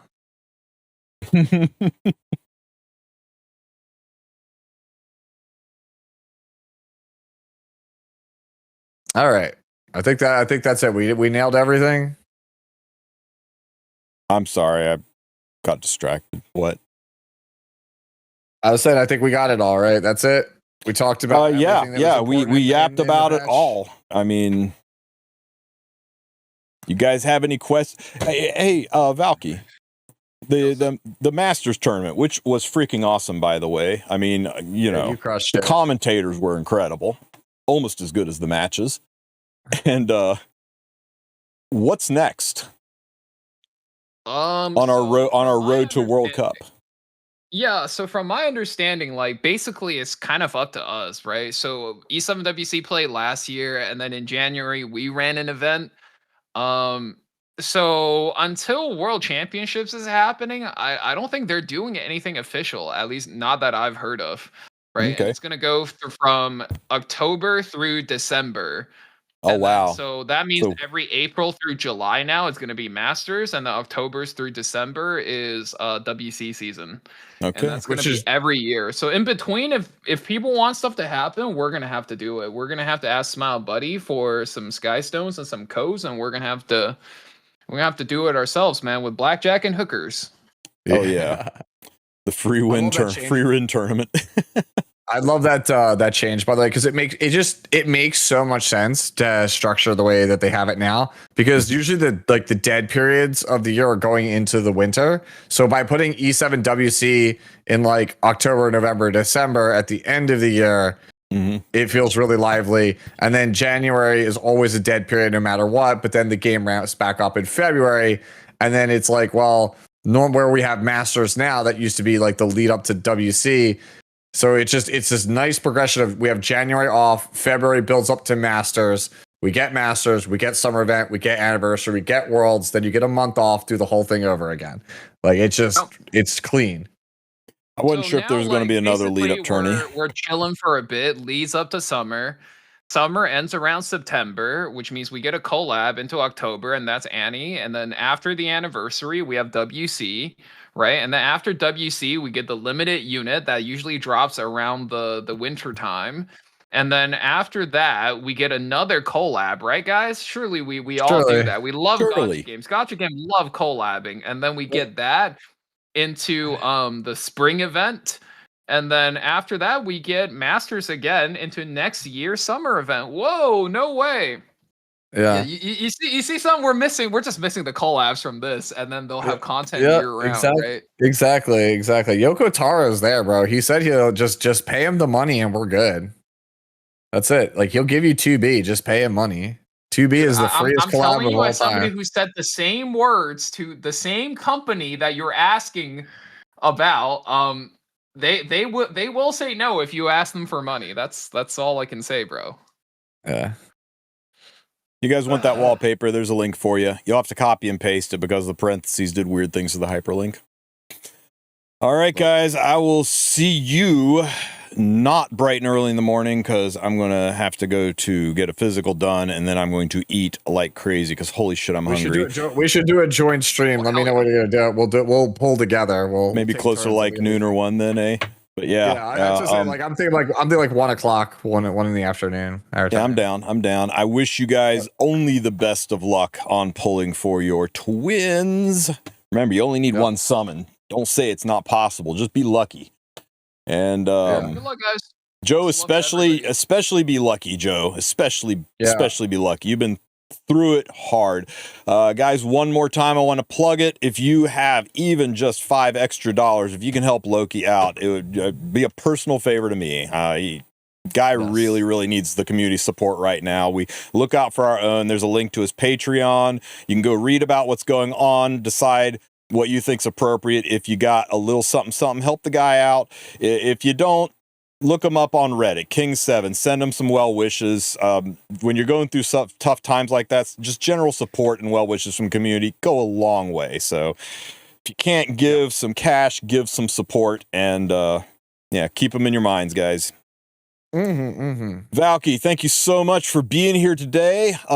G Clef sends his apologies. He had real life issues and work related stuff that prevented him from being here today, but he will circle back around hopefully next time. Sue, as always, you are my rock. Thank you for being here and being part of this. Guys, make sure you're following Valky and Sue.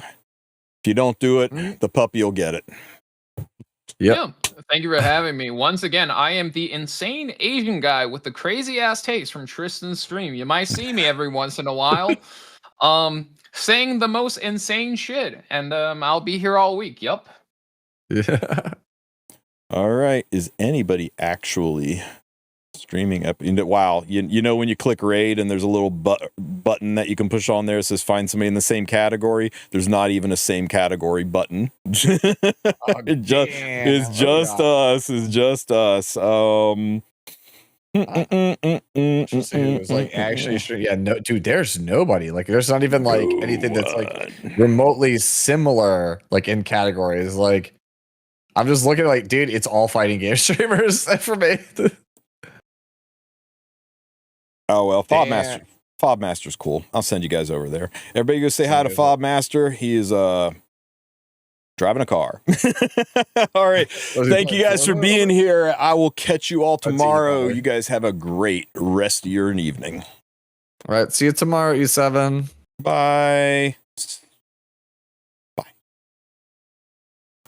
All righty, guys. That